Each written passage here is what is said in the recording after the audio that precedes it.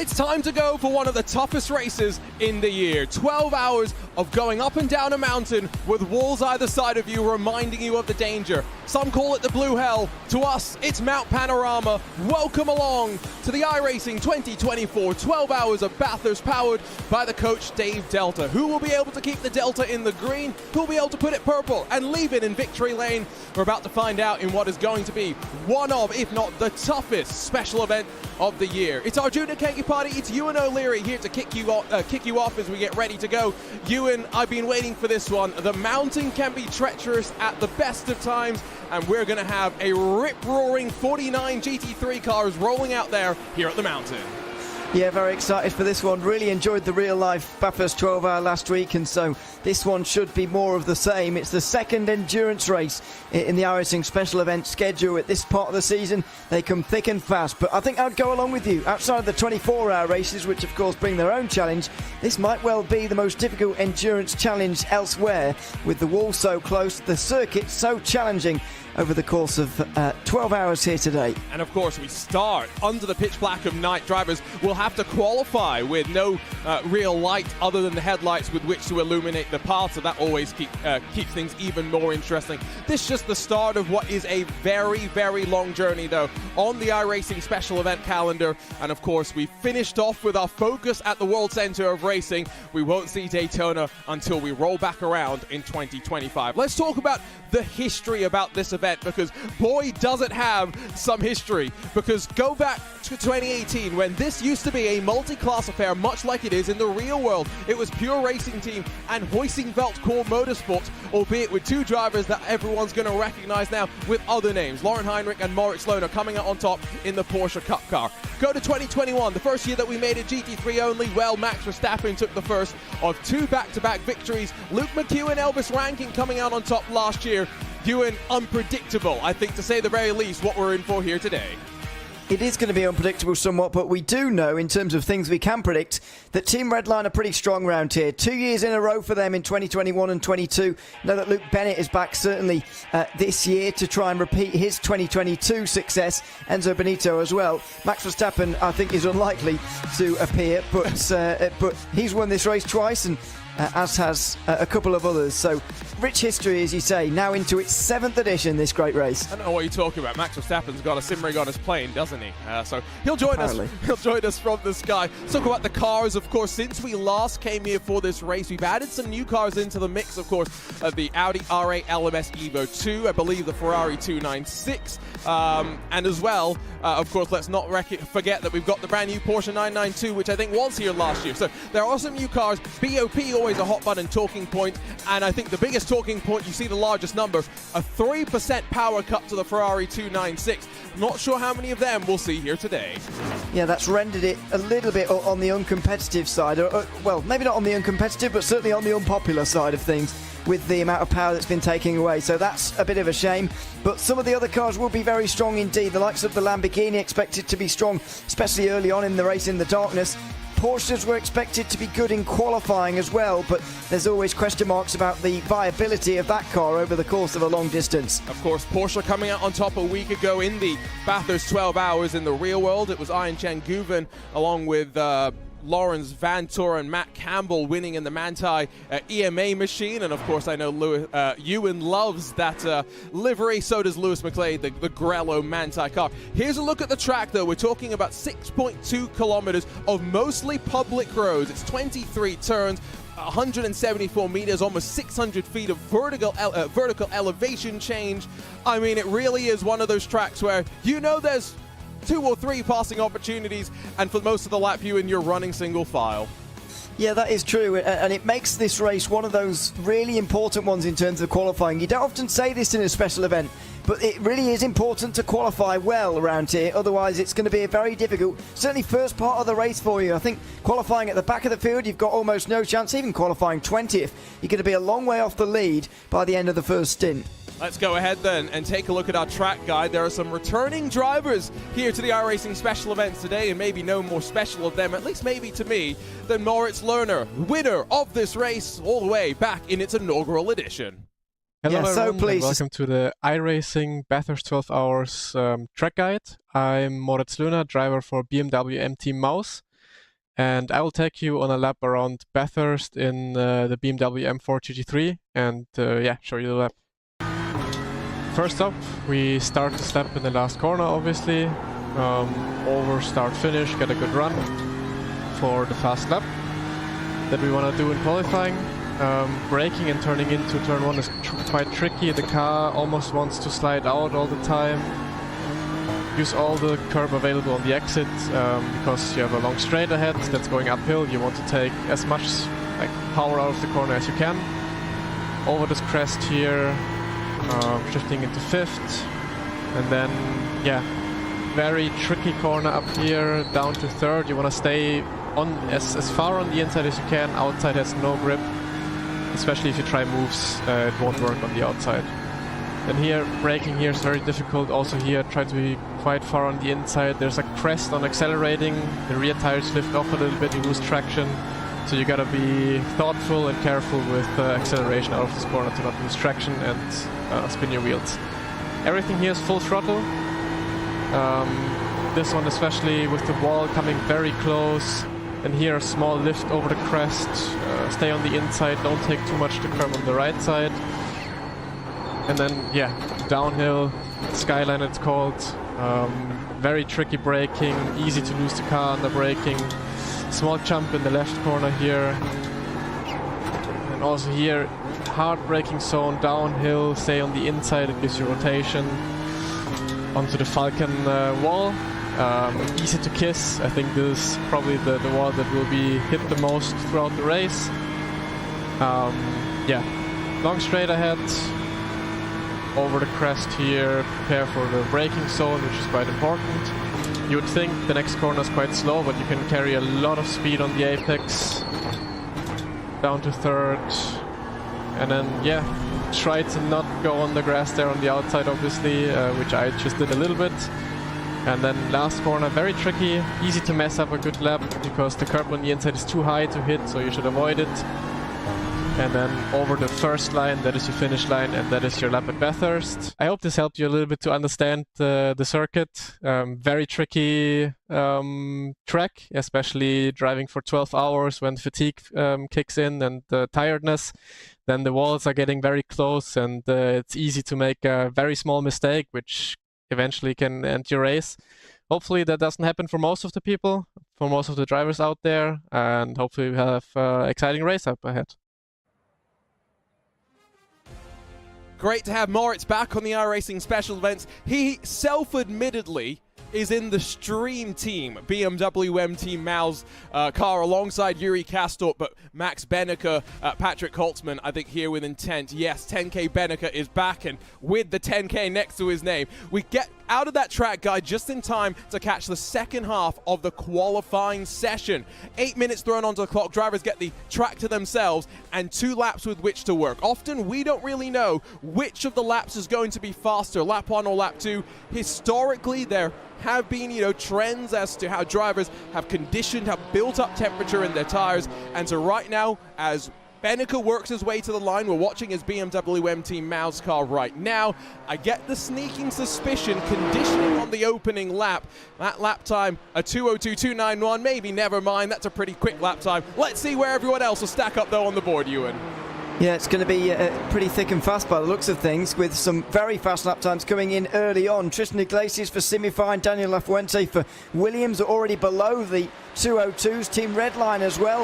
We do have some very quick times coming in first, but I'm sure these guys won't all be going for 2 quick lap times in a row, surely. I mean, somebody might well go for the slow first lap strategy here this afternoon, but as of yet, not seeing many slow laps. Now I can see a few slow lap times actually at the bottom of the field.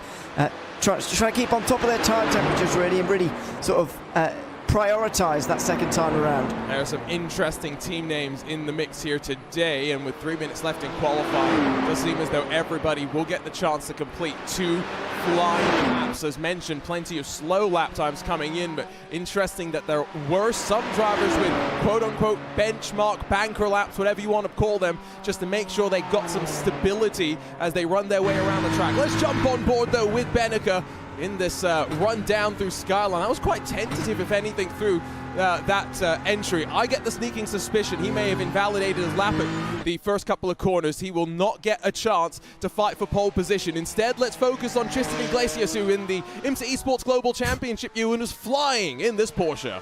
He was flying round Forest Elbow there as well. That was extremely close to the wall, especially since, well, maybe it helps, I suppose, that he can't really see where the wall is at the moment. But there you go.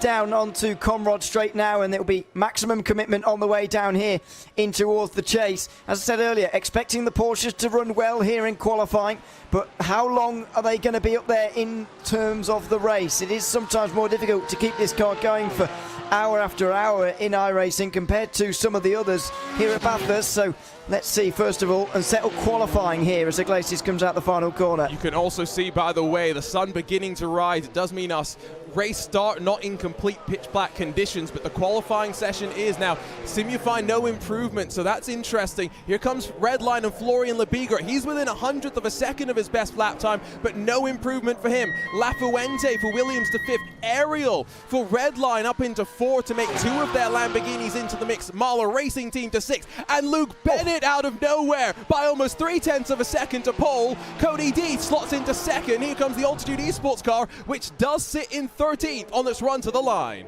That's going to take some beating. The 111 stays 13th by the looks of it, but Luke Bennett is going to take some beating in this qualifying session. A 2:01.6 is exceptionally quick from him. Cody Deep in 2nd place. It's Lamborghini and Porsche filling out the first 3 rows in that order as of right now, and it looks like a top 6 difficult to break into for the rest. Here comes the Delinti Esports by TK Machine, new sponsor for them, and no lap time on the first attempt, and Victor Miranda's going to settle for 44th position, and that might be, for the most part, qualifying done and dusted. 30 seconds left on the clock.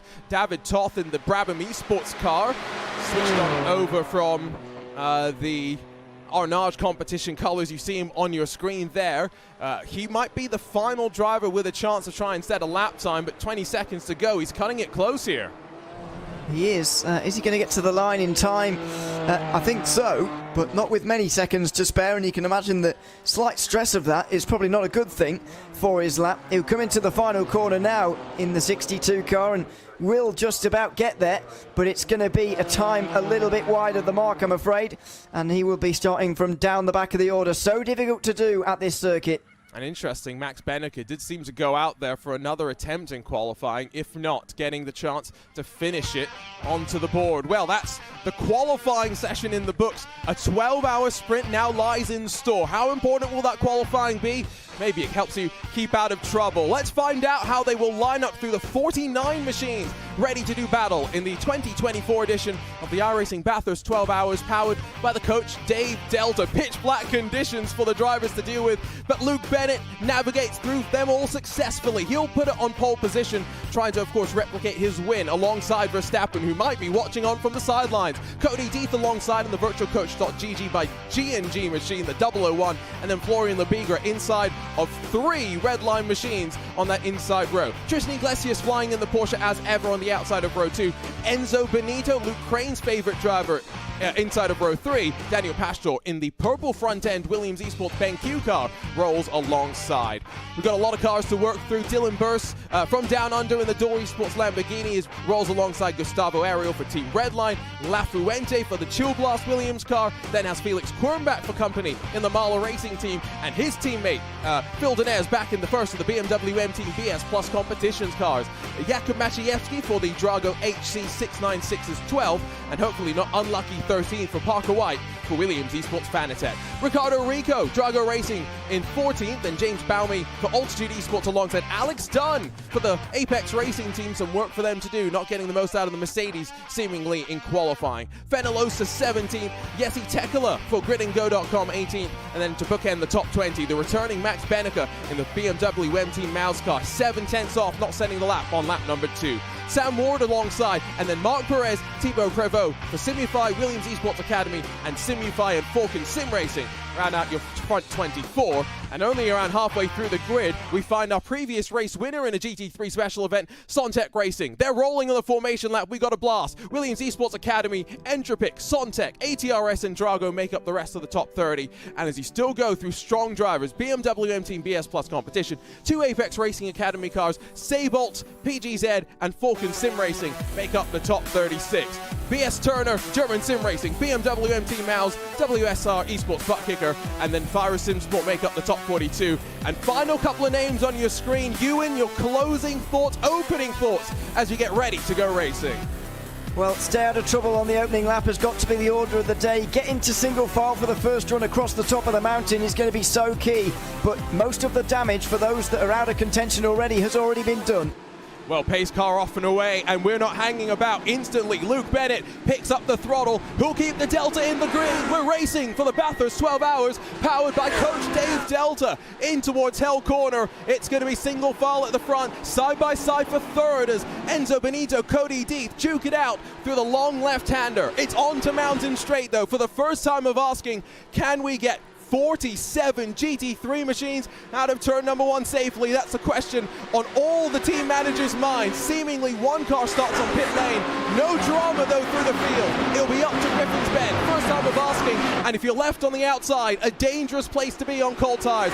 And that's why single file we get through the field, up to the cutting, a double left-hander, not a passing opportunity. And I cannot believe that I'm saying this, Ewan, a tidy start to the Bathurst 12 Hours.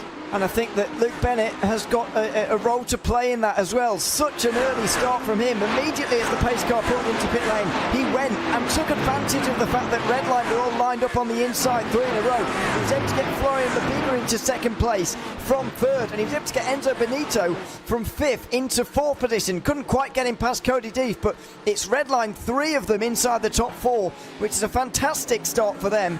And as they suspected or said that they wanted to at the start of the day, they can begin to control and dominate the front of the race from the very beginning. And as I said, no crashes to start this iRacing Bathurst 12 Hours. Words, I can hardly believe myself, fighting down out of what is here on iRacing the Falcon Tire Elbow. That corner seems to get a new name every other weekend. For us, it's a site of a battle between the likes of the Apex Racing Team and Williams Esports Fanatec and even Altitude Esports. There's really not much happening at the front. This first stint of the race, you can actually save up to 2-3 laps of fuel when you're hung back in traffic. Max Bennica not trying to hang around. He'll try and get some moves made. He's up to 18th already around the outside of Altus Esports, and now trying to work past Grid and Go next up in queue. Still has to deal though with Carlos Fenelosa alongside.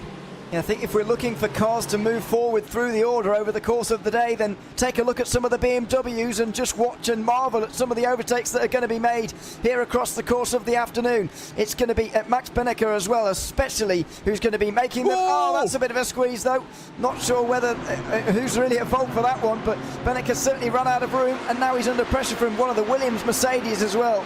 Just to reiterate, 2 Redline cars at the front. You might expect them to try and bump draft to get away. We'll keep you a beam on the timing that they'll try and pull away. Look at these moves though being made. Bennica really getting compromised there. He'll stay in front though of the battle behind us. That's Thibaut Prevost in the Williams Esports Academy car that holds off Sam Ward for Team PGZ. I mean, this is really where all of the action is, especially knowing that we haven't had any issues on lap number 1. Side by side into the cutting, it's Troncoso for Drago Racing, passing Sontec's Lasse Urainen. It's slightly bizarre to see more side-by-side on lap 2 into the cutting than we saw even on lap 1, certainly inside the front positions. But for the first time, we do see them trying to run through that narrow section again side-by-side. Now over the top of the mountain, it's still one long line, really. Everybody trying to stay in touch, and this is what I meant about in qualifying being so important. If you're down at the back of the field at the moment, where do you make the moves? Basically more than half the circuit is sort of off limits for overtaking. It's not very conducive to making up tens of places. No, it's difficult, and it's why we do see breakaways in races like this. Out of the elbow one more time, long run out of that corner down into the next braking zone. Maybe your primary passing opportunity, and at least right now, Cody Deeth, Australia's own, holding on quite well. Now he does race if I remember correctly, is it Hyundai Excel? No, I'm confusing him with Dylan Burst, correct me. Cody Deeth, the former Williams esports driver that's made the switch over to virtual coach by Grid and Go. He finds himself in a precarious spot, though, in front of Enzo Benito, and then separating Benito from the two red line machines in front. Think back to Daytona, Ewan, when the red line cars combined so effectively to pull away through the bump drafting strategy. Exactly, and are we going to see a similar thing here? You wouldn't say it's impossible at a circuit like Bathurst. There's some very long straights here, and if two cars do get together and start bumping one another down the straights, or not even that, just putting on a strong pace at the front of the field, who's going to be able to match them? That's going to be the tricky thing for everybody else, and it's basically in the hands right now of Cody Deeth as to whether this field continues to be in touch with those red line guys or not, and at the moment he is slipping and beginning to lose touch. Riding on board, see the sun continuing to rise. By the time we get out of this first hour, you might suspect that it will be mostly risen. That's going to be part of the challenge that these drivers have to deal with, the changing conditions. Now, we are in the Australian summer, so 24 degrees Celsius now, about as cold as it's ever going to be. Yesterday, in our Friday night preview that we had on RaceSpotTV, covering some of the official GT3 racing, Ewan, we saw track temperatures in excess of 45 degrees Celsius. And those are the temperatures where other cars may come into play. We're speaking to a few teams before the race about which cars are going to be strongest here and when. And the Lamborghini is going to be strong at this part of the race in cooler temperatures. If we get a cold day, then you'd imagine they'll be away and home in the Lamborghini. But if it gets really unbearably warm, how difficult is it going to be in those temperatures? And is that going to affect Redline either way? That's the big question here. But you just never know what kind of temperatures we're going to see over the course of this race. It fluctuates at one of the most amount of fluctuations, if you like, of any special event that we have. You're having issues, by the way, watching us on iRacing's Twitch. Apologies for these technical issues. We seemingly are unaffected, though, on YouTube, so do come and join us there, whether it's on the iRacing channels or on RaceSpotTV. If you're on RaceSpotTV, you can always enjoy the fascinating chat of Vince Cusi, who fortunately, at least so far, Ewan, we're not talking about wet toast. I've just brought it up, though. I apologize. It's in there now. So and upside down because we're in Australia. So there we go. But it's true. It's a disadvantage, but RaceSpotTV might be your option. So never mind. You'll have to deal with him, I'm afraid. But he'll keep you company over the course of 12 hours, and it is going to be a long race. So we'll settle in, and I'm sure that. Or I hope anyway that people will enjoy the duration of the race and stay with us as well, because it will be an interesting one. Yeah, especially because we do have a lot of driver cameras, so we're going to continue just to hopefully get to cycle around all of them. Parker White alongside of Daniel Pastor and a couple of the Williams esports cars. And of note, we're watching Pastor in a Porsche, the 992 generation Cup car. Of course, a generation machine, not Cup car, but shares the body of the Cup car, the wide angle stance that makes it a little bit more difficult to pick the two apart. You go back to Parker White, of course, who splits his duties not just in the Porsche Esports Super Cup, but in the eNASCAR Coca-Cola iRacing series as well. He's in one of the Mercedes for the team, and so that's going to make things a little bit more interesting as to how they built the setup, how they've shared the data. At the very least, and they know exactly how strong every other car is. Yeah, it's interesting that Williams has decided to sort of split their strategies in that respect and go for different cars with different teams, but I guess it's just the way that each team feels comfortable, the way that they've sort of settled in terms of how they've practiced for this race, and this is what they've landed on. Mercedes for Parker White, the Porsche for the Daniel Pastor driven 7th placed car as of right now. We've got Vasilis Belotsiotis driving the number 1 Chill Blast car as well at the moment, by the way. He's in 9th place in the Porsche, so it's certainly the Porsche that's coming out on top at the moment, but expected that from qualifying, to be honest. So BMW M Team Mouse, if you're tracking them, Max Benneker to 18th position is just past Carlos Fenalosa. Can follow along with live timing and scoring by heading to timing.racebot.tv.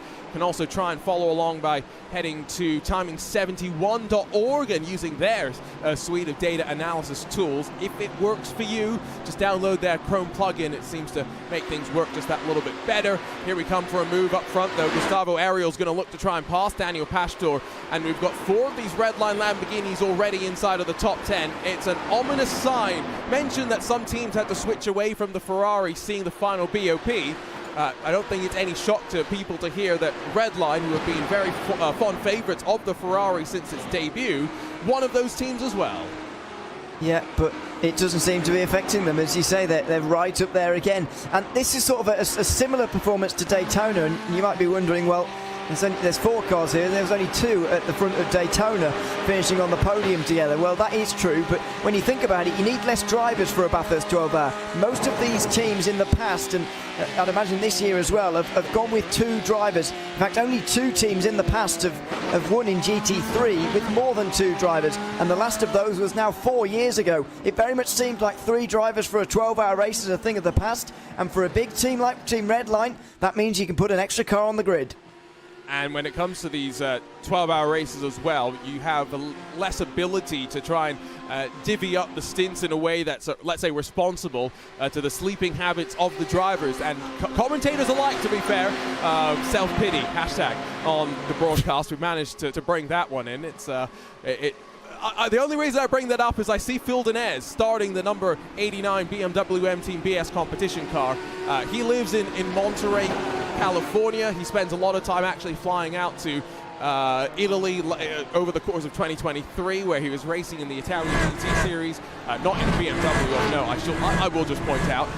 But it is 4:50 in the morning for him, and UNE's decided he wants to start the race off. I don't know why he's decided to do that, or whether someone decided that for him, but I can only imagine what he's been going through this morning. And it's not only about waking up for the start of this race, is it? It's not like he woke up 20 minutes ago to start this race now, is it? He will have been in the practice session before. He's got to do all the sign-up business. He's got to practice beforehand. He's got to wake himself up. So goodness knows what time he woke up this morning. Maybe he's not even been to bed yet. Oh no, he's definitely been to bed. Trust me. There's no as someone who goes through this on a regular basis, you have to get whatever sleep you can. Moving through the field, by the way, we're not really seeing any real breakaways building yet.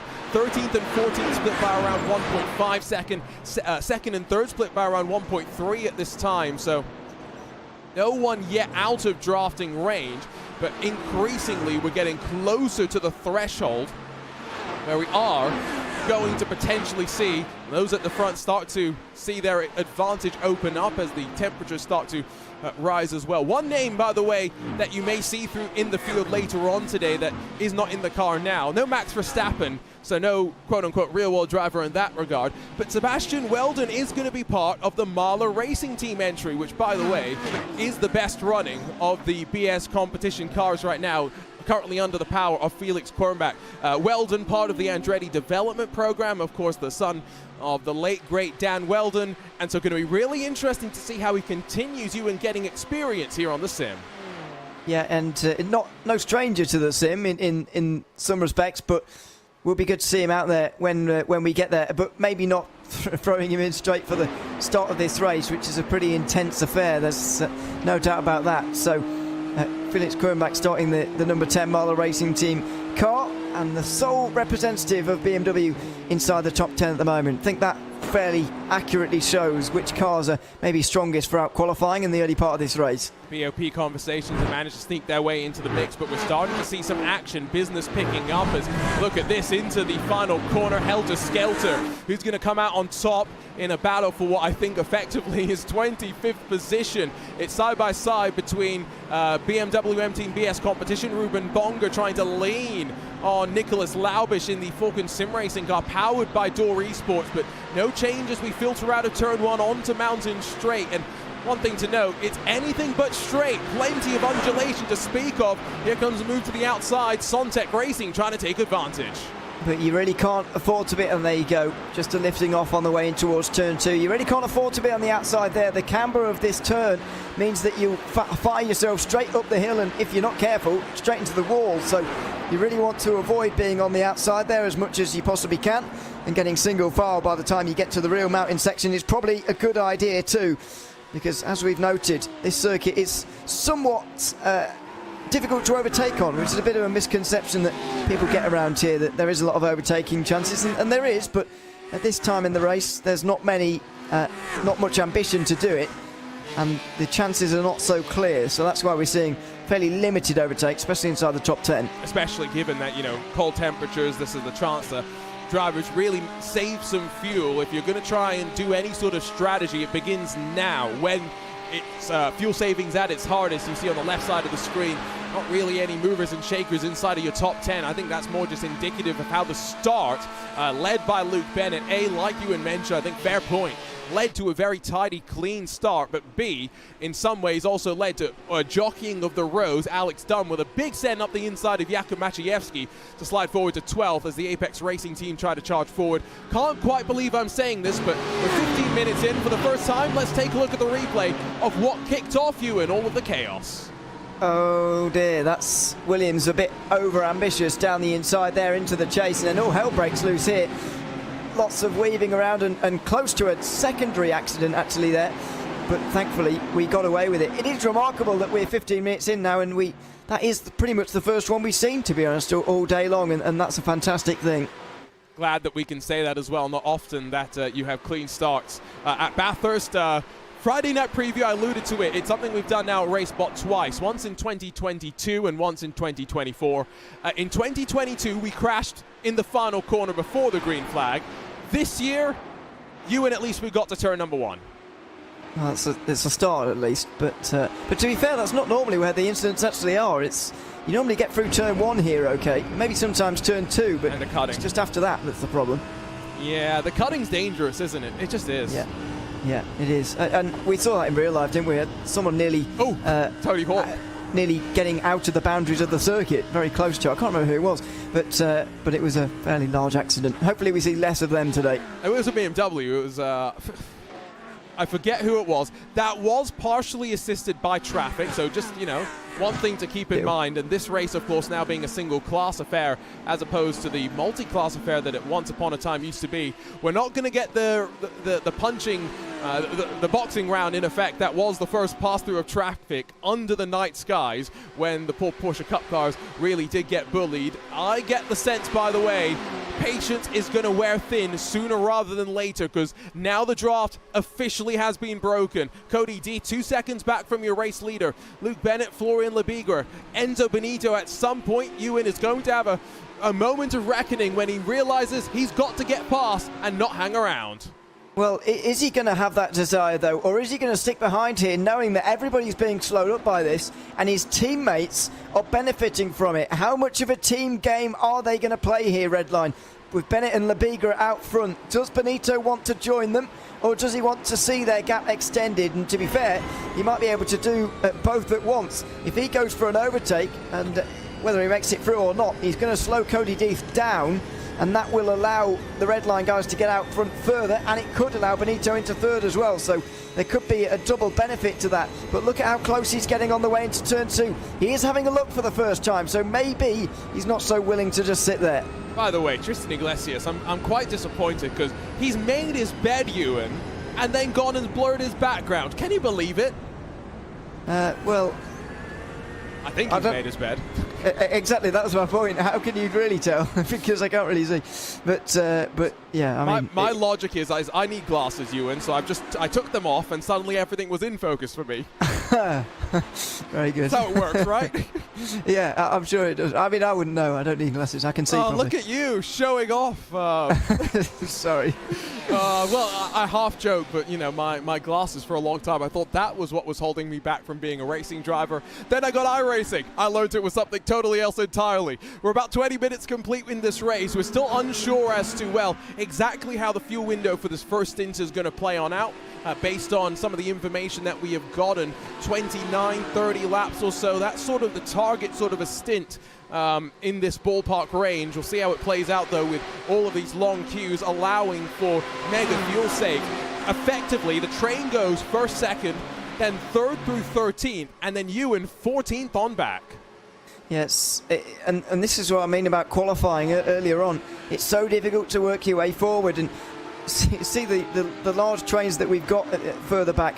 How are you ever going to move through that? We haven't seen too much overtaking back there, so it's not just these front guys who are not willing to do it, but it's just difficult. So you can see that the amount that the field is strung out now. I mean, look at the guys back in 40th place or so, and they're nearly half a minute off the lead already.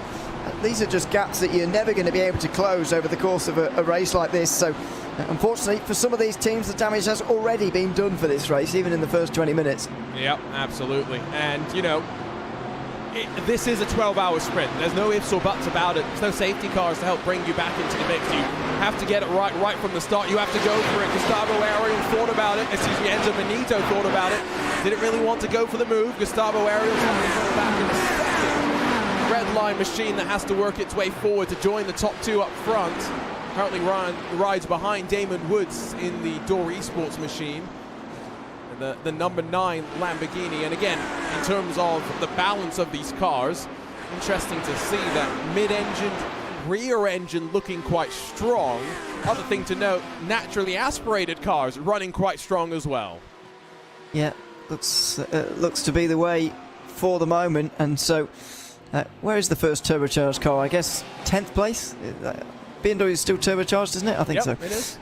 Yeah, I'm just making sure I've not missed a fact. So yeah, 10th place back to the first turbocharged car, but yeah, it's good to see the somewhat variety at the front of the field, I suppose. I think towards the end of the race we're going to get a bit more variety though, because as I mentioned, the Lamborghini is going to be not quite as strong as it is right now when it heats up a little bit later on, although some of that depends on how much it heats up, which we still don't know. Hey, variety is the spice of life, is what they say, right?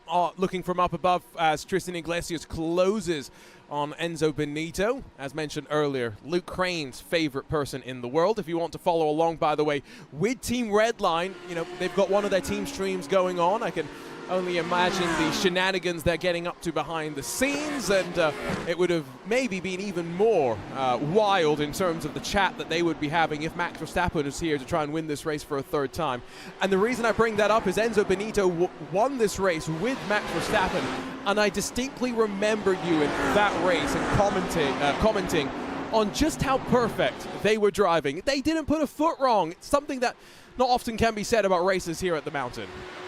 No, it's difficult to do, but admittedly, back then that was the first time we hadn't had traffic in this race, which makes me think, you know, was there a little bit of, I'm not sure what quite the word is, but a little bit of not quite being aware of how a race around here could be run, because in previous times the carnage, if you want to call it that, would have been created, if you like, by traffic. But since it was just a GT3 race for the first time, did we have a slightly unrealistic idea of the driving that day? I don't know, but it was a good race for them that day. I'm not sure why Max Verstappen didn't pair up with him again the year after, but anyway, Enzo's only won it once as a result.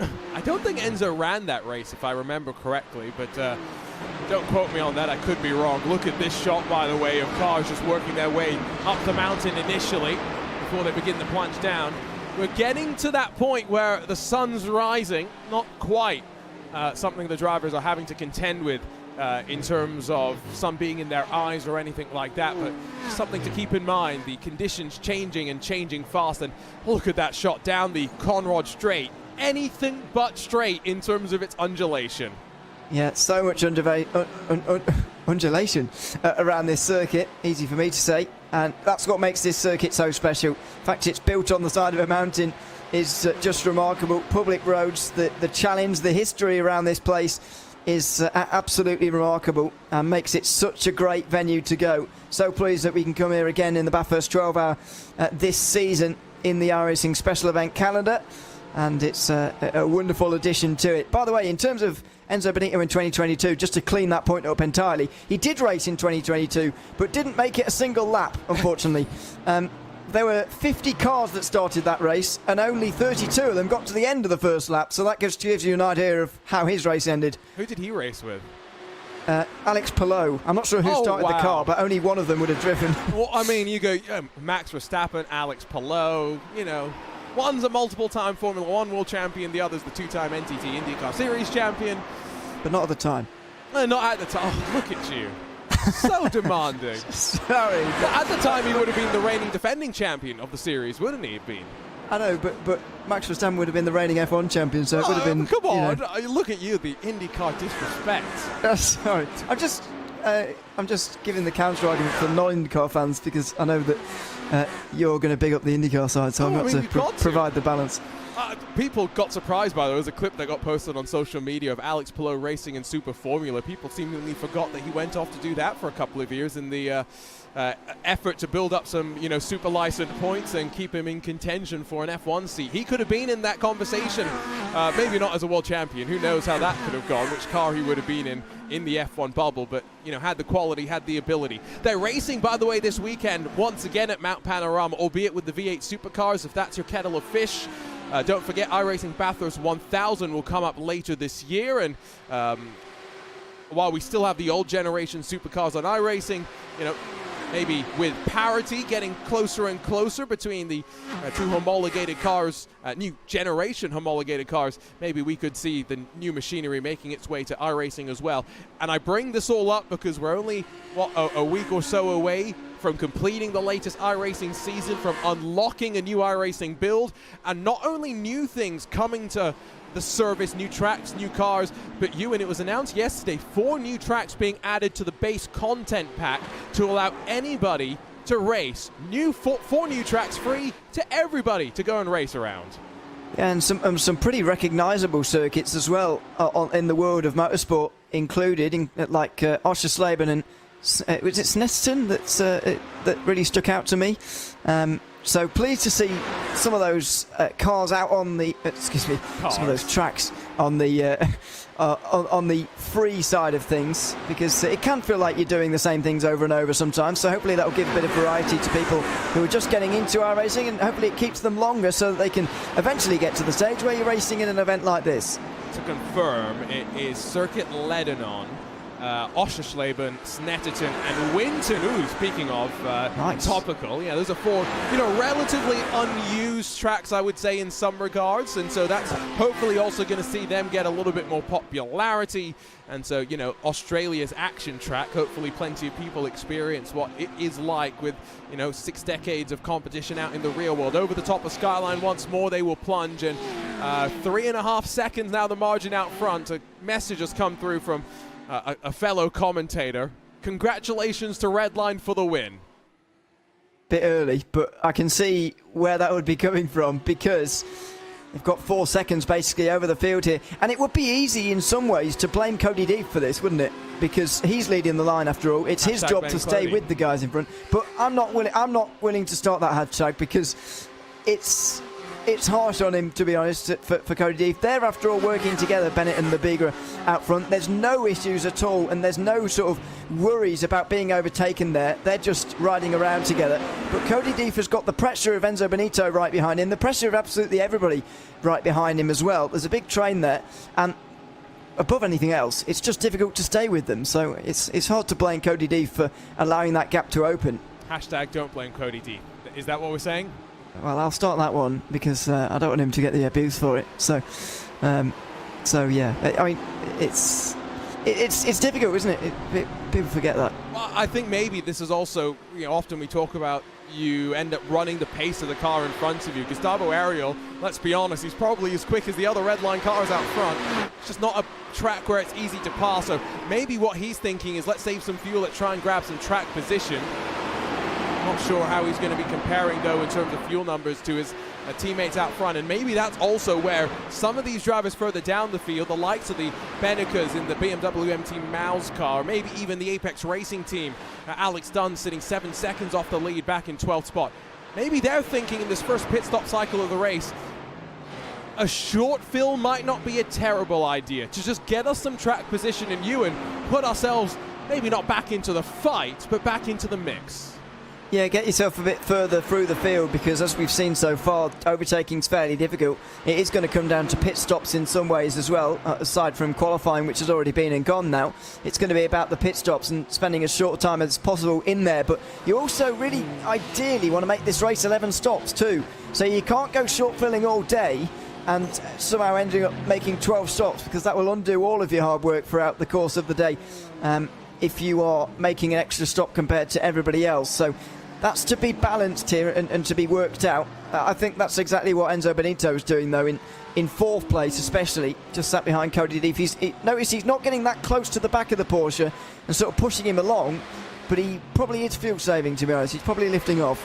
Done it again, haven't I? Confused Gustavo Ariel and Enzo Benito. I mean, two fabulous drivers, but apologies, Enzo and Gustavo. Enzo can't be too mad at me, though, because Ewan, let's not forget, I have a picture of him from last year that if it ever gets released, ends his career.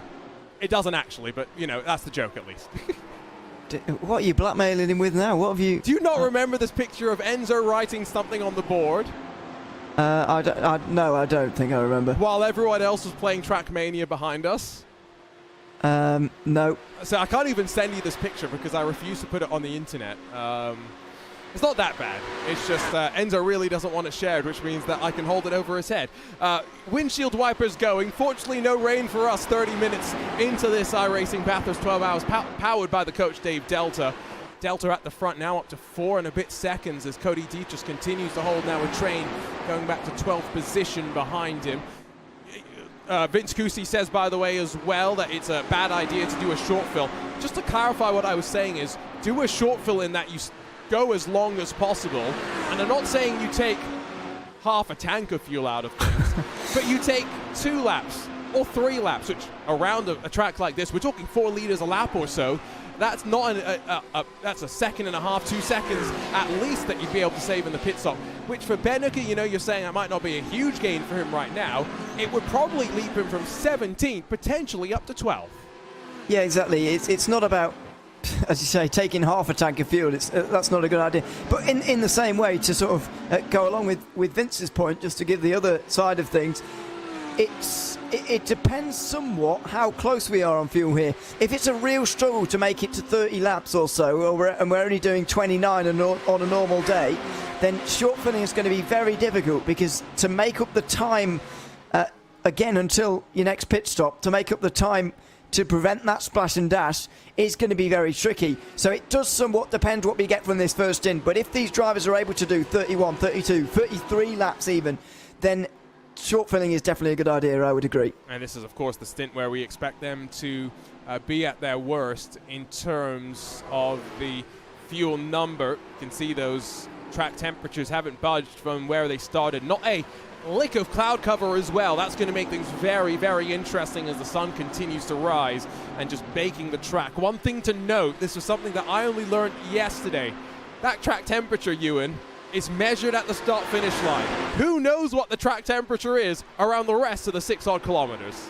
Well, that's true. But especially in some of the corners where the load on the tyres is a little bit higher over the top, and over the top of the mountain. We'll see how wearing it is on the tyres, but I mean, the equation for those are pretty simple these days, isn't it? Really, we'll be seeing 12 sets of tyres used over the course of each hour here today. Getting the word that it's a bit of a situation for the Mercedes where the quality performance maybe not where it wants to be, but the race pace is pretty good, so maybe we'll see the Apex Racing team and some of the Williams eSports cars that are further back, the Fanatec car, of course, make a charge after we get through the mid-portion of the race. Still, 48 started, 48 out there and running, which I think indicates that we had one car that did not take to the start, because, of course, we had 49 cars on our starting grid.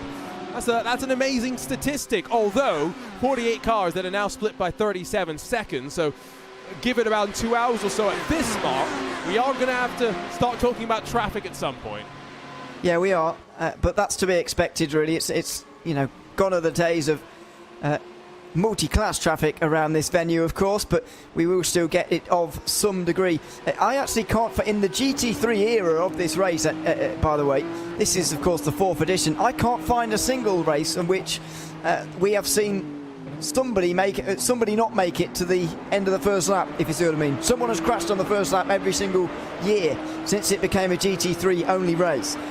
So this is uncharted territory, unless we're going to count the non-starter as not getting past the first lap. Depends who you ask.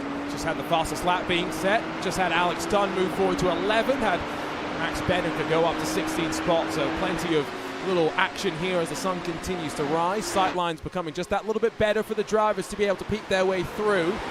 The margin out front now grows to 5 seconds. It was only 3/10 the margin between the times between Redline and the virtual coach entry last time by, but Those 3/10 starting to stack up now with 16 laps complete. At this pace, we are tracking for around 350 or so laps. We'll have to keep an eye on exactly how those trends play out. And again, do remember, timing.RaceSpotTV, timing71.org, 2 places to try and follow along with live timing over the course of the day. So now that we are at the point where the sun, I am going to claim, has risen, and no longer are drivers really so worried about the pitch black conditions that they dealt with at the start, do you start to settle in now a little bit, Ewan? Do you start to see drivers get a little bit more comfortable? Is that a dangerous thing here in what is still a very long race left to go? I think definitely being too comfortable around here could be a problem, but I think they've been comfortable for a little while now. We've seen this group settled in for much of the race so far in this battle for third position. Cody Deep hasn't been challenged by Enzo Benito so much, and everyone behind has just been lifting off and sat here waiting, to the point where we've got now 10 drivers in this train, right down to Phil Denez in 12th position. And so, as I say, I think we've been settled in here for a little while.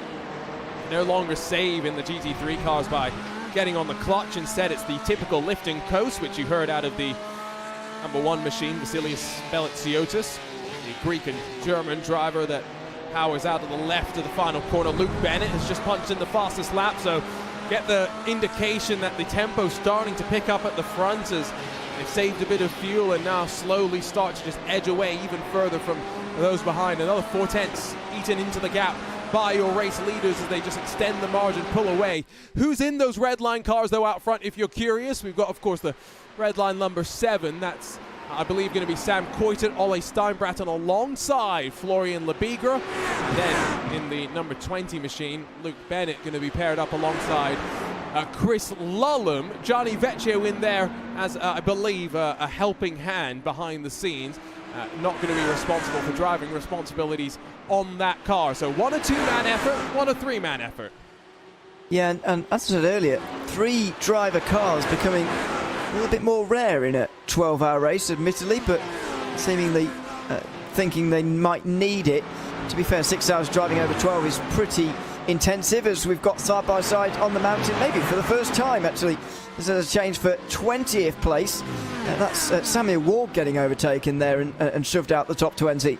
Yeah, there is some action down the back of the order. There is plenty of business happening. And I mean, look down here. This is outside of the top 40, where Fire Simsport just in front of the Drago Hops custom entry of Jaden Ladick, Victor Miranda behind the Delint Esports by TK entry, and then SimRC in their distinctive yellow and black colors. I mean, there are some really strong teams that find themselves in this top split, of course, and because this is GT3 only, as opposed to Daytona, where we had, what was it, 14 GT3 cars, in some ways locking out many competitive drivers from top split. You and here, we get to see all of them. Absolutely. I think one of those drivers, actually, from memory, might have been Jaden Ladick and his Drago Racing team knocked out of GT3, if I remember correctly. He was driving the, well, it's GTD, isn't it, in that race? But anyway, he was in second split of that race a few weeks ago, and so he might have missed out as a result of having not very many GTDs in the field. So good to see him in the top split here, although I've got to say I'm very surprised to see him quite so far down. Yeah, I think it goes to show if you don't get qualifying nailed on, this race is really a struggle. Vince Cusi says, by the way, he's watching this in his red line hoodie. Arjuna wishes he could do that. Yes, he does, but I'm very glad to see Mouse back in iRacing, or I should say in iRacing for the first time, bringing back some of those drivers, because all my pleas, Ewan, have finally been answered, and I've got a Mouse shirt on the way. And just because I couldn't let Lewis be equal to me in the shirt game here, I've got a Mouse hoodie coming too. Well done. I don't have any sim racing merch, by the way, but I don't think I've wear enough from the teams. It's what it is. No, because I don't really see myself wearing it. So that's the problem. So exactly. So that is a problem. But yeah, I'm pleased to see them in iRacing as well again. By the way, of course, with BMW now, which is a change in the off season, and so I wonder how much experience. I don't remember Max Benneker ever driving a BMW actually in GT3, although I could be wrong. You're very wrong, Ewan, because he's a multi-time race winner in the BMW Sim GT Cup. So, oh, nice. Sorry to burst your bubble. No, unfortunately. That's okay. I've not seen him though, so that's just me. But yeah, he'll be experienced in that case in this car. But as you say, good to see Miles back in our racing, back with the BMW as well, which they'll be getting used to and driving a lot of, you'd imagine, through 2024, as opposed to the Audi they were driving and using so much last year. Absolutely. That, of course, on some other platforms. And, you know, we haven't, seen too much of Max Benneker on iRacing as of late. And so I think part of the transition back for him has been getting used to how things work. I know I was chatting with Moritz Lohner, who did our track guide at the start. He was saying it's been a little bit unfamiliar for him, getting back to grips with everything in the iRacing realm. Of course, he's a little less experienced than Benneker, you would argue, but yeah, all of those drivers still continuing their focus outside of the iRacing universe as well means that they're bouncing back and forth and trying to keep sharp, to say the very least. We are only, let's say, 20 minutes away from pit stops. Now, increasingly, separation is starting to build. Top two, 6 seconds away from third on back. 13th position, Jakub Maciejewski. He's in a bit of no man's land. Parker White, Vlad Kimichev chasing him down 2.5 seconds up the road. 2 seconds then further back to the likes of Benneker, who's bringing James Baume with him in the Alta Esports car, but running away from plenty of strong names. Williams Esports in their academy, Grid and Go, and then the Entropic, PGZ and Altus battle that we saw slightly earlier. These drivers, you in 20 seconds off the race lead. Yeah, and this is the problem that we keep going back to. They're just falling further and further back from the race lead. So it doesn't matter what group you're in at this stage, if you're that far back already, it's going to be a very difficult day for you to get back on terms again. But this is Bathurst. Anything can happen around here, and that is one of the great equalisers of this race. The circuit can bite anyone at any time. So while we haven't seen any incidents so far, and it feels remarkable to say that after 40 minutes, that is not going to continue for 12 hours. I think we're just waiting for someone to get a good run out of the Falcon elbow and to really launch it down into the chase. Alex Dunn maybe got a poor run, because look how much of a separation they've now got to Felix Quirnbach in that Mahler Racing Team entry just up the road.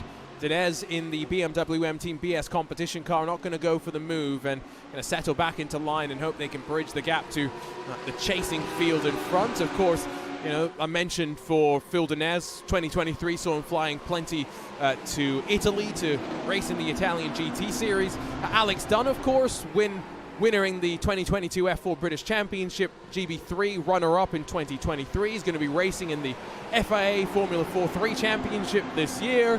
I mean, he's just got a bit of experience to his name. Yeah, he has.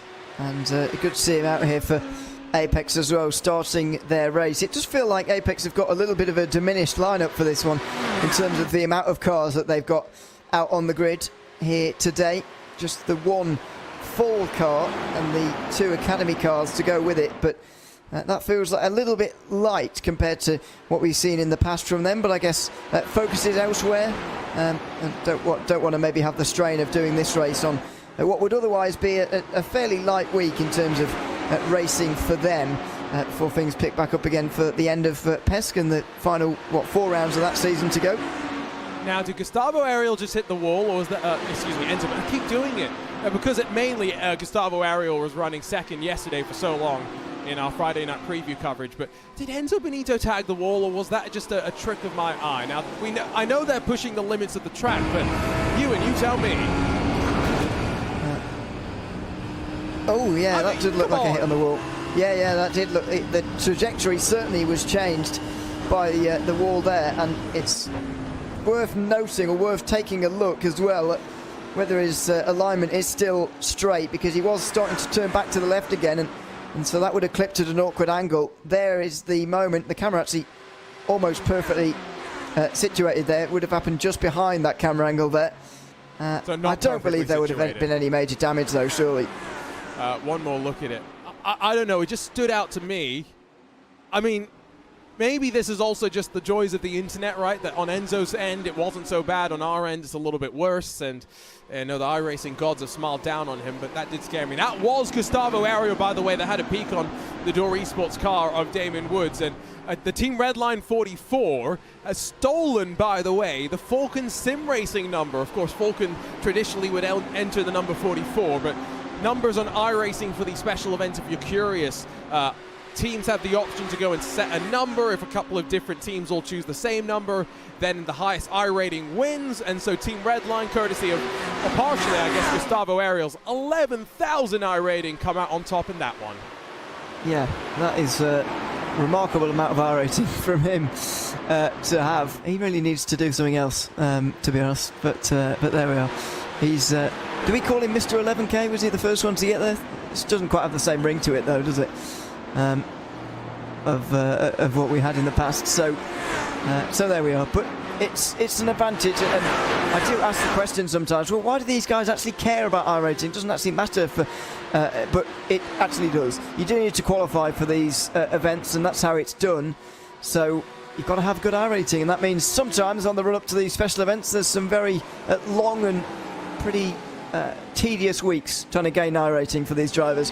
Yeah, absolutely. And when it comes to World Championships and some of those things as well, qualifying series payout points based on strength of fields, which is determined, of course, by the I rating of the drivers in that race. And so more I rating, more points.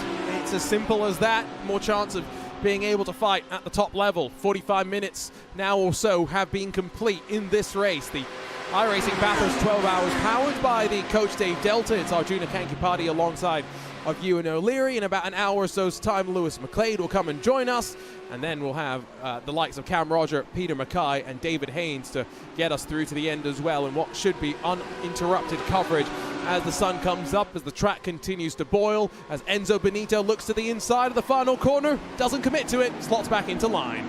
I've seen that so many times over the course of the day, and you just wonder whether he's just using that to get into the head of Cody D for a little bit here, slow him down even further, which is allowing his teammates to break out now to a 7.5 second lead. It looks like we may have seen our first incident of the day. Yeah, that looked like body parts flying. Couldn't quite pick it out. Big send from Lasse Urainen on the Apex Racing Academy car. See if we can turn our attentions back over to what happened down through the chase. And there's a car in pit lane as well, I noticed. So what's gone on down here? It's one of the BS competition cars down the inside. It's that awkward bit of Bathurst contact at the chase, and he's clipped by one of the Mercedes who goes past. Couldn't identify the car at the time, but there's rear suspension damage on that BMW. I believe it was an Apex Racing Academy car, and so as you watch another look at it, indeed it was. You can see the green and greyish front end. BS Plus Turner slides through. And I guess then Ruben Bonga would have brought his car down to pit lane. Does he jink drivers left? Yes, he does. And just watch this as well. Pit entry is a sequence of corners. The commitment line for pit limiter very deep through the sequence.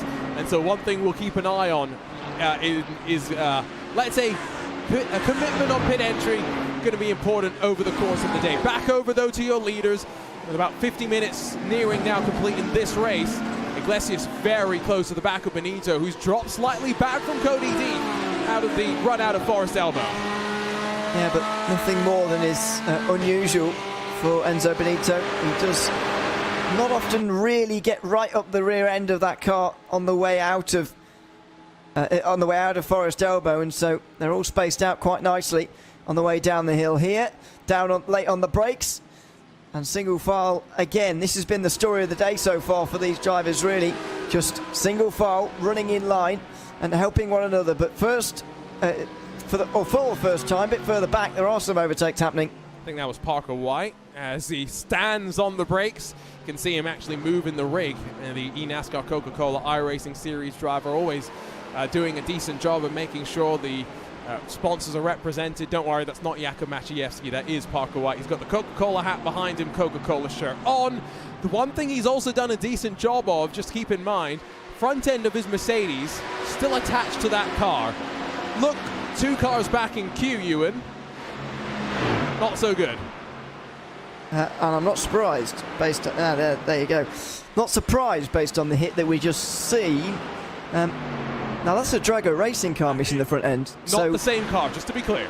Yeah, so there's been 2 bits of contact going on here with Mercedes, and so Drago Racing have lost their front end. What about that Apex Academy car? Has that still lost its front end, or was that from the rear of the BMW that we saw going cartwheeling across the road? That's a good question. Not entirely sure, to be completely frank with you, but it's one of those races where so much going on. Matti Siepola just gets past Jerzy Glack in the Williams Esports Academy car. That's riding up down through the cutting as they build their way to the top of the mountain. Mentioned it as well at the start. Last time we had a GT3 only race was the...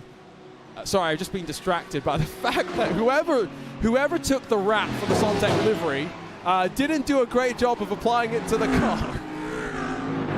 I can't quite see. Oh, come what on, you Ewan. Look, okay, there's another Sontec car that looks correct. Let me see if I can get a side-by-side look to show you exactly what's wrong. Well, maybe I do see what you mean now, but it's not. Same car, 1 sec. I've clicked the wrong button. Okay. I think I see what you mean. Oh, they both got the same issues. Is it that sticker that's slightly wonky? Is that the problem? No. That is the least of the issues. It's just a semblance of the issues. I'm pretty sure what's happened is they've uploaded that paint as a different car. So maybe it thinks it's a BMW, and so they've tried to wrap it as a BMW, even though it's a Lamborghini. Vince Cusi's noticed, I've just noticed it as well, by the way. Max Verstappen not racing, connected to the session to watch what's going on. He is very committed to watching, even if when he's not racing. I remember, I think it was before Miami last season, wasn't it? Or maybe the one before. We did BMW together, and he connected to that race to have a look at what Redline were doing, even despite the fact it would have been about 7 a.m. over in Miami at the time, maybe a bit later than that, but it was early race day morning, and he was watching his teammates in BMW M Sim Cup, I think it was called back then, or whichever one it was, whichever iteration of that championship it was in that season. Close to the wall. And officially announced, by the way, that the BMW M, is it Power Tour? Joining the iRacing official series for this year. I'm going to go back and make sure that I got the name correct, just because it's going to bother me if I don't. But it's basically going to introduce a bunch of classic BMWs alongside the modern cars, the M4 GT3, the M Hybrid V8, to make it all available for 12 weeks of competition next season, rotating band of tracks, rotating bands of cars, races from Tuesday to Thursday, so fixed time slots where you know you'll be able to find some racing. And I know this will make you happy, Ewan, the return of the BMW Z4. I have never been happier than when I read that. It was absolutely amazing to see the Z4 back on the schedule again for everyone to enjoy. It will be at Okayama at the end of March, and at the end of April at Oschersleben as well. So a couple of weeks of the Z4, and I'm so glad about that. Yeah, I mean, I still remember driving that car here at Bathurst a long time ago. Man, can you believe we have a new Z4 road car? As look at some moves being made further back, because that Williams Esports Chill Blast trying to really put the pressure onto the Mahler Racing team. Felix Quirnbach, of course, starting that car off, and now chaos behind. Which way does Alex Dunn go? Which way does Belitsiotis wants to go? Quirnbach covers the inside on the run-up in towards Griffin's Bend. Turn 2, not the place to be on the outside, and look at Dunn in the marbles and washing up high. He does, and he won't be making up any places that way. Fildinez gets very close to him as well off the end of that corner, but no moves made by him. He clearly wants to stay in line. So I think we're getting to that stage in the stint now where everybody's saved the laps that they sort of can, really, and they've realised that, well, I'm not going to save another lap with just 10 minutes remaining. That's going to be too difficult in terms of saving. So we might as well jockey for track position now, because we're all going to be going into the pit lane in line basically here. Whether it's on the same lap or not, we're yet to find out, of course, but it will be almost coming into the pit lane together. So track position is going to be quite important on the way in there as well, and so especially down the back of the field, or down the back of this group I should say, they're wanting to move forward a little bit just for some free time on the way into the pit stops. And who's going to be the most aggressive in terms of going long on fuel? Remember, in long trains like this, it's possible to save plenty. How aggressive have some of these drivers been in their usage of fuel saving? Interesting to note, a couple of drivers have come in for early splash and dashes. I say splash and dashes because seemingly fuel only for Falcon Sim Racing number 3 and the ATRS machine, the number 13. So they've come in a little bit before the top of the hour, not taking tires, full tires I should say, not taking full fuel. Because one thing that you can do in this race, let's not forget, you can do fuel and tires at the same time, although not if you're not doing the full service, I would guess. So sun continues to rise. Curious to see what the weather conditions are at now. Still haven't budged an inch. Yeah, still not getting any hotter, but it is before 7 a.m. That does surprise me in some ways because the sun is out now and very much rising.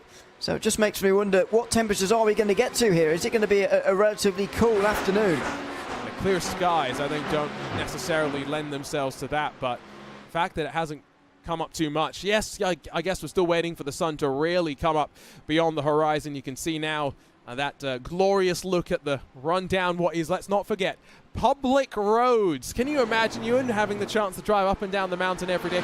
Can imagine it's probably not the most, let's say, efficient if you want to go pick up some groceries. No, going from A to B, it would probably get old if you live there, wouldn't it? Pretty quickly, if you're just trying to get about your day-to-day life. Just straighten this out, will you? For goodness sake, it's a bit frustrating. But straighten it out. Can you imagine? Oh. I know. Can you imagine the motorsport world, especially in Australia? What would happen? Even worldwide, what would happen if they just straightened over this circuit? Let's just be clear here, Ewan. You want to repave Sebring. You want to straighten out Mount Panorama. What else don't you want to ruin in the world of motorsports? Take the walls from Monaco or something? I don't know. Can we just get rid of Monaco, though? What else could I ruin? I don't know. Put some more corners at Le Mans? I don't know. Do you know there are 33 turns at Le Mans, apparently? I'm trying to, put some more in. Put another 33 in. It's a bit too fast. Let's get up to Nordschleife levels. Is that what you want? Exactly, yeah. Exactly. It's 9 seconds at the front now between first and third positions. I mean, you know, at this level, we often talk about there being tenths and hundredths between the drivers. We're 27 laps now complete in this race, and the two red line machines at the front, Bennett and Lebigra, have been metronomic in the way that they have navigated through the darkness into the sunrise and into this race lead. And it was Lewis McLean. I'll just reveal who sent that message a little bit ago, saying that congratulations to Redline on the win. Can we count that as a prediction, Ewan? No, because it had already happened by then. They were already a few seconds in the lead, so I'm not going to take that as a prediction, unfortunately. Can we count it as a commentator's curse if they don't win? Well, you can debate that with him in an hour and a bit, because I'm not going into commentator's curse land. It exists. Come on. I know you believe in them. Do I? No, I don't know, actually. I just know that Lewis doesn't, so... Yeah, well, yeah. He's very clear about that too. So yeah. I mean, you could do, but it would be very much a hindsight thing, wouldn't it? If you're going back and looking at that. But, yeah, I mean, they're in such a strong position, and that's been clear from the very start almost in this race. They got away very early on, and they haven't looked back since. And it makes you wonder, really, what can anyone else do about this? I mean, and I can't remember the last time a special event like this was sort of quote unquote, you know, won in some way. If we look back and they have won, will we look back at even the first hour of this race, first half an hour? Again, I'm still in disbelief that we got through the first laps cleanly. Not words that I thought I'd ever say on a broadcast at Bathurst, and that's not just in the iRacing Bathurst 12 hours, to be clear. That's in any race at Bathurst with any combination of cars, just because of how treacherous it can be, and especially up into the cutting, the way the double left-hander builds up. It often invites sends into the second part of it, and so cold tires, chaos can be more frequent than maybe some would like, but it's a great track once you really dive into it. Redline just punch in the fastest lap of the race, though. It's a 2:02.683. What's it going to be for Cody Deeth this time at the line? He's been unable to break into the 2:02s and still unable to. It's another 2:03.1, almost half a second gained on that lap alone. And there's plenty of drivers behind who are able to go below the 2:03s as well. Damon Woods has managed it, although not on that lap. Felix Krumbach just managed to set his personal best on that last lap. That was a 2:08 from him. We've seen Beliziotis into the 2:02s. Alex Dunn had the fastest lap for a short period of time. Luke Bennett and has since gone quicker. Florian Lebigra has since gone 4,000 slower in the race. Phil Denez, even at the very back of the field, has done a 2:08 as well. And so I think after this phase of pit stops, we could see this second group sort of explode here, because Cody Deeth very much seems to be the cork in the bottle. Not a bad picture there for Alex Dunn, celebrating after jumping out of the car. Look how close to the wall they get. I mean, one thing that I was just thinking about, I did some laps last night in an AI race with the night start, just to get a sense for what it was like for the drivers, to remind myself. The last race start I did at Bathurst for 12 hours, it was 2019 probably, so a long time ago at this point. And I just remember, if you don't have a good sense, whether you've got a single screen, an ultra wide or triple screens, no matter what setup you have, if you don't have a good sense for where either side of your car is, you're in for a very difficult and uncomfortable experience at this track. And it's why you see these drivers, you enable to get pixels, not inches, pixels away from the wall. Yeah, they get so close, and we saw a great example of that on board with Alex Dunn just there through the cutting. He was so close to the left-hand side, just clipping the wall, but once again able to avoid it, and they get so close every single lap. They almost scrape along the walls as we've got pit stops out front.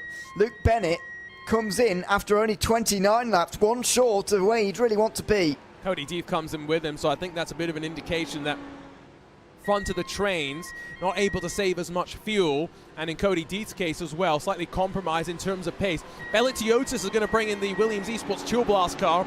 Maciejewski brings Drago Racing in, and no surprise, I think, to many to hear that after qualifying didn't go the way of Max Benneker and Maus, they roll down to pit lane at the effectively first time of asking. Now, technically, up on the jacks, no surprise there. I am going to say this is making the top of the hour. And why do I say that? Because Ewan, they're going to leave pit lane after the hour has crossed, and therefore, effectively, the next stint has only begun after the top of the hour. Yeah, but think about what happens at the end of the race. If there's 30 seconds still on the clock, you've got to do another lap. So I don't count it purely because of that. But I'm not worried about it, because I think you can afford to do a 29-lap stint in this race, can't you?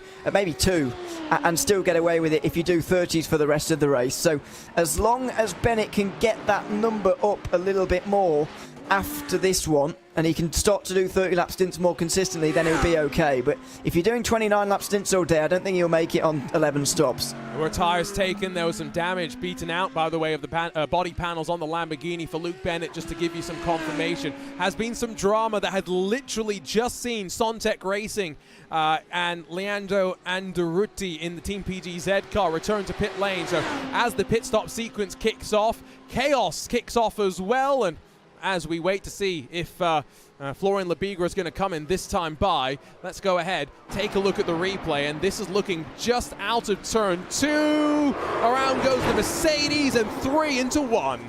Well, Leandro Andaruti there had the chance to step on the brakes there and sort of alleviate that problem. But if we go on board with him here, look at the way he sort of sniffs out this left-hand side and think there's a gap here. But they're clearly, look, he goes down this gap here, but that was never going to be open, unfortunately. He would have been much better there to stand on the brakes and just wait for that incident to unfold in front of him before going again. Unfortunately, he tried to get down that impossible gap and ended up getting involved in the accident when he really didn't need to. Your eyes don't deceive you. One car stays out. That's Gustavo Ariel in the number 44 Team Redline machine. Look at the rest of the cars filtering their way on in. Up on the jacks they go. Fuel and tires again done at the same time. Seemingly one other driver is that going one lap long. Not based on the timing screen. That might have been a driver involved in some of the chaos, so I'm going to assume that was Ruben Bonga. Now, where's Luke Bennett in the mix, you're wondering? Still coming around out of the final couple of corners in his Team Redline machine. Engine fires for Lebigra. It was a 41.9 second stop for Bennett after things were considered, so expecting a similar time here. Good short stop though from Enzo Benito. Track position clearly important for him. He will leapfrog to the front of the running order with a 30-second pit stop. It's Redline net 1, 2 and 3. 3 cars still yet to box. Well, that is a surprise in some ways. Enzo Benito going for a remarkably short stop by the looks of things here. We've got 3 still to come in, by the way, so these guys will be 4th, 5th and 6th now. But Enzo Benito saves 10 seconds in the box there. Surely that means he can only do 45 minutes or so in this stint. Surely this is also going to mean, though, he'll filter in behind at some point Labigra and Bennett and just save a bit of fuel, try and extend the mileage of this stint. Iglesias, was that a bit of damage on the right front? Yes, it was. So that hasn't been fixed through the damage, the pit stop sequence, and Felix Kornbach staying in the Marla Racing Team car now behind him and trying to put on some of that pressure. It does seem as though, by the way, one driver change was made inside of the top 10. Nico Rubelar taking over for Cody Deeth, and so we'll see now if Deeth had a little less speed than Nico Rubelar. All you can say, though, at the end of the day about the stint from Cody Deeth is he kept the car in one piece, he kept it in the podium spots. I'll add another driver change to your list, by the way. I know you're talking about the top 10, but Luca Kita is in the Apex Racing Team car now in place of Alex Dunn as well. So not sure why they pulled Dunn out of the car actually so early, because he was driving very well, but clearly he's being rested for later.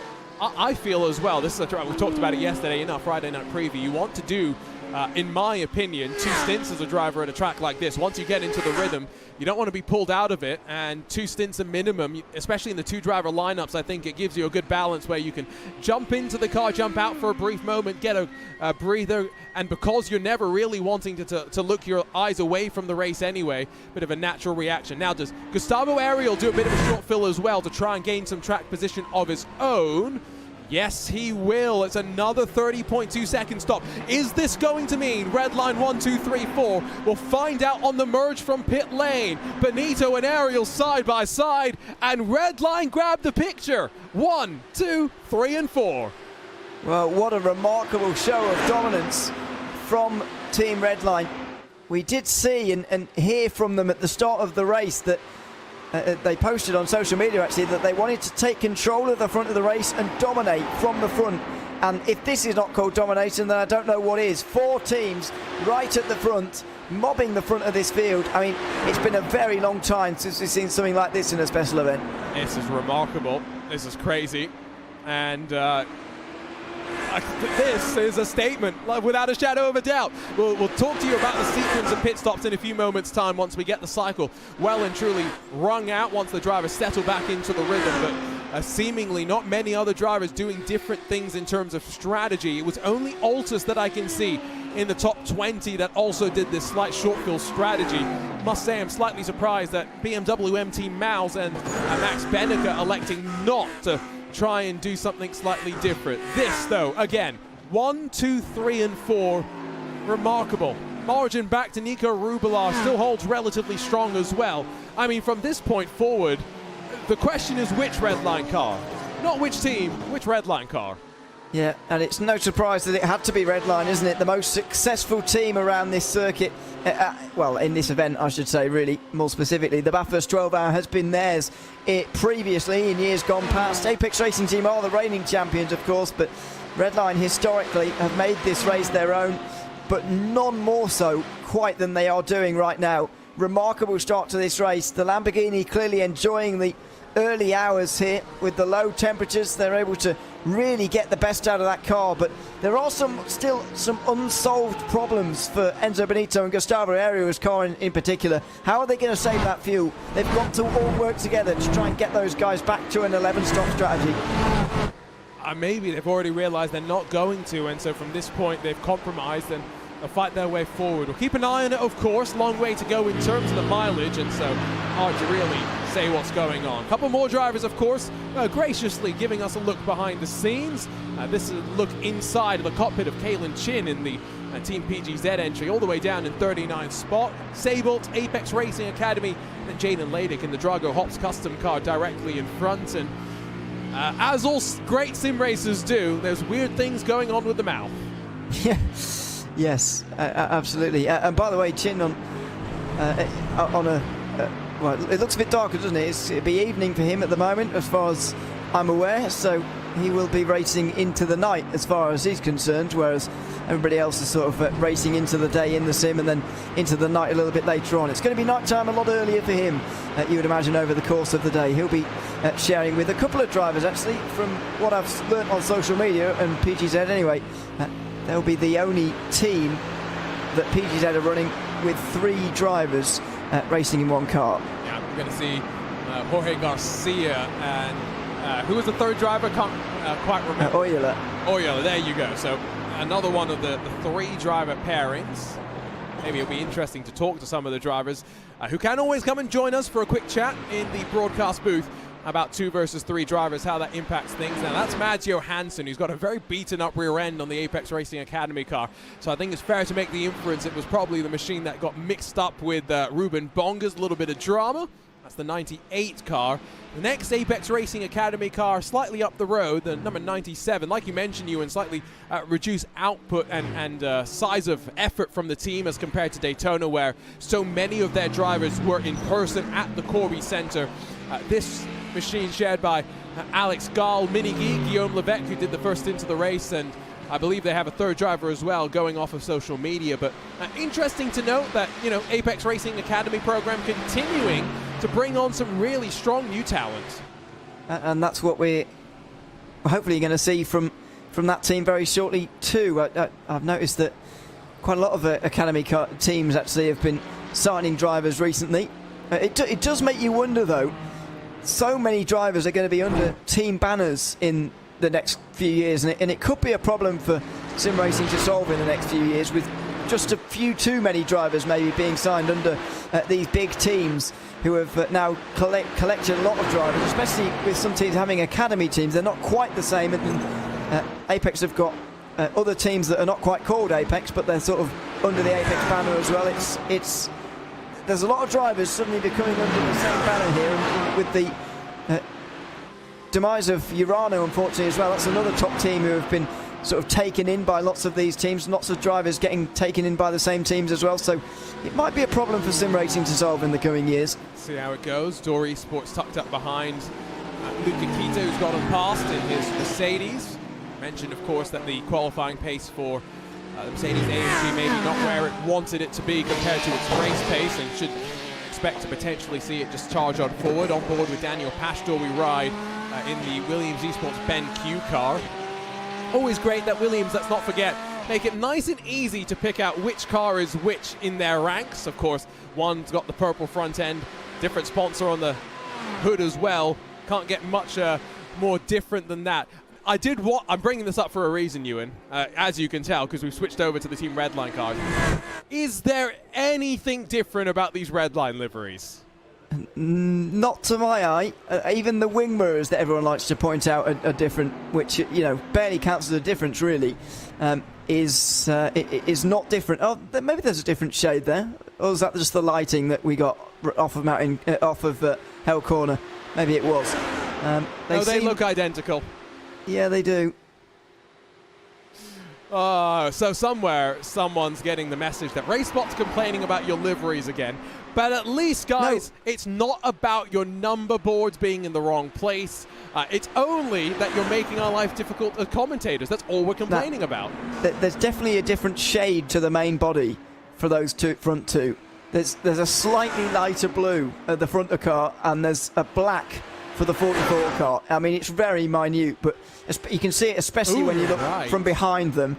Now compare the 7 and the 20. Can you see? Now they're a little bit more separated because, of course, their pit stop sequence saw them actually grow a little bit and swap around in terms of ordering, just with the fuel save that saw Lebigra go 1 lap longer. So it's a little bit harder to tell.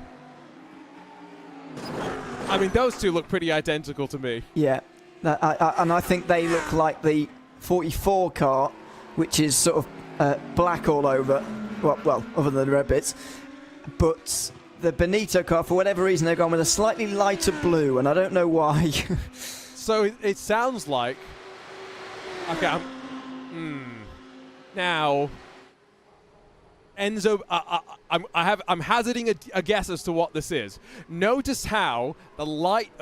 We are into livery watch, and it's only an hour and 10 minutes in. I apologize, ladies and gentlemen around the world, but this livery, the light doesn't gleam off it in such a way as it does on the number 70. I'm making a bold claim. Enzo Benito, or whoever submitted the paint scheme for your number 70 machine, forgot to include the spec map. You think it's a mistake, not an intentional difference? I think it was just a slight mistake. Okay. Well, but the thing that would make me doubt that is the fact I've seen that shade of blue on Redline cars before. Have you? Yeah. Or Redline associated cars, let's say. Yeah, okay. That is a key word as well, because I've got to say, it is so confusing in the Porsche Esports Supercut, where we've got Stappen.com Racing, Oracle Red Bull Sim Racing, and we've got Team Redline, all who basically have identical liveries, to be completely honest, at least when it comes from the perspective from which commentators usually see them.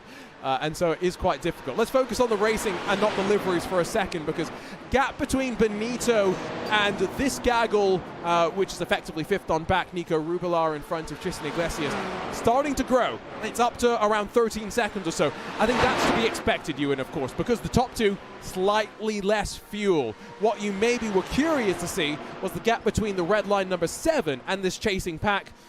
Over the last couple of minutes, that's also been starting to grow. It's up to 7.2 seconds. Yeah, and the real problem is that these drivers who were stuck behind Cody Deef in the first part of the race have found themselves stuck behind Nicolas Rubelar now, and it seems that Rubelar hasn't actually got that much pace in comparison to Deef and those around him as well. He did 2 minutes 3.7 on that last lap, which is a lot slower than those around him. In fact, you've got to go down to 14th place for a driver who was slower than Nicolas Rubelar on that last lap. So that is a real problem for everybody else behind. But do they have the desires to go through here with so much fuel-saving opportunity now sat behind him?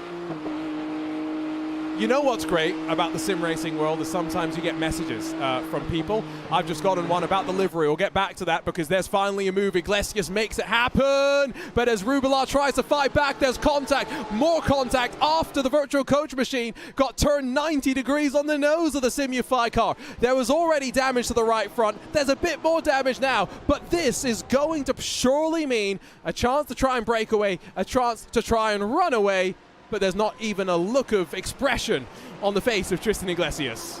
Yeah, so there's a chance here to maybe get away, as you say, but we'll get some answers now in terms of, is it the grid and go-kart that's a little bit slower than the rest and behind, or is it the fact that they've been leading them around and now Tristan Iglesias is going to receive the same fate? That's going to be the big problem, and already Iglesias is defending, and look at that, that's very interesting. Rubelar flashes the lights. Normally that's a sign of anger, but I think on this occasion that's a sign of, get in line, I'm not overtaking you, please drive quicker in front of me. I think it wasn't a great run out of turn one, and I wonder if the right front damage is slowing that Porsche in a straight line. I'm also not sure. I tried driving the Porsche a little bit last night. These drivers are doing what? 204s now, 203s or so, 205s at the end of the first stint. I was doing 207s in the Porsche just because I could not get to grips with the way the rear and that weight transfer, especially down the mountain. It was terrifying to me. Up the mountain, I could get to grips with it pretty quickly. Down the mountain, it was just very, very difficult. And so I wonder if some teams have had to strip out some downforce to try and be fast in a straight line. I wonder what that's doing to them through some of the twistier stuff. And let's not forget that, oh wait, track temperature, Ewan, still hasn't budged an inch. No, and that's not helping everybody else either.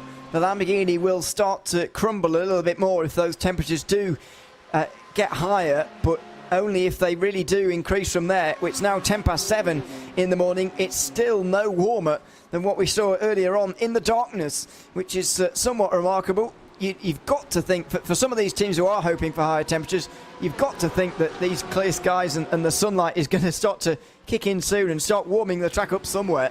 Max Bennica passes Drago Racing and Vlad Kimichev for 16th spot, so Bennica's trying to slowly carve his way forward. I think the best that Maus are realistically going to be hoping for here is a top 5, and that might be realistic if top 4 are gone, and it's 5th on back that we're thinking of. Simufy last time by did do a 2:03.614.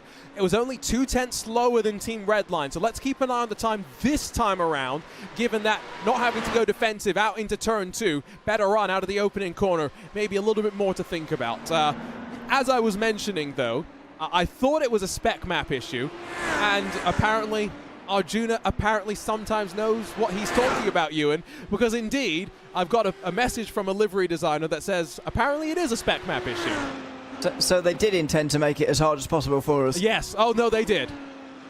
Not that that is providing any distinction at the moment, by the way, this dark blue that they've got going on as opposed to the black. It's really making no difference at all.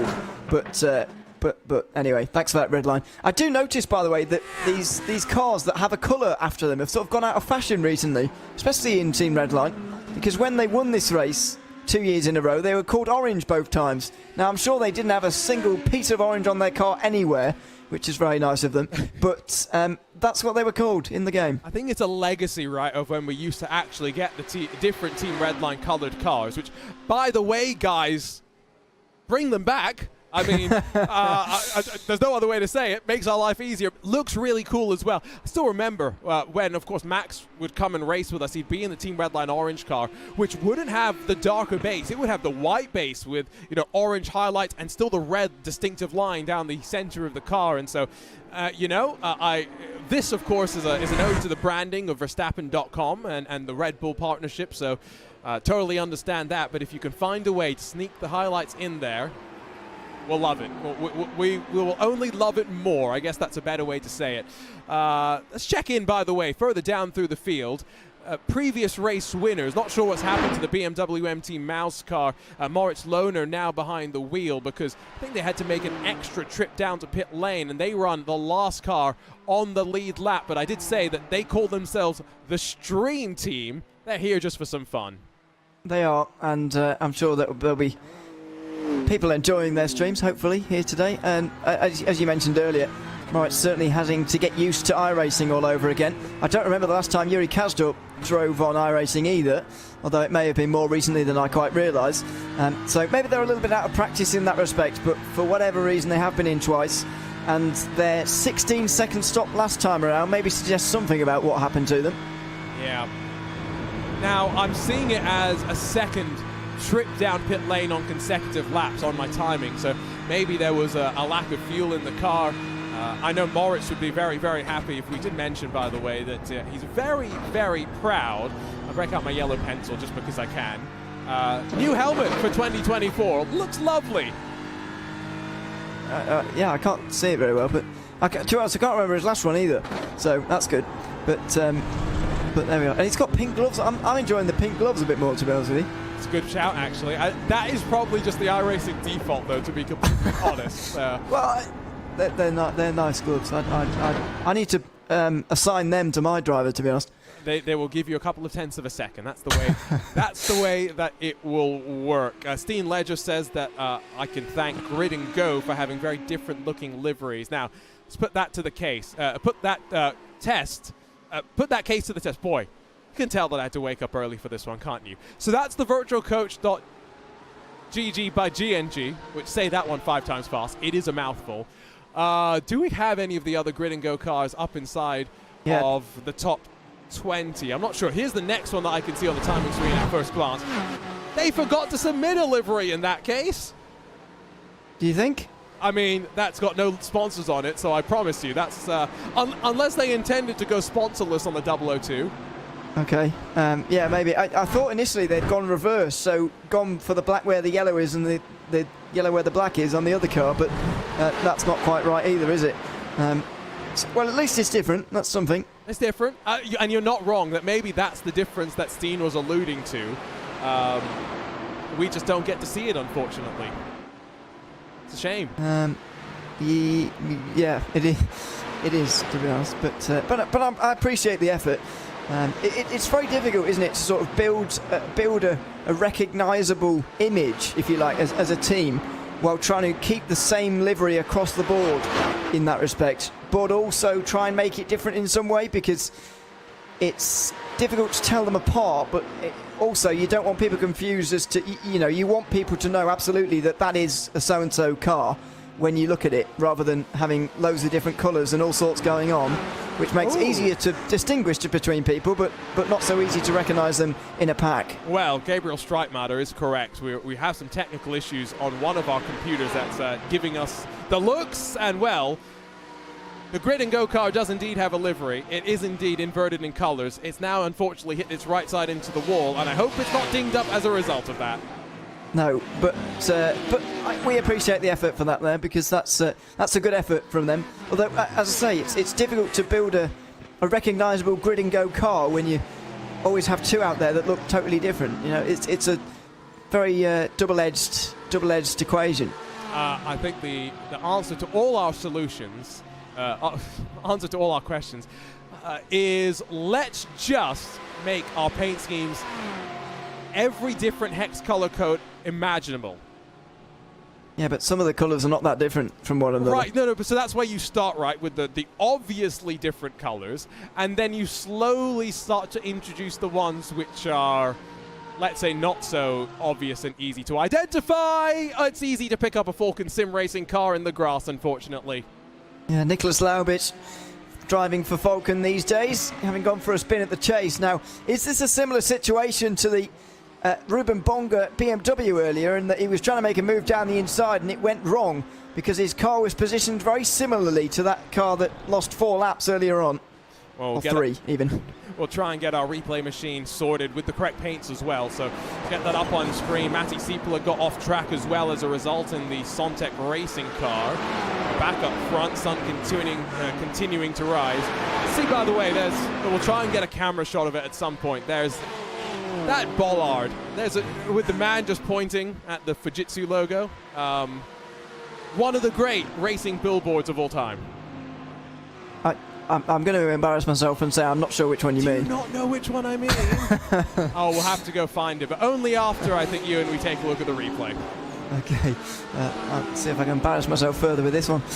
Down the inside, it looks like very similar to Ruben Bonga, actually. That is almost a replay, actually, only without the contact afterwards, thanks to that Lamborghini that had to take a trip across the grass. Yeah, good on Sieppula in the Sontec Racing car for avoiding all of the chaos, and with a bit more success than was the Apex Racing Academy car, wasn't it, that lost some of its bodywork trying to avoid the stricken machine of Ruben Bonga in front. Into the chase for what is the 41st time in this affair. Still on for about 350 laps of racing in a 12-hour clean sprint. There's no safety cars to come and interrupt us to slow down the tempo of the race. It is a straight sprint from the drop of the green to the flying of the checkered. We jump on board with Phil Denez, who rides in 8th position. Luca Kite has closed back up in the Apex Racing Academy. Apex Racing Team car has brought Door Esports and both of the Williams Esports machines with him as well. Now let's give a bit of a shout out to Carlos Fenalosa in that Altus Esports machine. Mentioned that he was one of the ones that did the short fill. He's up to 13th as a result. Yeah, and Altus really needed that, because they were out of sorts at the start of this race in terms of their positions for both of their cars, and so they are now a little bit further up the field, thankfully, with Carlos Fenalosa, or with their singular car, I should say. They've only got one in this race, but they're now 13th, and they're very near to that group that is from 5th place on backwards. And in some ways, it feels kind of sad to say this for even a team like Altus, but they couldn't really hope for 5th position here, and if they get on terms with this big group up in front that we're very much in the mix with at the moment with Felix Quernbach. Yeah, very much so. Altus never really have had the most success, I feel, at this event either, what you'd classify as their home race. Of course, they've had plenty of success in some of the other special events, so it's not like for a lack of success across the board. So at one point or another, you'd think it would all come together and they'd be able to make a good crack of it. Of course, not with many entries here today. I think the likes of Jordan Caruso and plenty of others grabbing a well-earned rest after what has been 3 back-to-back weeks in the Porsche Esports Super Cup to kick the season off. Margin, though, between Simufy and Redline, and now that, of course, Tristan Iglesias has taken on the responsibility for trying to close the margin. Well, it hasn't closed. It's up to 10 seconds now between the 3rd and 5th position. We're not even talking here about the gap up to your race leaders with Enzo Benito, Gustavo Ariel. We've kind of been wondering, Ewan, when they're going to pay the piper, when they're going to be saving some fuel after the short stint that they've set up effectively in the first pit stop cycle of the race. They haven't dropped behind their teammates though, Labigra and Bennett, in fact, dropping back in time. Yeah, they can't be far away from a pit stop, either those front two. They're lighter on fuel, and so they're probably going quicker as a result. Last time around, they were pretty equal, actually. But generally, the gap is going out and has gone out. That's somewhat down to the less fuel that they'll be riding with at the moment. But the real key for them and the thing that they've got to solve is where are they going to make up the time in terms of their fuel. Where are they going to make up the fuel, I should say. And meanwhile, one of the Williams Esports Academy cars has ended up off the road at the chase. And this time it no. went wrong before, and I'm amazed. Amazed that car didn't pull a hard left down onto pit lane. Somehow the magic of iRacing, the front end reattaches. And so it was Brabham Esports and David Toth, the Hungarian, that just slightly miscalculates, and bam, that's a hard shot into the right side wall. And as you said, I'm equally amazed that has not resulted in a pit stop for that car, which was, I don't even think it on the brakes yet, was it? It was just hit up the rear once. There's the first bit on the way into the corner, and there's the sort of convergence of the lines. And I think the BMW's got to hold a lot of responsibility for that there. You say a lot, I say all of the responsibility. Well, yeah. Typically, you want to only brake after the 150-meter board there. In a supercar, you're, through that right, it's a scary corner, and then you're trying to basically straighten it up and straight away get onto the brakes with no ABS to help you, of course, in the straight line. So, bit of an interesting situation there, and no live race control, let's just remember. But that is an unfortunate incident, to say the very least. Once again, if you're just joining us, welcome to the Team Redline show. Your eyes don't deceive you. It's Redline 1, 2, 3, and 4. It is slightly on strategy, yes. It's been a fascinating race so far. It's bound to be fascinating as we continue to work forward as well. Don't forget that track temperatures still haven't really started to rise. And so the Lamborghini's looking very good. 2 Porsches running the 5th and 6th. 2 BMWs running behind them before you get to the first of the Mercedes. While it is Lamborghini 1, 2, 3, and 4, it is all in the hands of one team right now. Manufacturers at the front, just a little bit more mixed up. Yeah, it is good to see that we've got, what's that, 4 manufacturers inside the top 10, if I'm counting up correctly. It's very good to see, but unfortunately, as you mentioned at the start of the broadcast, the Ferraris really nowhere to be seen as a result of, well, some people are saying as a result of BOP. You could say as a result of some of the best teams not racing it, but that's a separate problem. We've also not really got very many Audis in the field either, which is a bit of a shame, but it's going out of fashion a little bit, even with the Evo version. The Ford GT, absent, disappointed. I am disappointed in the McLaren as well, not being up there, but I don't think you are particularly. No, I mean, we don't need the Fords and the McLarens. I mean, yeah, we do. No, we don't. I mean, the Ford's so old it's got a shifter sticking out from its floor. You need to take your hand off the wheel to shift it up and down. That's clearly not fit for the modern era of GT3 racing.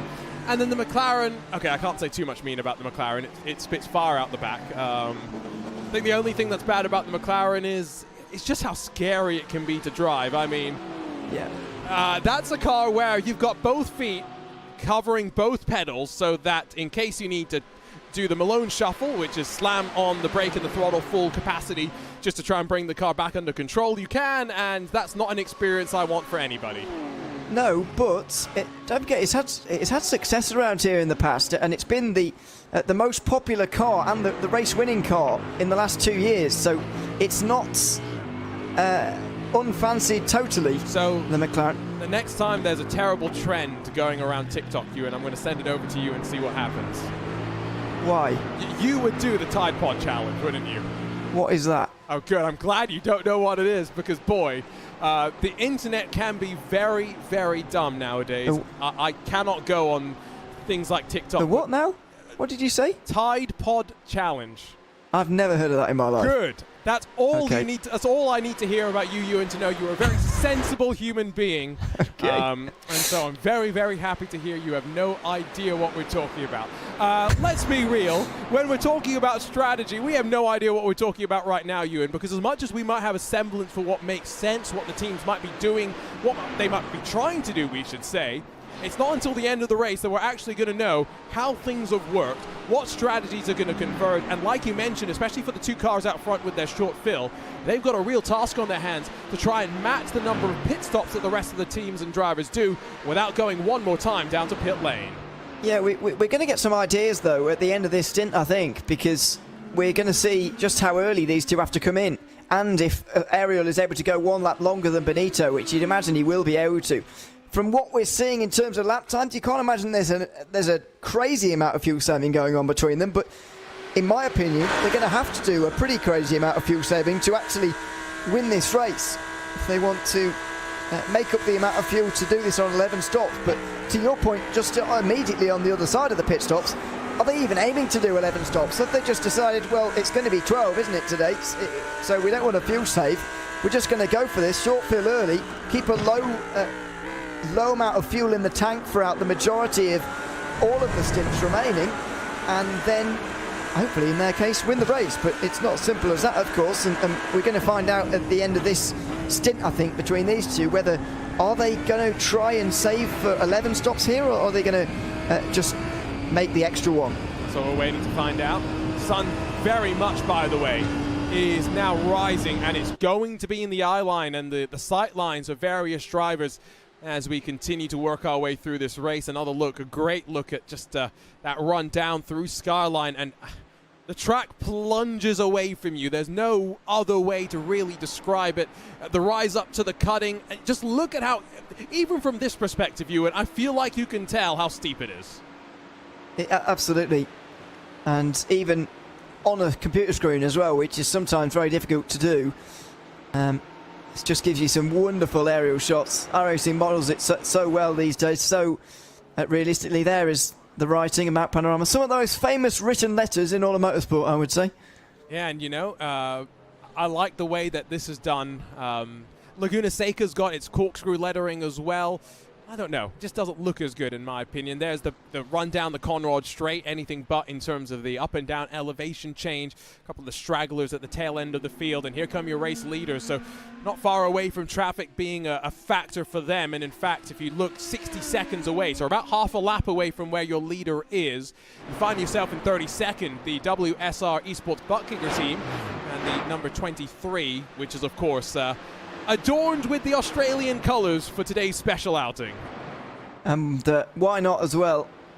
Makes it slightly easier to pick them out. WSR Esports Butt Kicker makes them a little bit different to how they're normally liveried as well. But there we go, the traditional Australian yellow, which I've always been puzzled as to why they play in yellow in all sports, because they don't have any yellow on their flag. But anyway, it seems to be the traditional colour, and so special livery, special time for them here in this race. Do you know what is, in my opinion, the best looking Australian cricket jersey of all time, Ewan? Oh, God. You know what it is, because we've got the colours on your screen right now. It's just not the car we're focusing on. Oh, I see. Okay. The green and gold. Yeah, I don't know. It's not quite as... I don't know. I think I prefer the yellow, to be honest with you. I'm just saying, that green and gold. I still remember the ODI jersey. We're going very off the rails in terms of cricket talk, but at least we should talk about that instead of when Lewis McLeod gets here, because then we're going to have to talk about golf. Yeah, and he can't stop. And no one wants to talk about that. Yeah, so anyway, WSR Esports Butt Kicker. By the way, of course, special colours for today. Neither of their drivers, at least from what I know, from down under. They've got Lucas Prada and Lucas Linkvist. So I wonder if they've got some other Australian drivers in the stable, and maybe they just had to mix things up, because even you know, with this being a single class affair, just GT3 cars, and so there being a lower I rating threshold to get into this split, you still need about an average of like 8,000, 8,500 I rating, and so I can see another WSR Esports Butt Kicker car slightly further behind, but I can't see any more, and I know they wanted to try and stack maybe 3 or 4 of them in the top split. It's so difficult to do, though, isn't it? It's so competitive. And this is what I was saying earlier on, but some of the top drivers really needing a very I don't know what the word is. Very, very, well, I said tedious at the time, didn't it? A very tedious week trying to gain iRating to get into the top split. Unfortunately, that won't be possible for some of the splits. And you know, if you're an iRacing driver, of course, and don't be disheartened by not being in the top split by any means. There's lots of very competitive racing below this split. Oh yeah, absolutely. I mean, talking to Split 7 winner of the Bathurst 12 Hours, was it 2018 or 2019?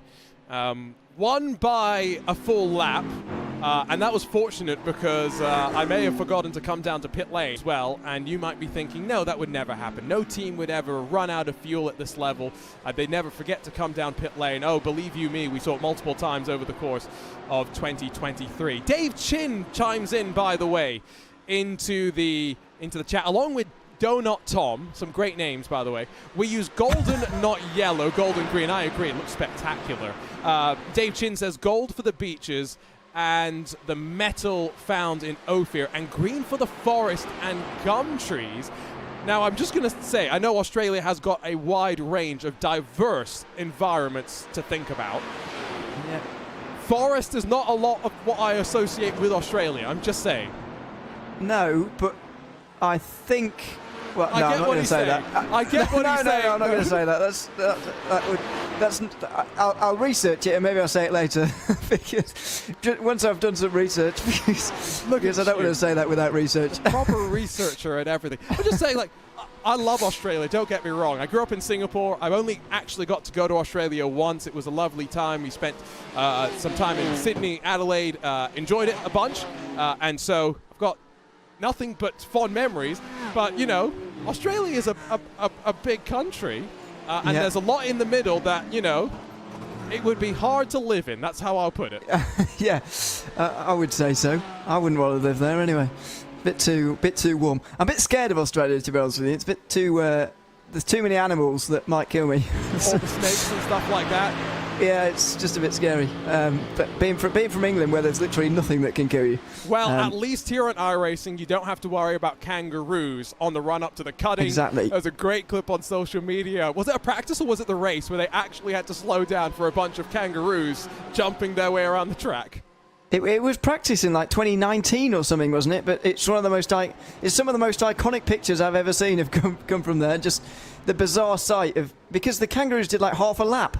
It was remarkable, and everyone had to just sit behind them waiting.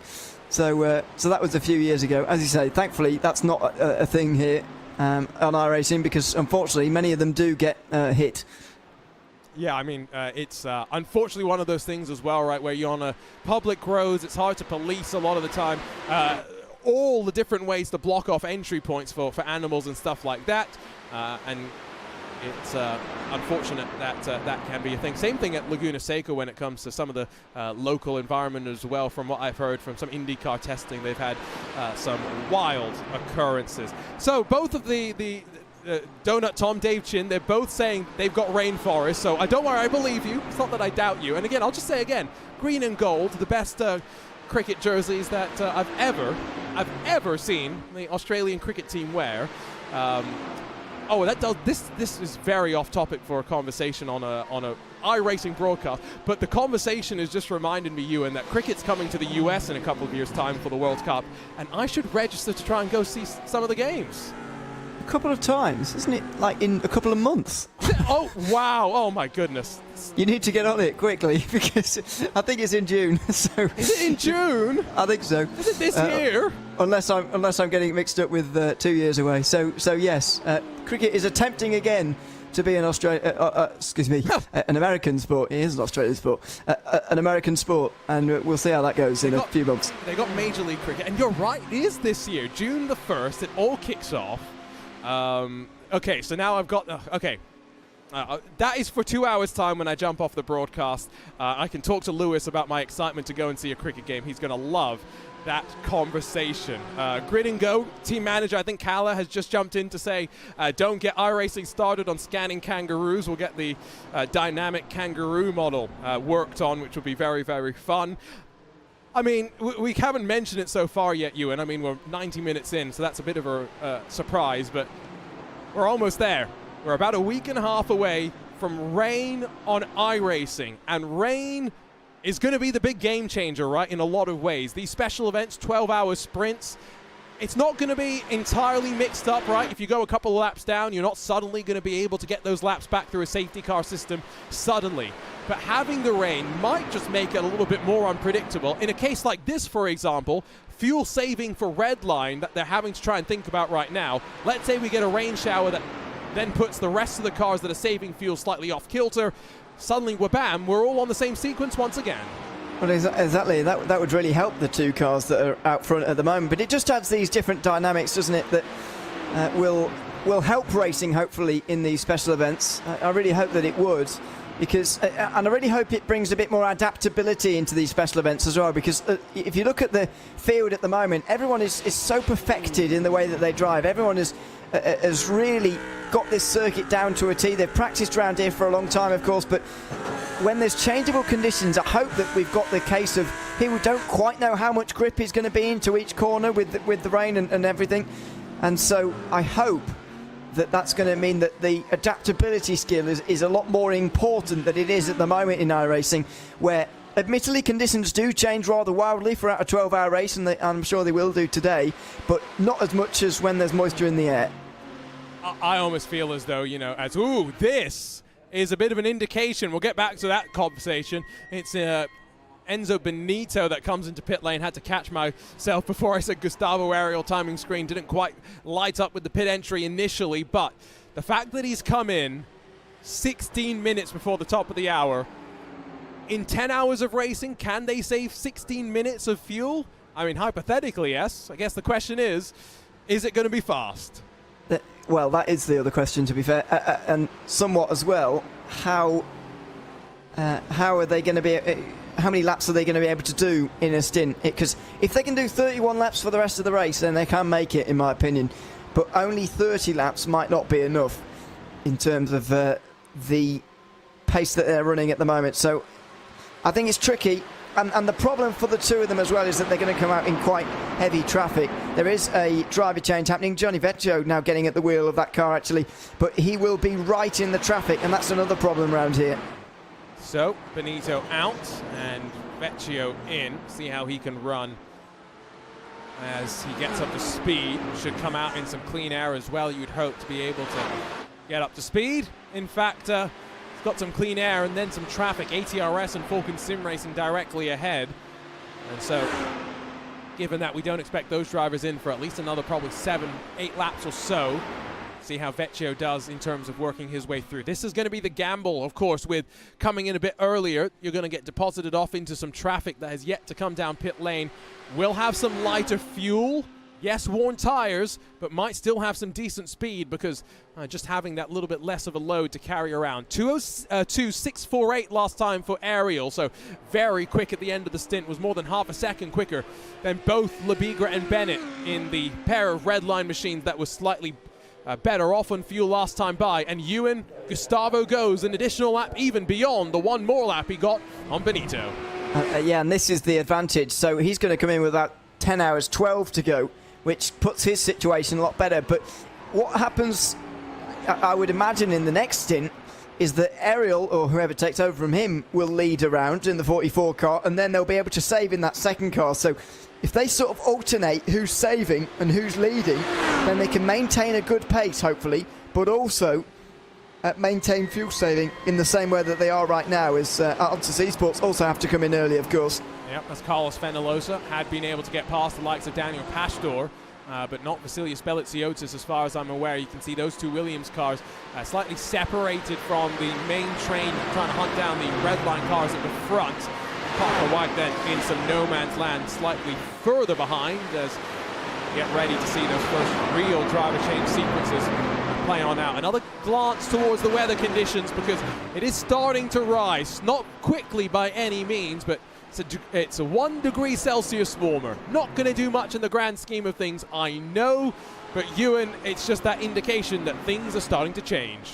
Yeah, exactly. It's symbolic, really, of what we've got at this stage in the race. And I think it's fair to say that it's not going to take us another hour and 45 minutes for it to increase another degree. The rate of increase is going to increase also. towards the middle of this race, and then midday, which is still a long way away, of course. This race takes a bit of recalibrating of your brain. It will be reaching midday. We'll be pretty much halfway of this one. Well, we will be halfway at midday.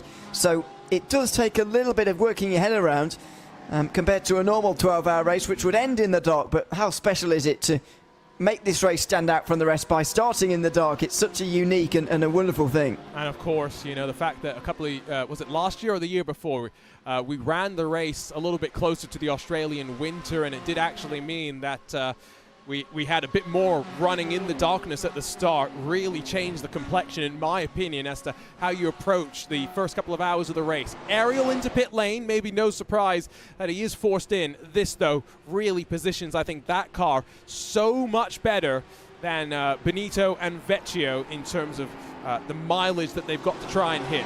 It's going to be Labiga and Bennett that take 1 and 2 back over. Simufy will slide forward to third with the train virtualcoach.gg, Marla Racing Team, BMW M Team, BS Plus Competition, and the Apex Racing Team, along with Door Esports, all in the main queue behind them. 11 minutes before we see them down to pit lane, though. Ewan, I mentioned the bollard, whatever you want to call it, slightly earlier. Best bollard in motorsports. I mean, look at how happy this man is. Oh, right. I see what you mean now, yeah. Okay. That's good. I've not especially noticed that before, but there we are. He's very pleased, and that's interesting writing. But it's very difficult to write with a high DPI mouse, is what I've just learned. You'd think that with the amount of times you do it, you get better at it, but this was with a new mouse. It was even. I thought it would be easier. No, it was even more difficult. Okay, well, I could tell. So there it is iconic, though, isn't it? It would look strange up there if it didn't look like that. Gustavo Ariel drops out of the car for the time being. Diogo Pinto takes over, former Porsche Esports Super Cup champion. I wonder if Pinto and Ariel channeling a bit of the Portuguese connection between the two of them. Of course, Gustavo Ariel down in Brazil speaking Portuguese. I wonder if they're able to just communicate slightly better in terms of what the car wants, with Diogo being a native, I'm sure, Portuguese speaker. One of those unique things that in big teams like you were mentioning, and as some of these teams consolidate drivers at the top level, you still are always going to have pairings that are a little bit stronger than others, and so keeping your drivers working together well, such a vital skill for a team manager. Yeah, and Redline seem to have really got that down recently as well, with some certain pairings. But it does, in the same way, seem that whichever pairing you decide to go for, and whichever way round it all is, they seem to be okay in terms of a driver pairing. They seem to be strong to Team Redline. So in some ways it doesn't actually matter, but it takes a lot of building that team sort of relationship, and it takes a lot of building that kind of atmosphere that they've got to allow pretty much any pairing to go well in this kind of event. Just got a message through in the paddock from the BMW M Team Mouse machine as we see a bit of jockeying into turn 2. No swap arounds though inside of this chasing pack for the lead. Word out of the Mouse Esports camp, Mouse camp, sorry, excuse me, is that Patrick Holtzman actually suffered a back injury in recent times, and so he's not feeling up to the challenge of really digging into this race and being able to really give it the best that he's going to be able to. So they're going to have to retire that number 71 machine at some point. Not sure exactly when, might be at the end of this stint, but a shame for them. Benega had done a decent job of being able to position them for a good, at the very least, top 10, if not top 5 finish on the debut of Mouse into the world of iRacing. Of course, Patrick Holtzman coming off his very first win in the Porsche Esports Carrera Cup Deutschland, breaking the streak of Beneke Ewan. He had won 7 races in a row, and it took a bit of contact to see Patrick Holtzman break it and finally come out on top. It's good to see Holtzman doing well, and a driver that certainly improved a lot throughout 2023 on that platform. But unfortunately, probably better to rest, as sad as that is going to be for us. To see effectively both Mouse cars out of contention within 2 hours is a real shame for us as spectators. But I think his health is the priority there, and he's got to make sure that he's fit and healthy for the rest of the season, of course. No point making anything worse in this race. Yeah, I'll be honest. I, again, did it, like I said earlier, an AI race, about 40 minutes last night, and I was suffering at the end of it. Again, I haven't raced much recently, so, you know, like these drivers use strong brakes, you know, strong forces through the wheelbase to give them the feeling of the car, and so, you know, by the end of the 40 minutes, my knee was going, ow, ow, ow, why are you stamping on the brake so hard? My shoulders were going, can I have a break? This is a relentless and rough lap with only a couple of chances to really take a breather, and it's not an easy race by any means, not just the track itself, which some have described as the blue hell, a mix of the Nürburgring, Nordschleife, the Road Atlanta, and Laguna Seca. I mean, it's got a little bit of everything that you could ask for, and it really is a fun challenge. Ewan, in a few moments' time, we're going to say goodbye to you, and you'll rejoin us in a couple of hours' time to walk us through the middle portion of the race. What are you expecting to see when you rejoin, though? Because very clean start. We had all 48 cars running through the first hour. Starting to see retirement start to build up slowly but surely. What can we expect in terms of fuel saving as well? In terms of fuel saving, it's been speculated, hasn't it, that with the warm temperatures later on, that fuel saving is going to be a bit easier with the slightly less speed around here. Whether that's going to be true or not remains to be seen. I think when I return, though, Redline will be leading. I think that's quite a safe assumption to make, to be honest with you. And possibly less cars in the race as well. But admittedly, within these stints so far, we've really seen very little incidents. In fact, it was like 45 minutes in that Ruben Bonga had that incident at the chase. And that was pretty much the first one in terms of car contact.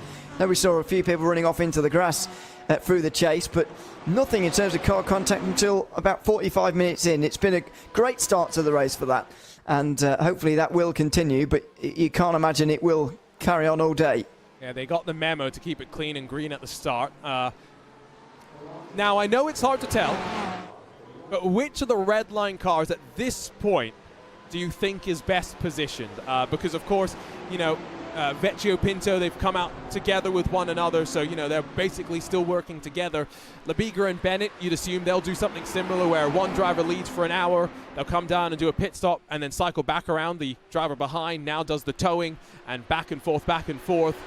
It's tough. I think it's basically pick a choice at random. How would you decide which Redline car comes out on top?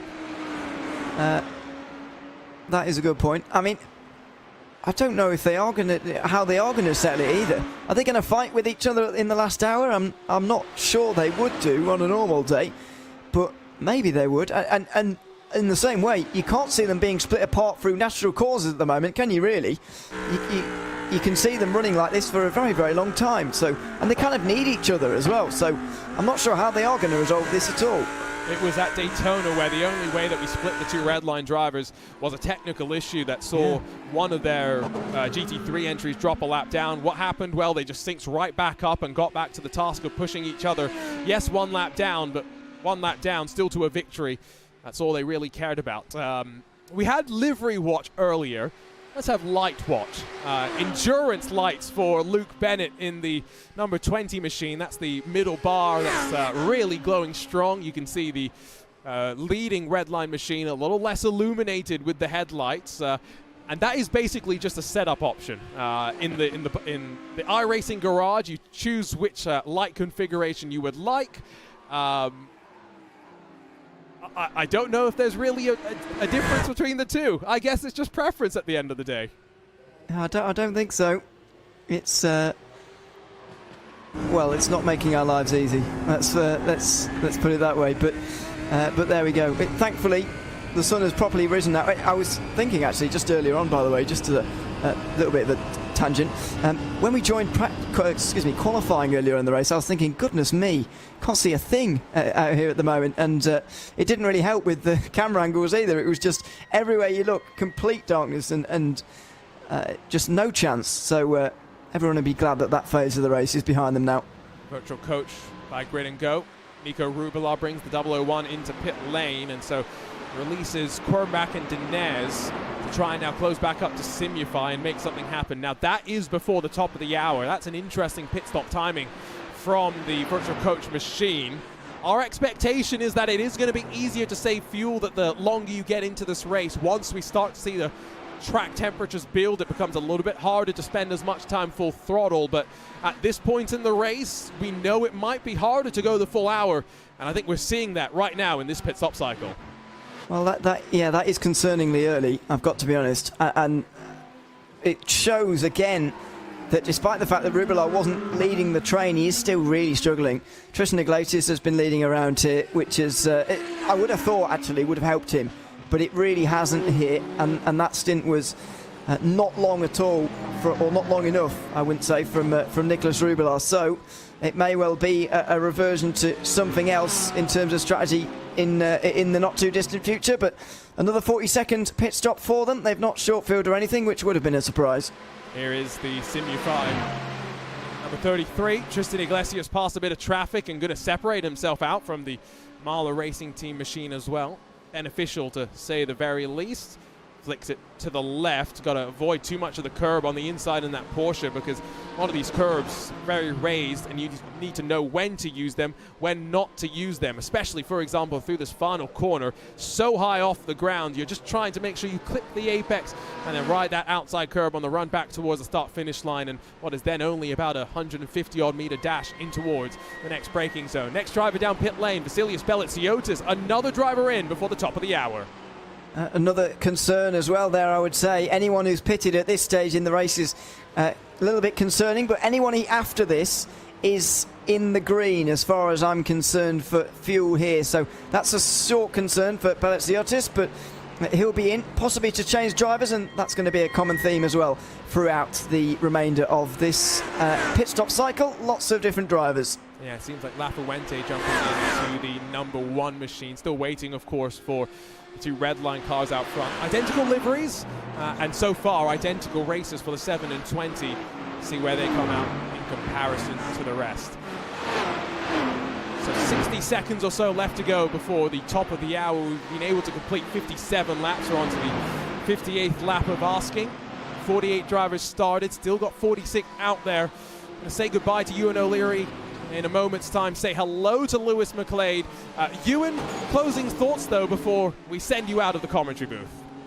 Thanks for that. Pleasantly surprised actually by this start to the race. We've got so many cars still on the track, at least 2 cars retired so far, which is a lot smaller of an amount than what we've seen in years gone past. We've seen carnage on the opening lap sometimes in this race, but thankfully this time around it's been a lot cleaner. It's been a bit tactical, of course, for the first couple of hours, but it's not been too heavy on the crashes, which I'm very pleasantly surprised by. We're only sending you off to have a break. You'll be back in 2 hours. Don't get too dramatic for us, because we want to have you back refreshed for those middle 4 hours. Bye-bye to Ewan O'Leary with 2 hours run in the 2024 iRacing Bathurst 12 Hours, presented by the coach Dave Delta. And as pit stops continue to work their way on through, Simufy, Mahler, and then BMW M Team BS competition making a slight hash of that pit stop entry, we welcome Lewis McLeod into the commentary booth. Lewis, how are you doing today? Yeah, I'm doing well. I'm enjoying what I'm seeing. I agree with what Ewan was saying earlier about that there's been a lack of crashes, which is great. It's great to see. Obviously, not every year do we pass with a lack of crashes. So it's obviously showing what top split's all about. Interesting difference on the fuel strategies, all that kind of stuff. But it's the on-track racing. We've not had quite enough, as we kind of expect sometimes from Bathurst. Yeah, it does somewhat lull us into a bit of a false sense of security, and you just hope that at the end it comes good, comes interesting. And I think right now we're seeing the driver changes maybe build some intrigue, because now you get the second drivers in, not sure exactly where their pace is going to lie relative to the first driver. Iglesias stays in. It's Quirnbach out, Sebastian Weldon that takes over, Dinez out, Reina Talvar in. And so that's just a handful of the driver changes that have already sequenced on through. But already, of course, Pinto and Vecchio back around to take the race lead. And with a full pit stop sequence last time by, Lewis, me and Ewan having a bit of a confab behind the scenes just before you joined. You were correctly saying that for these 2 in particular, they are really relying on the warmer track temperatures to help their fuel consumption. Yeah, exactly. Obviously, you know, as temperature rises around here, we were talking about this a little bit earlier on. Obviously, like before I came on this broadcast, I have a little bit of a chat with some various people about it. Temperatures are expected to rise. Obviously, we start very early in the morning where things are very cold and the track is very fast, right? It's really, really quick in the morning. And when it is quick, it means that your off-throttle time, like over the top of the mountain, is certainly lower. And in doing that, you burn a lot of fuel. Whereas as the two Team Redline cars at the front of the field do come into the pit lane, when it heats up, you have to blend out the throttle a lot more going over the top. You don't have quite as much grip. It means fuel saving is actually a lot easier once the circuit has warmed up. Natural fuel saving, some might refer to it as just the natural condition that you have. And yep, as you see the machines into pit lane, and look at how they angle themselves just to make sure they get as good a run onto the exit as possible. It's going to be double driver changes, and so Koiter in for Labigra, lull him in to that number 20 machine, and so now we'll see how they go as they jump back into the cars after watching on from the sidelines to get this race underway. A couple of cars going one lap longer, and Lewis, this is going to help them going even further past the top of the hour. Yeah, like I say, it's very interesting to see if anyone's going to try and maybe even like fuel save enough to shave pits up a bit. Fully know, like how far did they go on the first stint? Do you know? Did they go much past the hour? Well, basically your leader was in right at the top of the hour, right, and left pit lane about 60 seconds in. We had a couple of cars go one lap longer, and then one car go a lap longer than that, if I remember correctly, but no one really doing anything too interesting, if I'm being honest. Yeah, no one's quite pulling off the Sontec strategy that we were seeing back in Fuji at the end of last year, where it was just going ridiculously long, but still having a hilarious amount of speed. Yeah, I mean, look, it's kind of one of those things that this race is going to really change as the day goes on, more so than most of the endurance races that we do on iRacing. You can see Daniel Pagel there, really muscling this car around. I don't know how much fuel save, like how much, if you could already save a lap or two more, like past the hour now, but if you're going to be able to save enough to shave off a pit stop. Shaving off a pit stop around here is quite a big deal. That pit lane is damn slow. And we've mentioned it before, it's a corner you actually have to, a sequence of corners, you navigate through the pit entry. Dinez got into the grass, and Lewis hates it. I've made my fair share of mistakes there as well. One thing to note for Daniel Pagel, he has got his name on his gloves. I've just picked that out from the webcam. Really nice touch, and I like seeing those little details that drivers have to just personalize their setups at home. Let's not forget, can feel a little bit lonely at times when you're racing just by yourself, separated from the rest of your teammates, and now they make that difficult blend into pit lane and trying to judge where their box is and when they can get into the slow lane. It is a bit lonely. That's why you got to go and go around people's houses, or go make the event an event. I know, I don't think they're in the same car because they're nothing to do with the same team, but I know someone who's in Split 3, Ronnie Smith, is at Stanley Deslandis' house. Is he really? Racing from there. Absolutely no idea as to why. I didn't ask. I was just like, oh, that's interesting. Fair enough.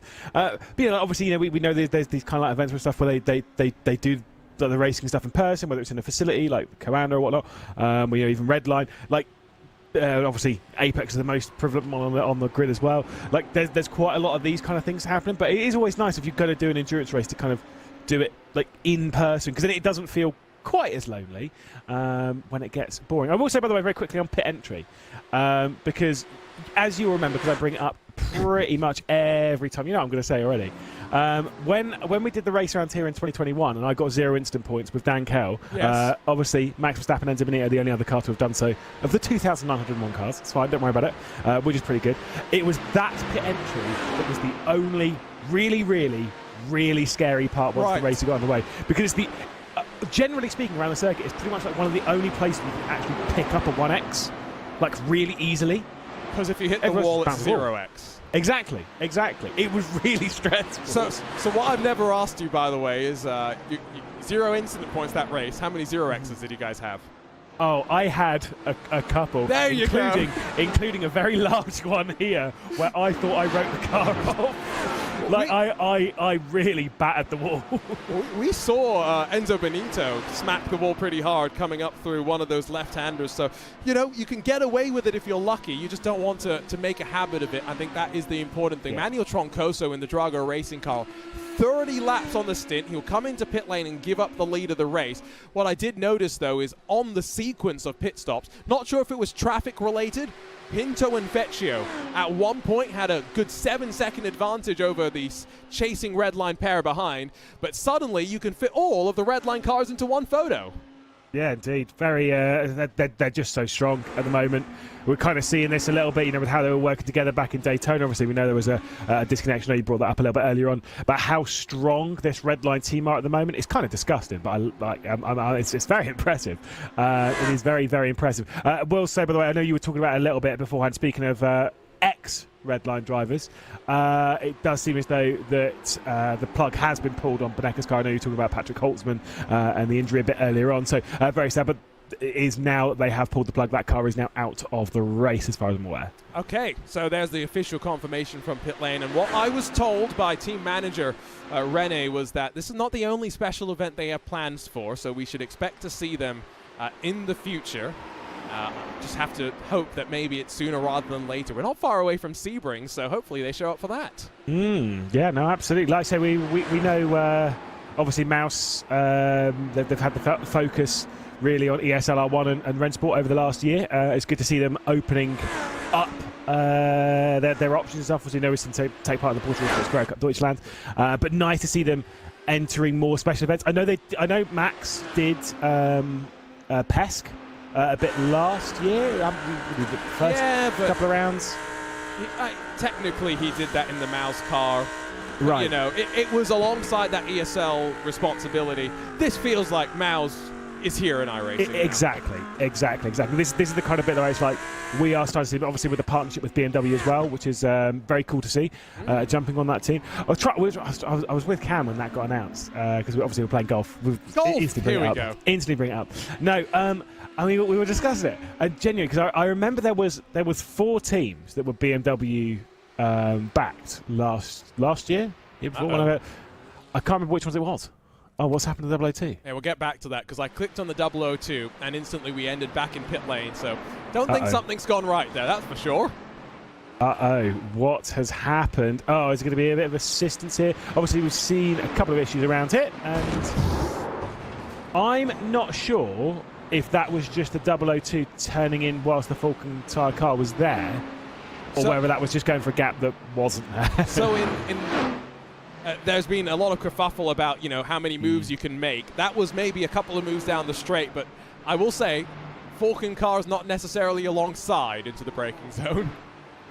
No, but where does the contact happen? The contact happens before they actually get into the corner. You'd probably see it from up above. But I don't know, that grid and go car looks like it's turning in. Now, the only reason why I say that is that, if you're on the inside, yes, you might not be fully there. But if the contact happens comfortably before the apex and it's a car turning in, if there's a car there, you've still got to give them room. Let's take a look. So what I'll say is the Falcon tyre car brakes right at the regular braking marker, so it's not gone for an absolutely desperation lunge like you'd traditionally expect, and then makes the corner as well, maybe with some assistance, yes, but can we call that a racing deal? Yeah, I'd lean a little bit more towards the racing side. I think, if I were, stewarding and stuff, I'd maybe lean a little bit more towards the fault of the 002. At which point they've already served their penalty in a sense of visiting the barrier. It's a natural penalty, yes. So it's sort of do you know what? Move on, lads. It's self-correcting sometime, the mountain, isn't it? Exactly. If you're going to go for a silly move like that, then you might pay a price for it. If you're going to defend silly like that, then you're going to pay a price for it. The two of them, like I say, just coming to blows. That happens quite a lot around here. It's why I remember when I was a B-class driver, and my friend Oscar Harbuck said, no, don't do the Bathurst races. It's a terrible idea. Because they were 75 minutes around Bathurst. Okay. This was 2014, by the way. This would be the GT3 cars, I guess. Yeah, exactly. And I was in Ewan O'Leary's favourite, the Z4. Oh, nice. Okay. I remember I didn't qualify because I wanted to stay out of the run, which meant that working through the field, always with about 10 minutes to go, I'd have to make a move, generally into Griffin's Bend. It is terrifying. Really terrifying. It took me 3 races to go from B to A, by the way. What was your I rating gain in the process? Oh, absolutely not. As in fact, actually, I think starting from the rear of the field, actually, I think I was on the podium in all three of those races. Oh, goodness. Well, one grid and go 001? car in the pit lane, and now the virtual coach machine almost in the wall out of the final corner, and it's having to wait an age to try and rejoin safely. I mean, credit where credit's due, to not be impatient, not to ruin anyone else's race in the process of rejoining, but, oh, that's pain. Yeah, there is. I mean, look, that final corner is really tricky. Whether it's most likely assisted, and yes, it is. That is a big shame. Was that the 99? Was. Certainly was. Oof. Luca Kita elbows out as he tries to work his way through the field. Yeah, getting past Rubila a little bit aggressively. I mean, if there was any question about the previous incident and to the blame, I think that was unfortunately a little bit late from the Apex Racing Team machine. And there's now smoke. There's more smoke. Oh, that's not a good sign, is that? Oh my goodness me! I saw a certain. So I'm not going to give any spoilers for V8 Supercars because obviously I know some people might catch up on that a little bit later on. But I did see a couple of cars having really one car having an incident twice there. It is a very difficult corner at the cutting, but that smoke tells me it might have been even a little bit before that. Yeah, well, I can't actually see anything on my timing screen that indicates that there was an issue, so we're just going to pretend the smoke didn't exist, and we're going to go about our merry way. It didn't take you very long to mention golf, by the way, Lewis. Thank you. So I think that was, about 5 minutes, a new record for you. Yeah.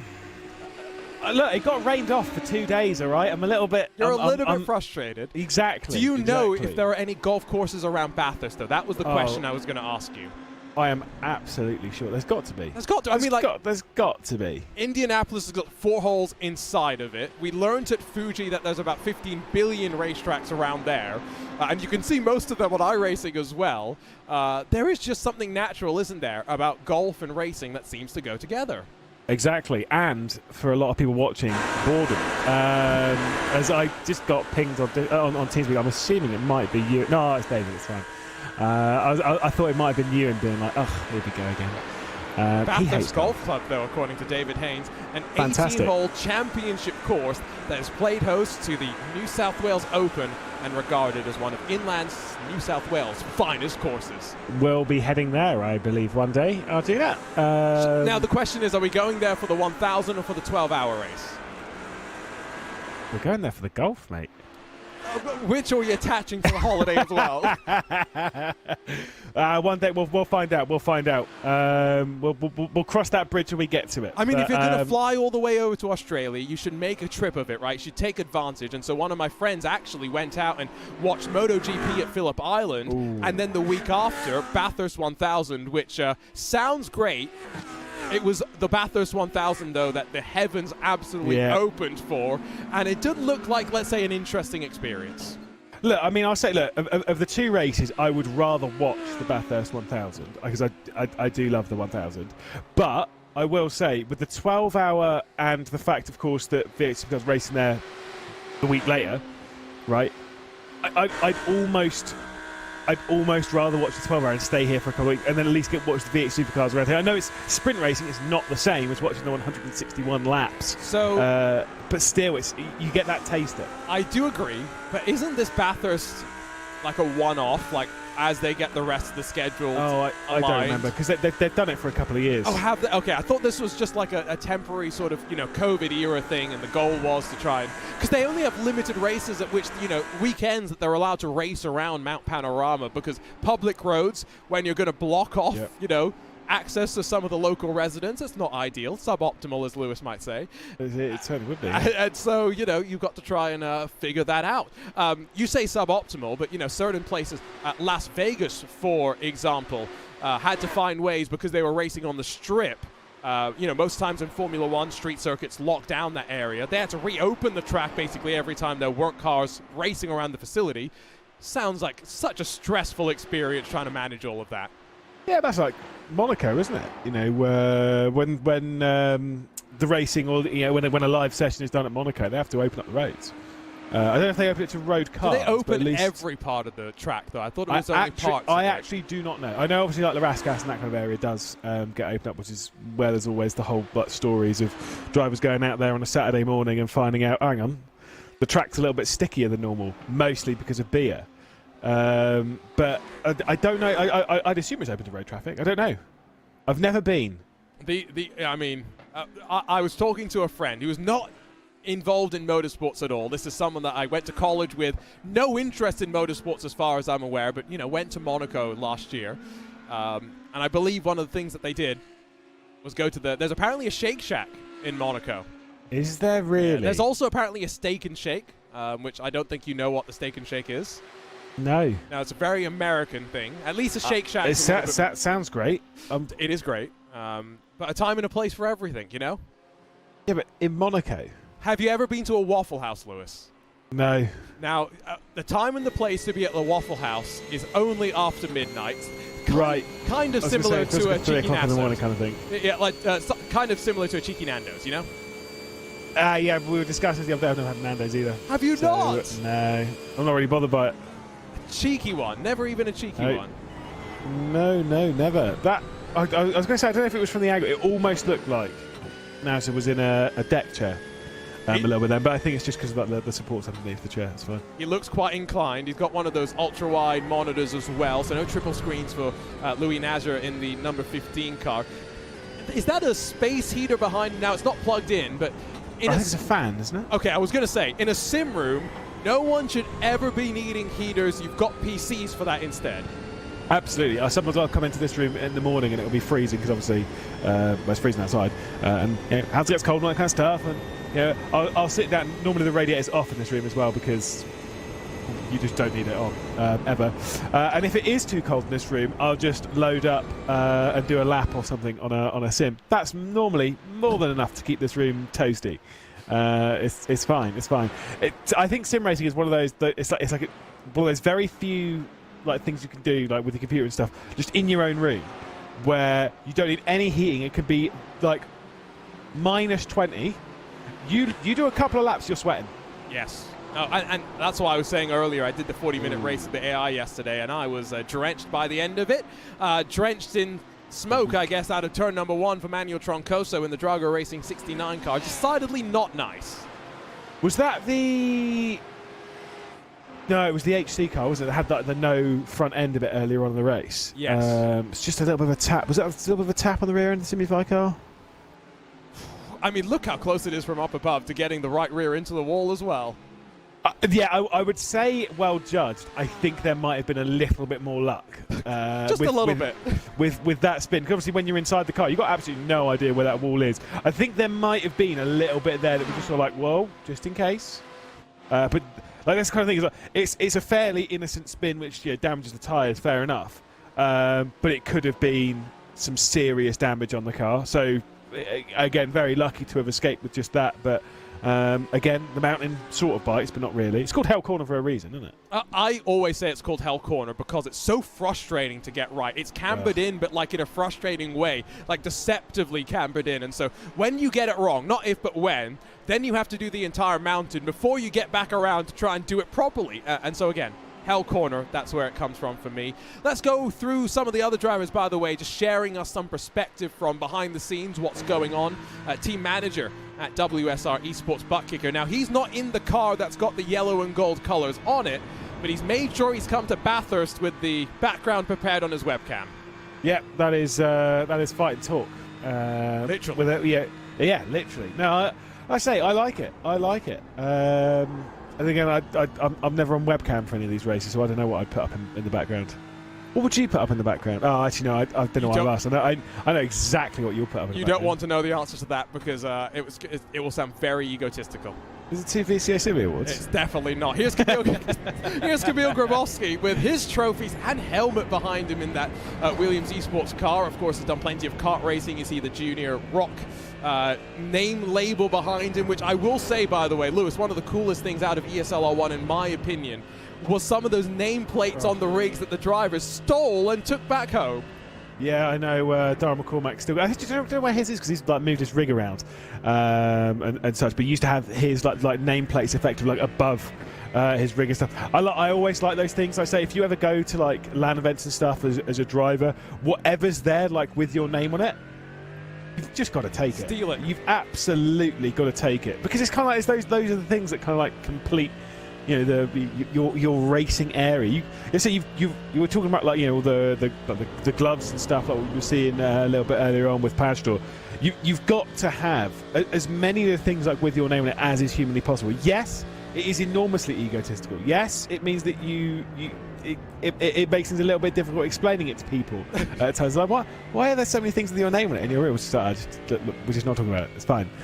But it is important. It's definitely more comfortable than having mirrors in your room. Mirror? Oh my goodness. I've got to say, it took me a second to go, oh wow, there's a mirror in that room. Yeah.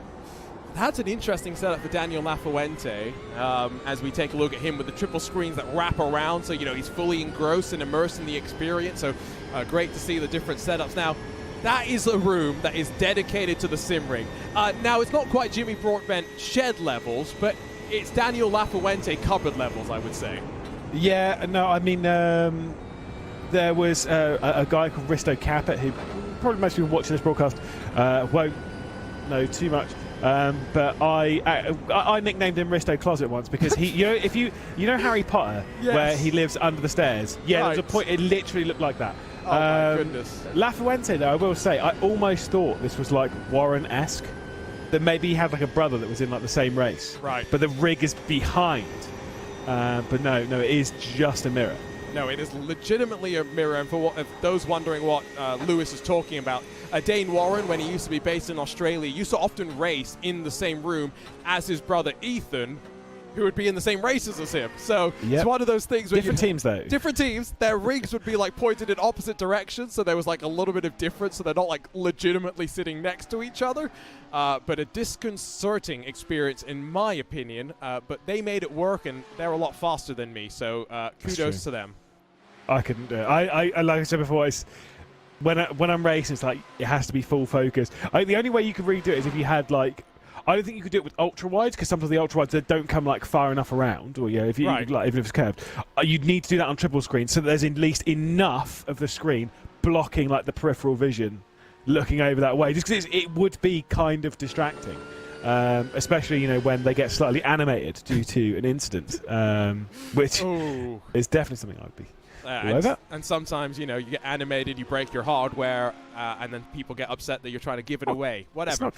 Is that about Ellis Jr.? Apparently, people are very upset that, LAN events are tough on equipment. Like, I've commentated. Fortunately, it wasn't live streamed, and it was just a private LAN with highlights being recorded afterwards. But on an event where we had to stop a race because someone's wheel just didn't work and they were on pole position.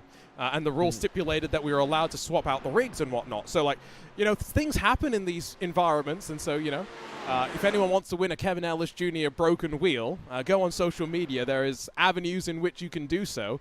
It won't work, though. Just be clear. It'll be a nice mantelpiece. I didn't realise it was broken, if I'm perfectly honest. I didn't read that much. That worked. Well, no, I haven't submitted into it anyway because I will get a wheel from Kevin Ellis Jr. personally, obviously. So when you join the Apex Racing team. Obviously, absolutely. But that one will work. No, I didn't realise it didn't work. That's actually pretty funny. Maybe it's a Kevin thing. Maybe they're just very harsh on wheels by just like slapping them around. Yeah, it's the other Kevin, unfortunately. Yeah, never get a signed Kevin Siggy wheel. You know it won't work. It's guaranteed. Honestly, I've commentated on sim racing a lot in the last 10 years, and I've seen a lot of sim racing in that time. I have never seen anyone as brutal with a wheel as Kevin Siggy. Yeah, it was funny on occasion where I think he has been asked at LAN events to be nicer to the equipment. Yeah, right. Which, again, if someone else has got to use that after you, to the point I made where LANs are hard on the equipment, it's not an unfair thing, I think, at times to be told, just be nicer to the wheel so that when you go to race, hopefully it's not having issues as well. Left side of the screen, by the way, it's jumping between team names and driver names if you want to dial into the race. Two sources for timing. Timing.RaceSpotTV if you want the basic overview of what's going on. If you really want to dive in and be a bit of an anorak when it comes to data, well, Timing 71 has you covered. You can look at all the stint lengths about what's going on, figure out strategies, and will probably be smarter than Lewis and myself when it comes to some of those details. Yeah, no. If you do find stuff on the strategy, please drop it into the chat because we are far too stupid to have worked it out. So, if you do notice things, you can let us know. Obviously, the joys of modern broadcasting and stuff. There's Twitch chat, there's YouTube chat over on RaceSpotTV, and there's probably some large moments. Oh, please don't hit the wall. It's not bad, actually. That is not bad. That is from someone who's raced Bathurst quite a lot. That's scary. It's not the only moment like that we've had, by the way. Going to take a moment for our replay to cycle back, but just before the 71 was pulled out of pit lane, if Max Benneker can make that mistake, anyone is allowed to make that mistake and not feel bad about themselves. Yeah, absolutely. I've got to say, that's a big old moment at the top. Obviously, I think Benneker by that point, they were obviously well aware that car was retiring, so it was probably just pushing to the nth degree, just having a little bit of fun. I'm not sure if I actually quite like that mouse BMW, or if I'm sort of sat there and looking at it being like, I'm not sure if I do like it. Then part of me's like, I do kind of like it though. I do like closer looks have to be taken. Yeah, exactly. No, I'm gonna stand by. I actually really like it. I'm trying to think about if there's anything that I don't like. I really like the black elements on the side, the way that it works. The front looks great as well. Like, it kind of looks a bit like a mouse. Like, I know it's not actually a mouse, but there's something about it that kind of works. Yeah, I'm a fan of it, and I'm not just saying that because, Lewis, I'm getting a mouse shirt. Oh, I've already got one. I know. You got the white one. Yeah, I'm going to have to see if they can send me one with BMW on it now, just to one-up you. You see? I see. You're really forcing me to be demanding of poor Rene. I mean, I see. I've been nice to him, though. Mouse are one of the few teams that has their merch available for purchase. So I have, Lewis, also bought a mouse hoodie. You bought a mouse hoodie? I bought a mouse hoodie. What colours? Is it red? Yes. It's red. Sure, it's red. It's red. It's very red. And very comfortable. Yeah, it's got to be. Oh, has it already arrived? No, it has not. I'm just assuming. Oh, okay. I was going to say, Christ. That's quick. Maybe you got like some free express shipping. Run it. Woo! I get the Red Line Express delivery service. Wow, that was that contact with the barrier from the 70? Should we go back and look at the replay? Oh yeah. I will get it dialed up just for you, Lewis. That was as close as you would get. I will say there is nothing more satisfying than going up towards McPhillamy and getting, when I say within millimetres of the wall, I mean like within a millimetre of the wall. When you're hooking it up that close, you're just about getting onto the top of the curb. You're getting it really close to the barrier. That is unbelievably satisfying.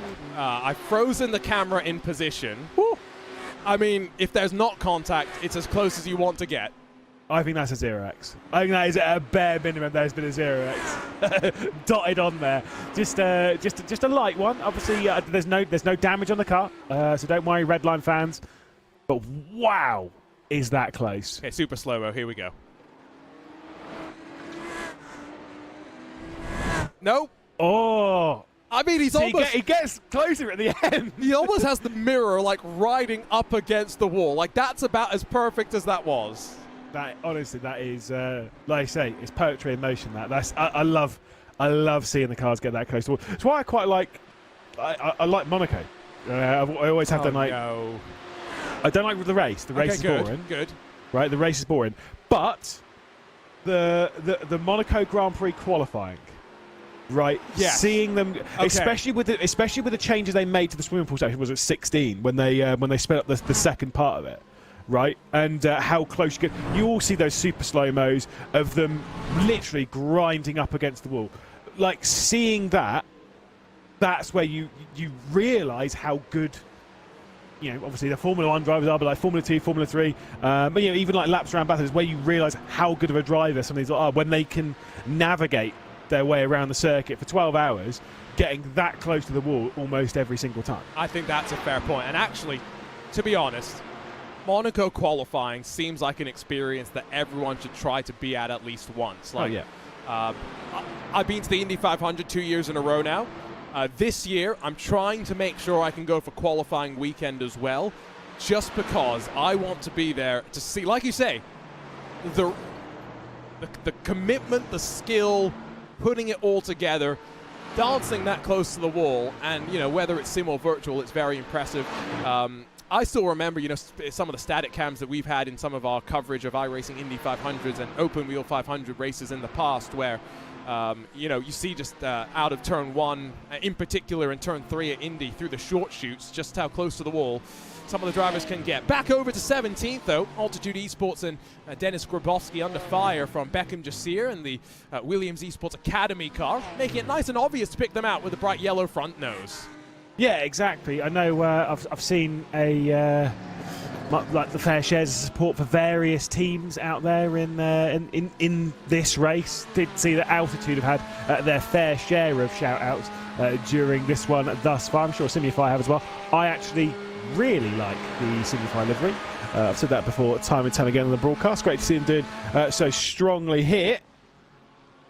There's going to be a move from the 144. He looks to the inside and forces the issue on the Entropic PFBR car. Does go a little bit deep, and what a beautifully judged back up and under by Martin Siratek. And now David Bosga is going to have to watch his teammate Mark Perez. Sontec Racing and Sami Matti Trogan, next car in queue. That's not the Falcon liveried car that's behind them. That is lap traffic. Yeah, no, I was going to say that. I actually thought the 12 car, the Entropic PFBR car, I thought it was getting out of the way. I thought it was like, yep. Off you go, lads. I'm just fuel set. No, I'm going to go for the up and under. Honestly, brilliantly judged. Yeah, going through the exit of the chase there. It's very well done. I wonder if there might be a move coming in for the Williams Esports Academy car, going very close up towards the top of the hill, up towards Griffin's Bend. There's the look to the inside. Just see it's going to send one in, and it is going to get past the Altitude Racing car. It was nicely done. Don't want to be on the outside. We've said it a number of times, and Grabowski gives up the position and tucks back in as they run up towards the cutting. And will be a chance now to try and close up to the Drago Racing 169, Ricardo Rico at the wheel. This is the Lamborghini for Sontec Racing, by the way. Sami Matti Trogan, part of the outfit that won in the Fuji 8-hour affair, not necessarily going their way. And the other thing that hasn't gone their way, I mentioned this with you, and I don't know if he necessarily picked up on it, but boy, right away, however they unloaded the wrap for this car, it didn't quite work out. Yeah, no, I was looking at it being like, oh, it's a bit dark, isn't it? And then I was like, I looked at it in my own game. I'm like, huh, that logo's upside down. It's the template, right? I don't know if they've rotated the template and just saved it. Because surely they've not submitted the template for the wrong, unless they could have submitted the template for the McLaren. This is what I'm going to look at right now. I've opened up. Is it the McLaren? I've opened up RaceSpot.media. Get your guesses out for which GT3 car they submitted that wasn't a Lamborghini. Because Lewis is right. The paint's loading because in the folder for the Lamborghinis. Yeah, obviously the thing is with iRacing is that like they're all square templates. Yes, right? They're all identical. Theoretically speaking, you could load up the IndyCar livery on one of these. It will work. It will look terrible because it's not what the template's designed for. But the actual the shape is exactly the same size as Simulify now finally do work their way past with both cars on the Entropic PFBR car. Yeah, Martin Siratek, unfortunately unable to do much. I can tell you that maybe no surprise to hear that they submitted a paint scheme for a Ferrari. But then with the way the BOP ended up working out, with the 3% power cut that it got, much like Redline did, where Redline had to switch from Ferrari to Lamborghini, my guess is Sontec did the same. And so it does go to show that the iRacing BOP changes, which come as late as Wednesday or Thursday of race week, Lewis, do influence these drivers and influence how much preparation they need to do as well. Cool, I bet a Sontec Ferrari would have looked really good, actually. I did like the Sontec livery when we've seen it, you know, obviously in Sim, at Fuji, like it looked really good. Obviously, you know, we know that it's a good livery generally speaking, but yeah, to go back to your point of preparation and stuff, obviously, it's not as if these drivers start preparing for this race Friday evening, you know, for the race today. I think most don't.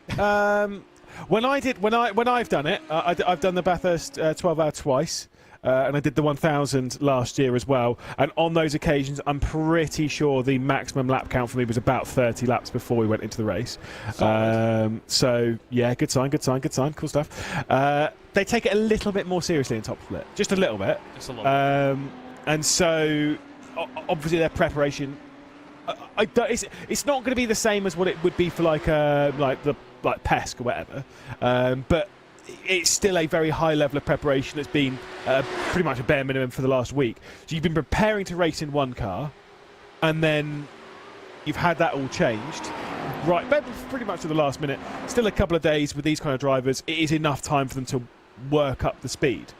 So like I think it's kind of like it was a little bit of a backward step for some of the teams, but nothing too major. And I guess, much like we often talk about at Daytona, drivers have done enough laps at Bathurst at this point, and enough laps in a GT3 car at Bathurst to be more specific. So it's small differences between the various manufacturers, yes, but nothing too different that they're having to deal with and having to shift around. Going back, by the way, to the discussion that we were having about events at Mount Panorama, Steen Ledger says that this weekend in the real world, where they're racing supercars, counts as the same as apparently the 12-hour. It's all just combined into one, so that's pretty cool. I guess they didn't have to tear down any of the stuff, although I did notice, I'm not sure if you did, Lewis, because I did watch part of the race last night.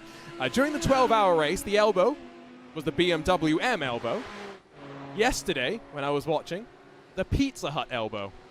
The Pizza Hut now? It is the Pizza Hut elbow. They're very quick at changing around the sponsors there. Yeah, but to be fair, and I know, like, with sponsorships on race day, because I never realised it until I went to a racetrack, which is, I went to go and watch MotoGP in 2017. Right. And afterwards, we did the whole track invasion. I went for a walk around Silverstone. I had a great time. And the speed, when that race is over, the speed the advertisement is pulled down and sent straight back up again for the next event is crazy. Like, it is as quick as can be. Like, they're on the podium, they're celebrating, they're having a great time. Meanwhile, Matey Boy's going around like the Hangar Straight. He's taking down all the signs of it. It's like, oh, right. It just doesn't really feel like the race is actually over. So, yeah, a week... it's plenty of time to take down a little bit and put it back up again. It's fine. But how often do we then also change the name of the corner? Like, it's explicitly the BMW M elbow a week ago. It's explicitly the pizza elbow this week. Instant brand of pizza here. No, it's Forest elbow. Sorry, mate. Yeah, exactly. It's a Forest elbow. Anyway. Sorry. Now there's few circuits that I'll accept sponsorship as changes, and that's only if it doesn't happen, if it doesn't change consistently. The only one where we're allowing it to change consistently is a 3/4 George Simmons ring. Yeah, of course, that I'll one. allow that. And some of the corner names that I'm not allowed to repeat on this broadcast that came out of what was a wonderful 6-hour charity race. So just wanted to give a shout out as well. Next weekend, I believe it is, or maybe the weekend after, we have a fantastic, it's a 10-hour event for charity that's going on, I believe. So make sure you try and get involved in that. Some hardware for you to win in terms of prizes as well. Grid and Go correctly jumping in to say that, there are some weird magical things in the world of television broadcasting. So it's a lot of sports where sponsors are actually added after the fact in a lot of ways. So the cameras grab the recording, there's a bunch of stuff that happens then to produce a world feed, and on top of the world feed, every different individual country has their own different sponsorship on top of that. That is where technology really plays a part in the broadcasting world. There's so much that happens behind the scenes, Lewis, not just in the world of real motorsport and real sports, but even in the world of sim racing nowadays. To make it happen, you can speak to your experiences with the likes of Le Mans Virtual. Yeah, exactly. It's all very technical. It's all very complex and stuff behind the scenes. So that's it's interesting, isn't it? I think like enough people that watch broadcast and watch sim racing or watch motorsport stuff. Sometimes they don't really realise how tricky and technical some of the behind the scenes stuff is, and that even comes down to things as what seems like as glaringly simple as sponsorships and stuff. But it is what it is. Is this? Well, I know it's definitely for position, but are either of these going short on fuel? No. I can't remember. No, I think they're both on the same strategy, aren't they? Yes. Last pit stop lap pops up on the left side of your screen to give you a bit of a sense. Now, of course, most of the drivers actually pinning around the lap 60 marker. Outside of those that didn't short fill. So as the screen flicks through the different names, top 10 pinned as well on the left side, so you can keep an eye. Especially given that this race has had a low level of attrition, Lewis, it's important for us to see the stories happening through the field, especially knowing that traffic's going to be increasingly playing its part. Yeah, I mean, obviously, for the most part, we are focused on those in sort of like the top 10, top 20, just as things happen in races. But everyone that's still in this race, they're still desperate to get to the finish. They're still doing their own race. They're still desperate to get as high as possible. And for some, lose as little I rating as possible. So, yeah, there is that at play as well. But no, I was only kind of bringing up the strategy and stuff because I was wondering, because obviously those that are on the lower fuel at the moment, for example, like Diego Pinto and Gianni Vecchio, as much as they're on older tyres at the moment, these cars are running faster at the moment than the rest of the field because they're lighter right now. So very interesting. I mean, you can see it there on the last lap, a 3-0 both for the 44 and the 70, and then 0.7s for basically everyone else. The 7 and the 20 didn't run particularly quick last lap times compared to the rest of the field, did they? No, and I wonder if there's an element of traffic involved in that. This lap by as well, it's another 2:03.6, 6:66 for Pointer.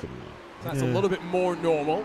Lullum behind, pretty much bang on, in fact, what Gianni Vecchio did. So you're not wrong, though. I will just agree with you in that, over the first 2 hours, we did see consistently the low fuel load at the end of the stint really pay dividends with some quick lap times, and so that's going to be a pretty constant ebb and flow that we do end up having to keep in mind and really have to just work our way through, especially as you get closer to the temperatures actually starting to rise when we start to really think about strategies. It's only 8:30 in the virtual morning here, 24 degrees Celsius where our track temperature started.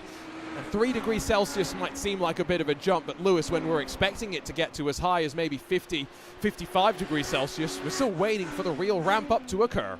Yeah, exactly. You'll what will happen is it'll be like pretty much like an exponential growth. I would have expected to have been higher at this point than it is now, but once it starts rising, it'll just keep going. Obviously, it will drop off before the end of the race ever so slightly, but not it won't return back down to sort of the lower end of the 20s.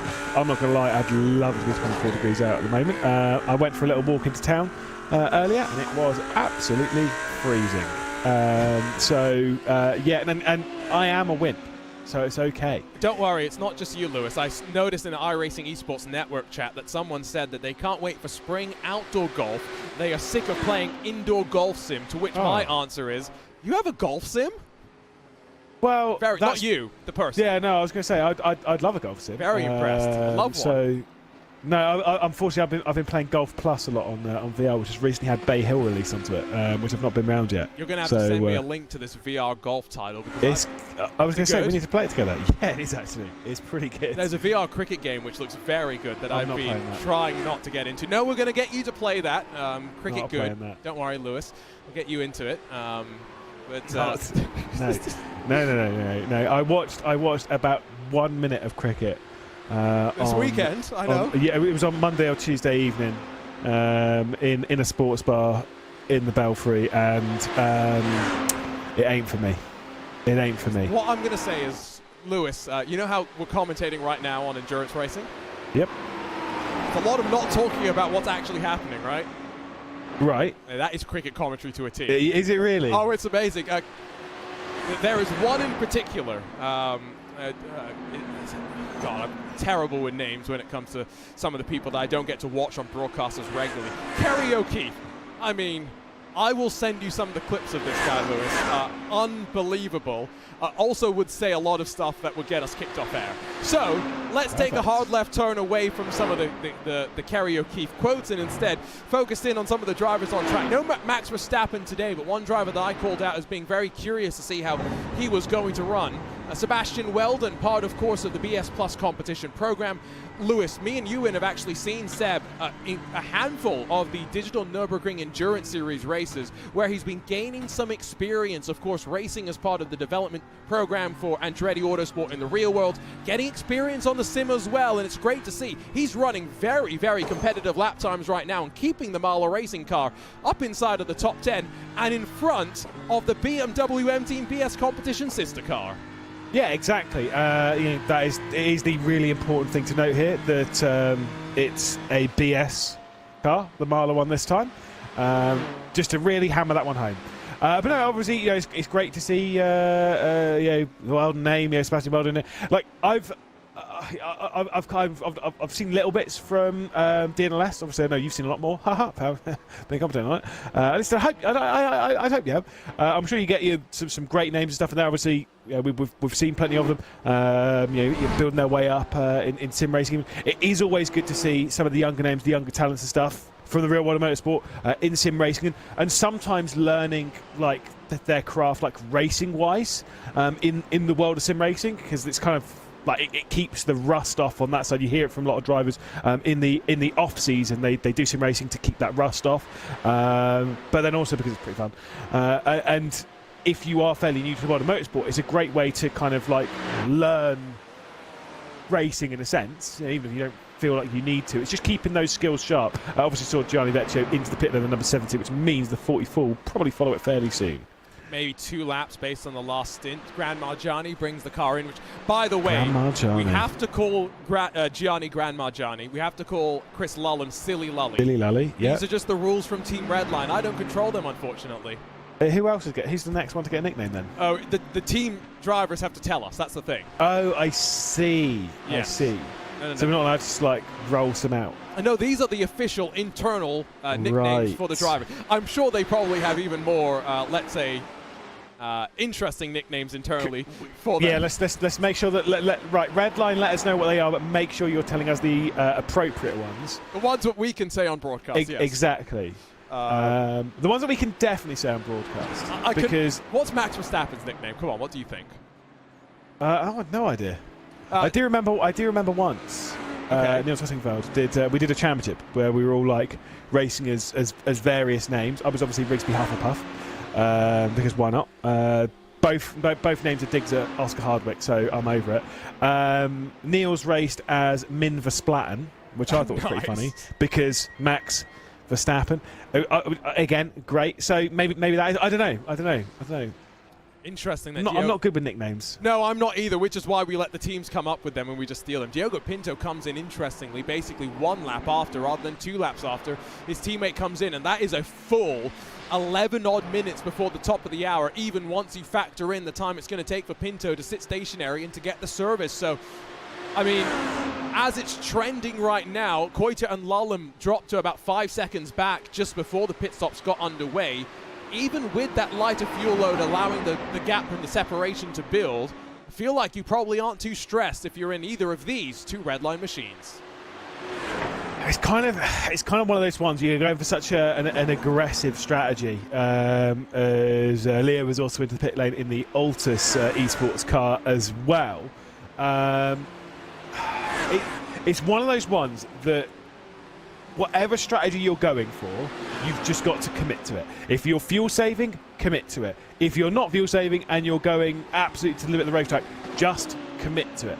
Going for the half-hearted, like going like now and being like, okay, now we're going to try and fuel save and try and gain that time back. It might work, but realistically speaking, 9 times out of 10, it won't. You're kind of half committing to 2 strategies then. So they are just going to keep pushing. We don't know if it's going to work or not, right? We're 3 hours into a 12-hour race. Have you noticed the gap between them on pit exit? Yeah, big time. Almost a full 4 seconds coming out of the lane now because Pinto didn't get as good a run out of turn 1. It's come down to about 3.2 seconds, but that's significant between the two. And did that all come in the pit stop itself? I'm still trying to quite figure out what happened in terms of in-lap and out-lap, but they were only about a second difference from cone to cone. Yeah, I think the gap had already started building before they went in. Maybe we just didn't really notice it. I did notice the gap had grown. It had grown more so between those two than it has done between the 7 and the 20. So maybe it is just like we just didn't notice the gap growing a little bit. But alas, the gap has grown. I don't know if that's a good thing for them. Obviously, they don't have to work together in the same way that the 7 and the 20 do. Right, the 7 and the 20 kind of need to stay close because they need to be, fuel saving a little bit, meeting the numbers, etc., etc. Whereas the other two, they're just going at it, so they don't need each other. They're just pushing as hard as they can. I guess it'll be interesting to see if through traffic they end up closing up to one another. And I guess we can have a brief livery watch right now, Lewis, just to clue you into this conversation as well. All the Redline cars are basically identical. I'm not sure if you were here for our conversation slightly earlier, but can you tell the difference between the 44 and the 7? There is one small difference. Well, one's got more blue on it, isn't it? Do you know why it's got more blue? No, actually, I don't. I was going to ask. I thought it was an error, but I was like, no, that doesn't seem like a... Well, maybe it does seem like a Redline thing, but when it comes to livery submissions. But no, I didn't think it was an error. Why is it blue? So for the record, that's a thing of Redline in the past. They've been quite good about their paints as of late. That's true. That's true. Sorry, Redline. They may have forgot a spec map. Oh, so they have failed on the. They did. Yes, unfortunately. Oh, so it is a classic Redline thing, right? Okay. I didn't know if they were playing. Because obviously, there was that. There was the 296 that had the Redline. Yep. Livery. I wondered if it was going a bit more that route, and it was just like, I know, one of the. Now we're talking about the amount of blue. Is this about the amount of orange as well, Lewis? Just admit it. Accept it. It was orange. It wasn't orange. It was brown. For those that don't, they changed it. It was changed post event. I'm sorry, Williams. For those that don't know what we're talking about, Williams Esports play seat in the 24 Hours of Daytona a couple of almost a month ago now at this point. Lewis and myself in the first 15 minutes of the race, legitimately, while there's still plenty going on, got into an argument about whether the car was orange or brown. For the record, every single person at Williams, including the management, has messaged me to say it was orange. But the mensch over at iLiveries decided that, you know what, if Lewis can't see color, then what we're going to do is make the color even more orange to make it even more obvious. It needed to pop more, and now it does pop more, and now there is no question. Do you know who's just popped into the YouTube chat, Lewis? Oh, no. Juan himself. Oh, look, I'm sure that the hex code was absolutely an orange, and I'm sure at certain times of day it was absolutely an orange. But at the exact moment that I brought it up, it was absolutely a little bit brown. These are the commentator excuses that you can sometimes hear on broadcasts as well. Williams Esports, by the way, two of them in a queue. Louis Nazar, Daniel Lafuente checked up behind Dylan Burst as we take a look behind the scenes of two of their drivers. Must say, big shout out, big thank you to Williams for giving us a bit of the insight behind the scenes to their drivers, especially given they've got one of their team streams going on, featuring a lot of these cameras as well. So big ups for them sharing the view behind the scenes. And again, Daniel Lafuente is in a cupboard, isn't he? He's in a closet.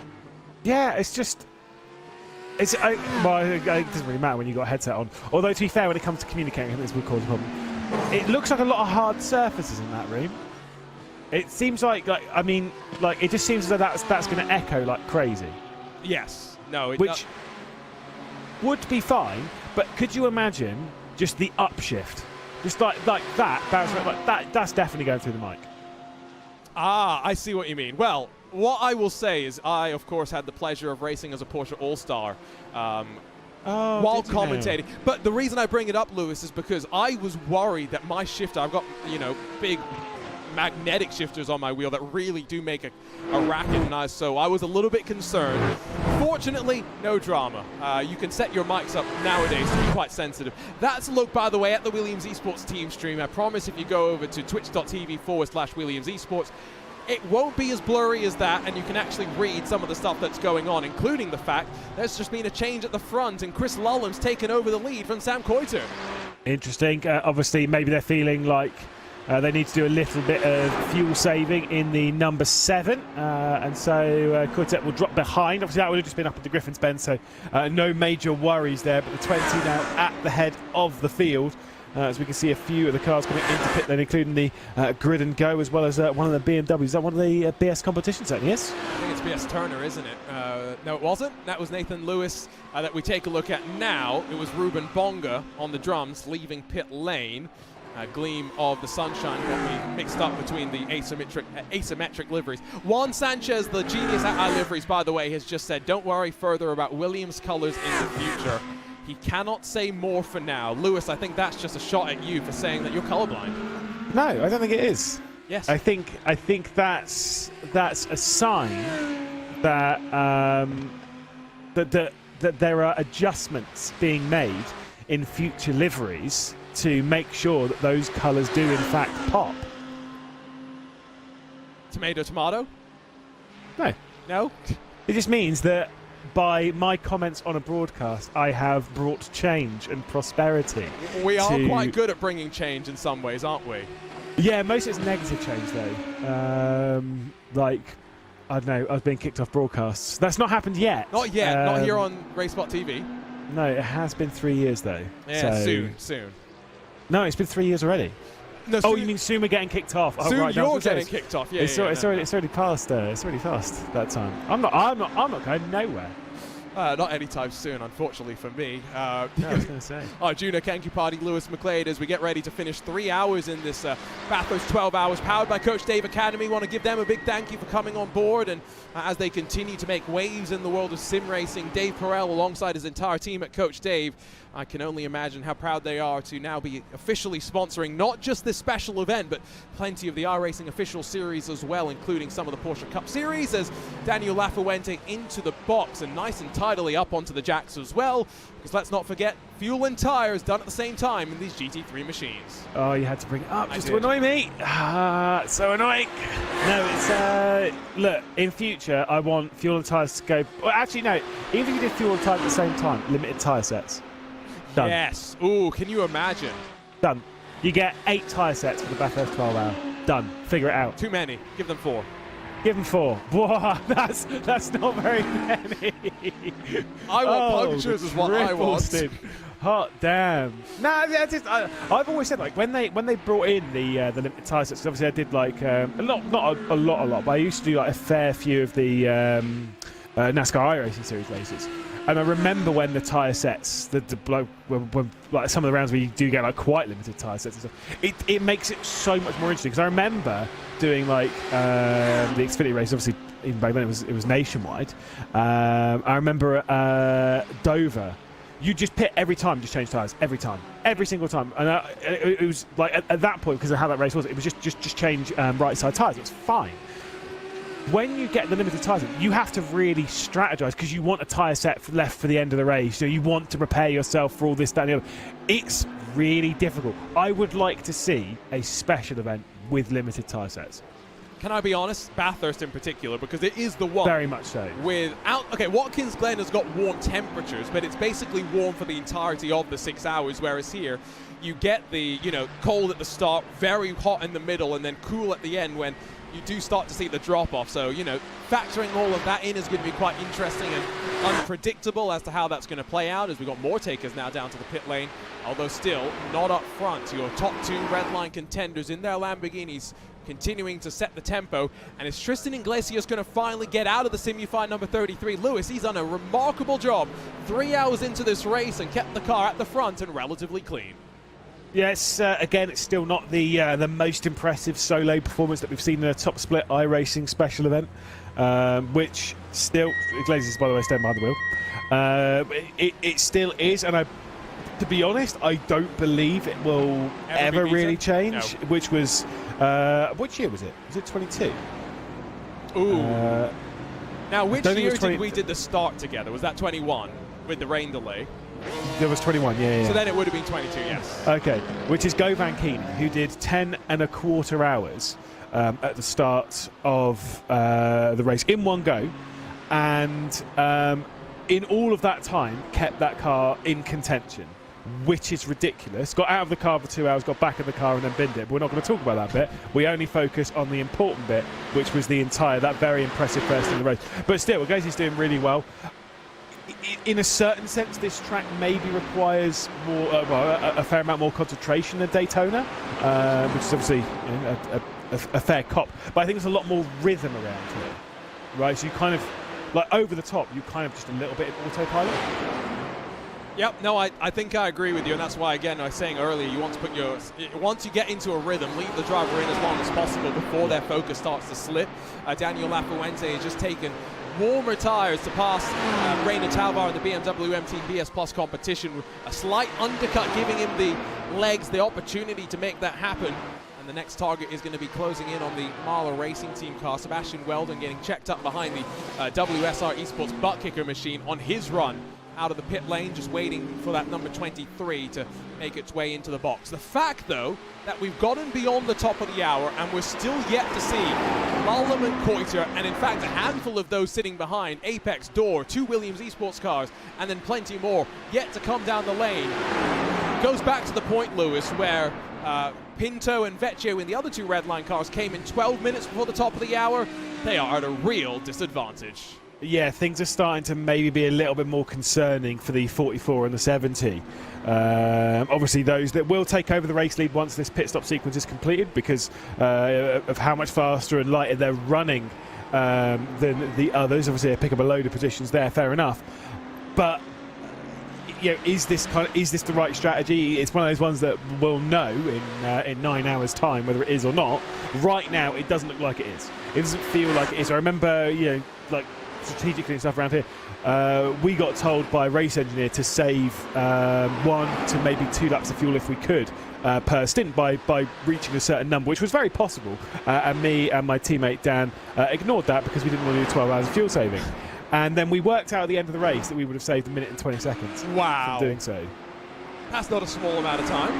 No, and when you do so, when you put it like that, you're like, okay, so if you are going to go guns blazing, that is the amount of time that you have to make up by pushing to the absolute limit. Now, don't get me wrong, we can tell that those 2 red line cars, the 44 and the 70, are going fast the rest of the field, but even like coming into this pit stop sequence for them, as finally Sam Koitek comes into the pit lane from the race lead, handing it back to Chris Lullen for another lap. The other 2 red line cars, though, they'd gained what, 6 or 7 seconds in the opening 3 hours. That doesn't sound like you're gaining a minute over the race.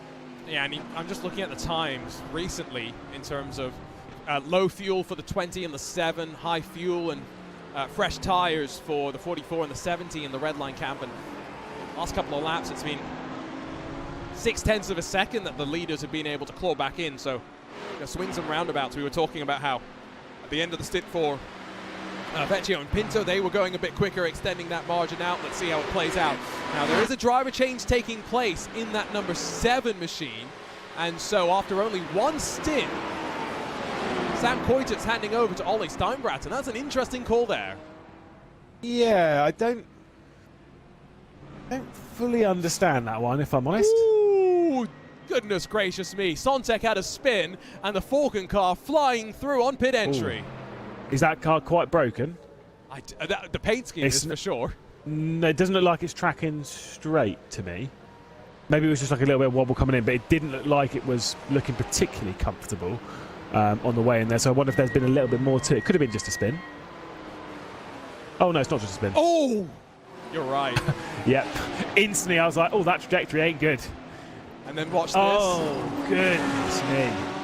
I mean, okay, so let's take one more look at the incident, and then as the incident wraps up, we'll go on board with Luca Wunsch for the Falcon Sim Racing team. Yeah, so obviously he just takes a little bit too much curb over on the left-hand side, which throws it a car too far over to the right, loses a little bit of grip. Wunsch coming through. At this point, you're like, oh my God. To be fair, that's fine. I will say the Bathurst pit entry itself, like the actual, where it is, pit entry and exit is absolutely fine, but that pit entry is terrible. It's a chicane, which you obviously scrubble speed because it's quite slow on the pit because of it being a road, a street circuit. Fair enough, but that chicane, it's very much like the Singapore Sling. Yeah, well, it's funny you mentioned that. Literally, I was talking about with someone about how we needed to add a complex like the Singapore Sling, more in joke than anything else. Pit stops underway. Did seem as though, by the way, the Williams Esports machine that stayed out rather, Louis Nager, got a bit of an advantage because Dylan Burst got checked up behind a lapped car that came down to pit lane. So BenQ, the Fanatec cars for Williams Esports, going that lap longer. There's Lullen just waiting now to be released. Pinto, Vecchio find themselves back out in front of Steinbratton. No surprise to hear that. It'll be the margins, Lewis, that we have to watch off and away from the lane. Yeah, also driver swap again for the number 99. Alex Dunn getting back behind the wheel of the Apex Racing team car. Obviously, Luca Keita did the last 2 stints. Alex Dunn had a very impressive opening stint to the race. I did notice that. He gained, I think it was something like 5 or 6 positions in that first stint. It might be 5 positions in that first stint. It was actually very impressive. But it is really quite tricky to make up positions, especially when everyone's just in one big train around here. It's just the big slipstream. Everyone's pulling the next car off, and the next car, and the next car, and the next car, and it just goes all the way down the field. And so, for Dunn to have worked his way through the order there is very. Was very impressive, so we'll see what he can do behind the wheel now of the Apex Racing team car. But really, the focus of attention is definitely on Team Redline, because they're a bit too good, aren't they, at the moment?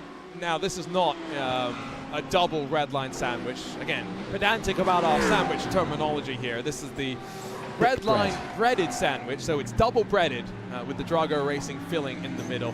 Margin between 4th and 8th, if you do the math and tot it all up, is going on around 5-6 seconds. So a gap between the two groupings effectively relatively unchanged. The main sequence that's changed, or rather main change in the sequence that we've just seen, is Vecchio and Pinto getting slightly separated from one another, and that number 70 machine now flashing the lights and trying to get past some lap traffic.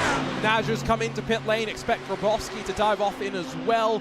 Ricardo Rico will probably pit, if not this lap, the next lap by, and maybe the 69 Emmanuel Troncoso as well. I am amazed though, Lewis, that there are some cars that are being able to go almost 10 minutes beyond the top of the hour.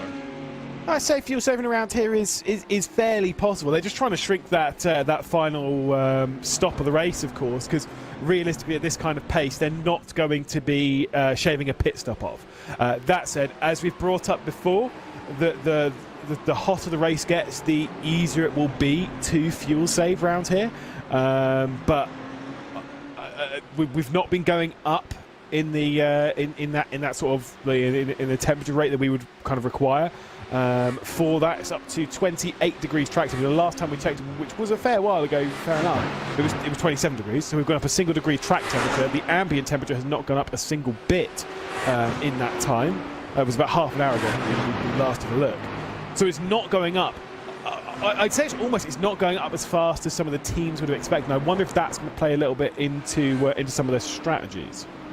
Yep, I think we're probably going to be in the situation when we reach 11 a.m. virtual standard time, that's when the temperature is going to be hovering at around just under 40 degrees, and then right around 1 p.m. is when you expect the peak of the temperature to really end up being, as they continue just to roll around. Traffic well and truly now has mixed itself on through. There's only 36 cars left on the lead lap of 44 that are out there and still running. You talk about manufacturers, well, still a little bit mixed up, of course, in terms of sequences as we wait for one driver and team to make their way down to pit lane from the podium spots. But outside of the Lamborghini dominance from Redline, you then have Porsche, Mercedes and BMW all represented in the top 10, so it's good to see that, I know the Ferrari, Lewis, got its 3% power cut, maybe a bit more than some teams thought was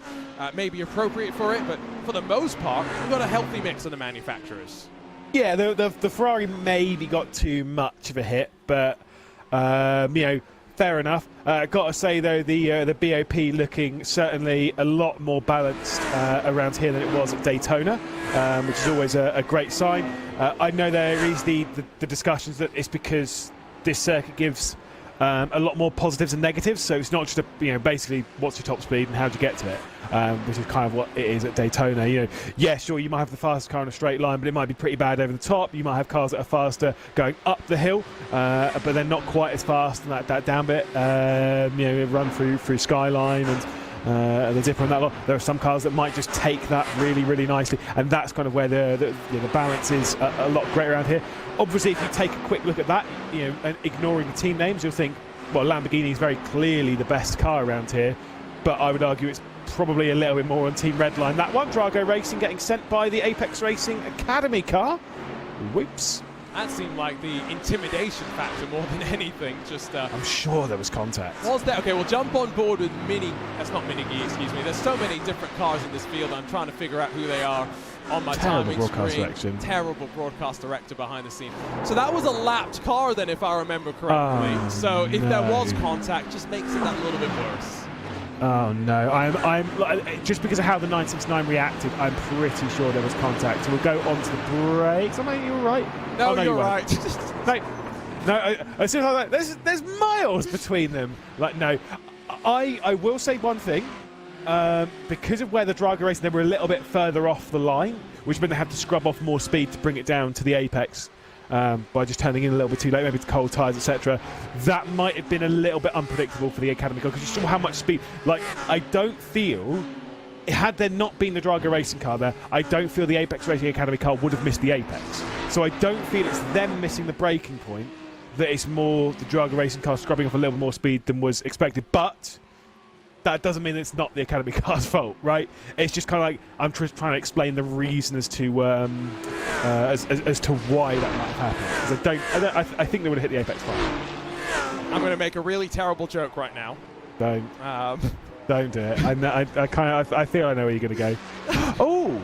Okay, distract me. Come on, let's go. No, make the joke. No, distract me before I go somewhere really bad. Apex Racing 99's into the pit lane. Good, I'm glad you spotted that too. I'm not sure what's happened to Alex Dunn, but straight back in, and there's a black flag associated with this one. Speeding in pit lane, clearly. Yeah, it would be. Yeah, and on exit, yeah.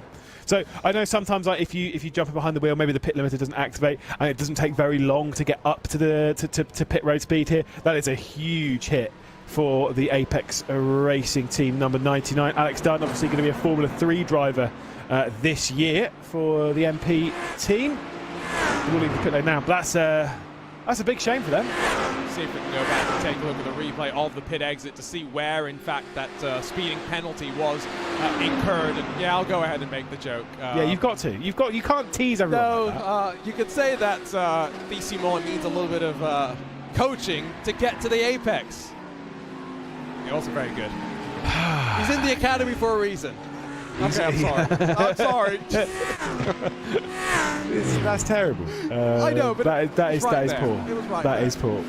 To be fair, I'm saying that, but I'm assuming that I'm doing a broadcast as well between now and then the end of this race, do another one where there's a driver in it called Gaspar Misch. You can every time it's like, oh, he's missed the apex. Oh, he's had a bit of a mishy. Things like that. So we're riding on board with Alex Dunn. Oh my! Did he just press it too early? So he's not got the limiter activated, and legitimately, he's got too greedy with his right foot. Alex, you silly boy. He's gone and done it. I mean, can you see it? You could... It's so tight, that but looks yes, like a so silly. Legitimate case of if the transponder was placed in the car slightly differently, he might be okay. Oh, Alex, mate. Transponder discussions on a sim racing broadcast, can you believe? It's not the first time that we've had that this year. Well, sorry, this year it would be, but I mean, we had it a few times last year. I know. Let's go with that, and it wasn't frustrating at all. No. Not even a little bit. No, I didn't nearly pull my hair out. No, it's like I say, silly there from Dunn, but again, I guess an easy mistake. We've all well done. It feels like such a harsh crime, though, because probably would have gone maybe a couple of kilometres an hour over the actual speed limit and had to come in and do a stop and go. Absolutely brutal. And it's a 16 second stationary as well. I mean, total time lost close to 40 seconds, not factoring in the pit entry that you've got to navigate your way through. And it goes to show again, if someone like Dunn can make that mistake, anyone can. It's so easy to do. And it's the risk that you take when you run without a limiter, and you're trying to be aggressive as well on trying to get off the pit lane. But why? No, yeah, it's the whole thing of like, why wouldn't you run with a pit limiter? And you go, well, it's because the pit limiter will take you to 59 kilometers an hour, whereas if you're not running with it, then you can go to 60, or you even sneak past to 61. And you're just kind of like that. It's not enough time. It's not enough time over the entire. Like, you might gain maybe a second over the entire race in every pit stop you come in. It's just not worth it. It's not worth it to you and me. Sorry, it's not worth it. Look how much it just cost you. Oh no, I agree. Just press the button, mate. I'm just trying to play devil's advocate, and it really hurts. It really does. It's the kind of stuff that just will not make a difference. So even at this level, here's where one thing just to remember is a lot of the time people forget iRacing's roots are of course with NASCAR 2003, yes. Such a legendary game, and so a lot of the systems are centered around oval racing. I don't want to say they're built for oval racing, but that's where a lot of the focus initially was in developing. And so as the years have gone on and some of those systems have been evolved and made more dynamic, the pit road limit is still an average speed limit. So like they measure certain zones in the lane. As long as you're below the average, you're totally fine. That's of course because in NASCAR you don't have a limiter, and so you're relying on rev lights effectively to judge your speed and how close to the limit you are out on pit lane. In the real world of GT racing though, Lewis, as far as I'm aware, speed limits are pretty black or white. You're either below the limit or you're penalized for it. Correct. Yeah, I mean that's the same with pretty much every bit of road course racing. If you say for example, you know, if you're not fully aware of this, but let's say for example you speed on the way into pit lane here, right, and you're over by 10 kilometers an hour. If you slow down enough in that opening portion, you will potentially avoid a speeding in the pit lane penalty. Right, but you have to react pretty quickly, and you'll see that in NASCAR a lot, where they'll come into pit lane and they'll slow down, they'll go below the speed limit and then accelerate back up to it.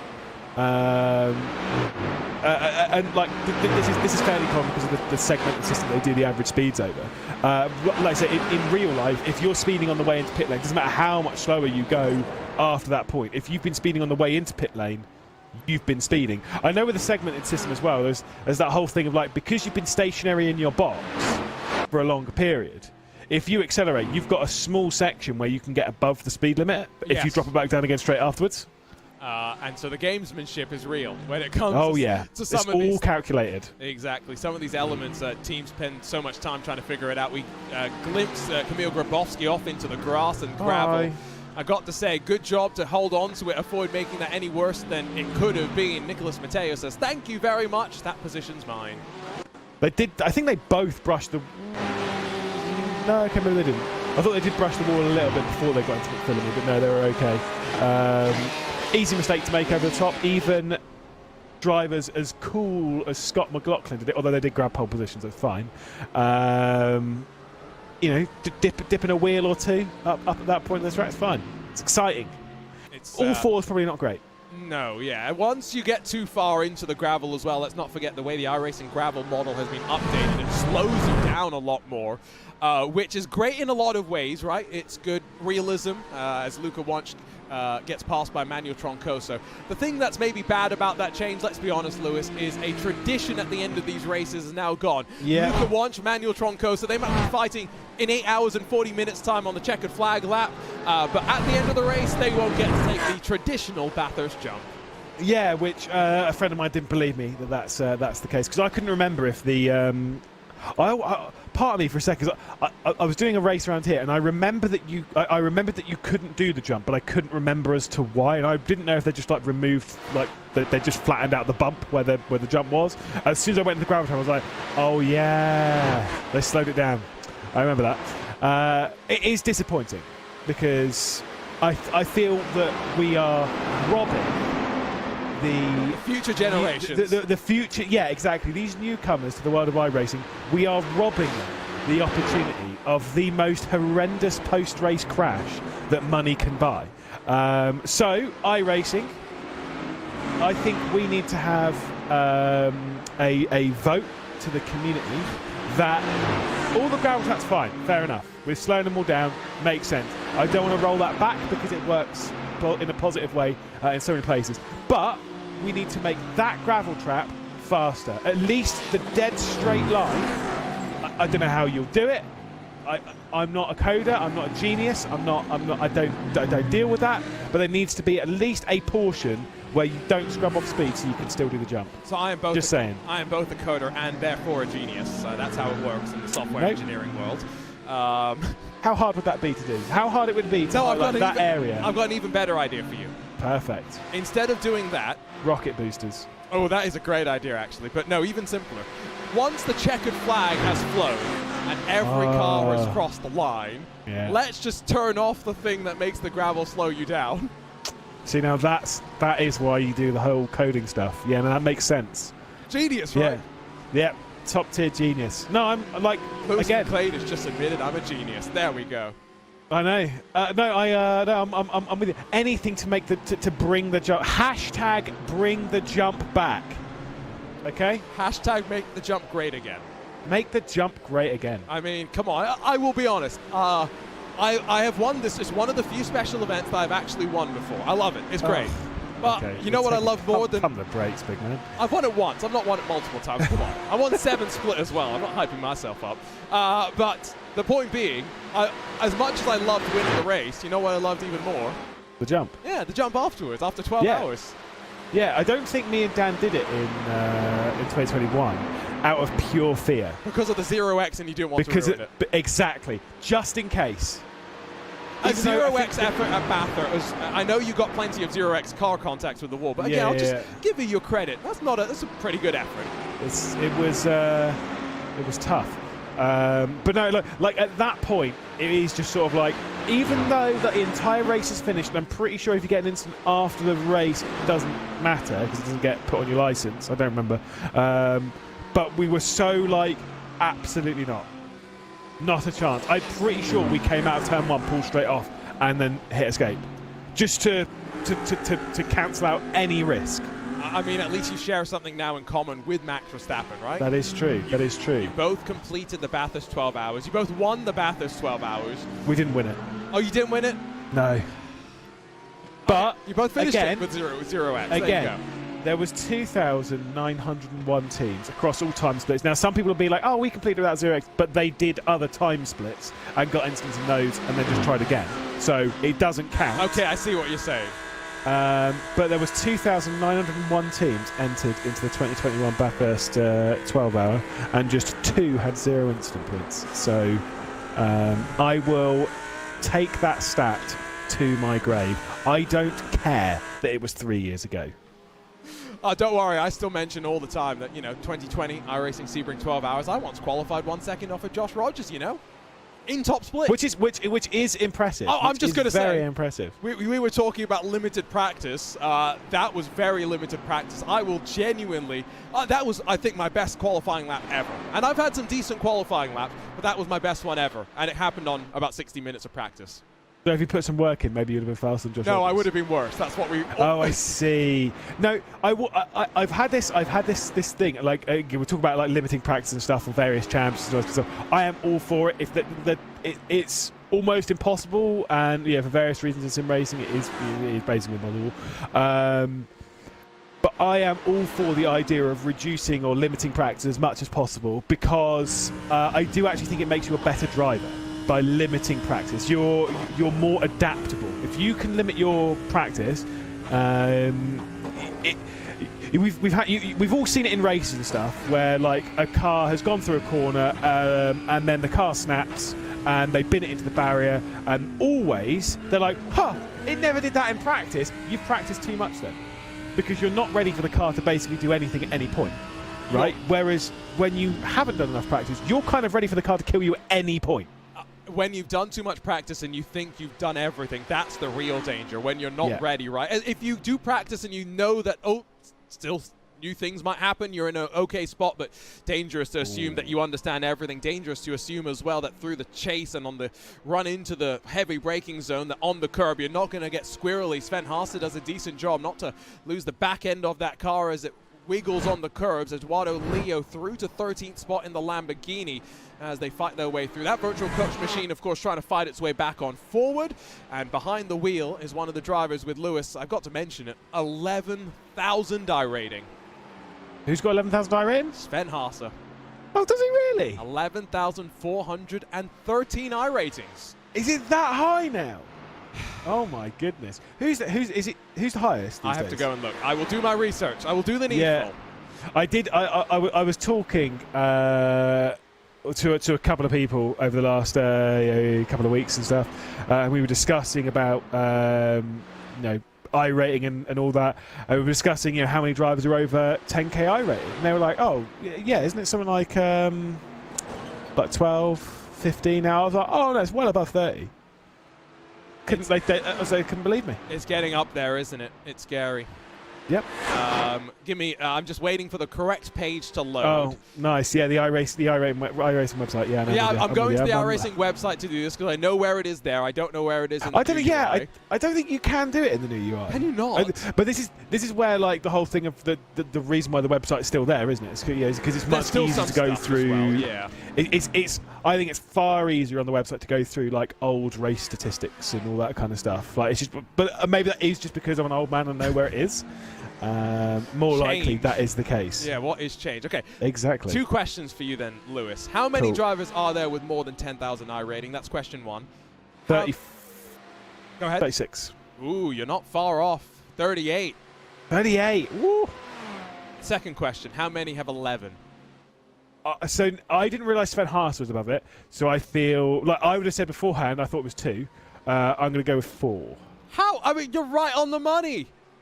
Aaron Vasquez, Sven Haas, Gustavo Ariel, and Cam Eben, who, if you don't know who Cam Eben is, he spends a lot of time doing MX-5 sort of racing, both in the real world and virtual worlds as well. So you may not know him. You may in the future. Yeah, no, I didn't realise that Cam's going to be the other one. I thought, like, obviously, you know, we knew Gustavo Ariel was number 1 in Bathurst. Is he still number 1 in Daytona? Is he still number 1 now? No, that's Aaron Vasquez. He has got there was Aaron a grand total of 11,424 I ratings. Gustavo Ariel only has 11,118. Only. Right. Only.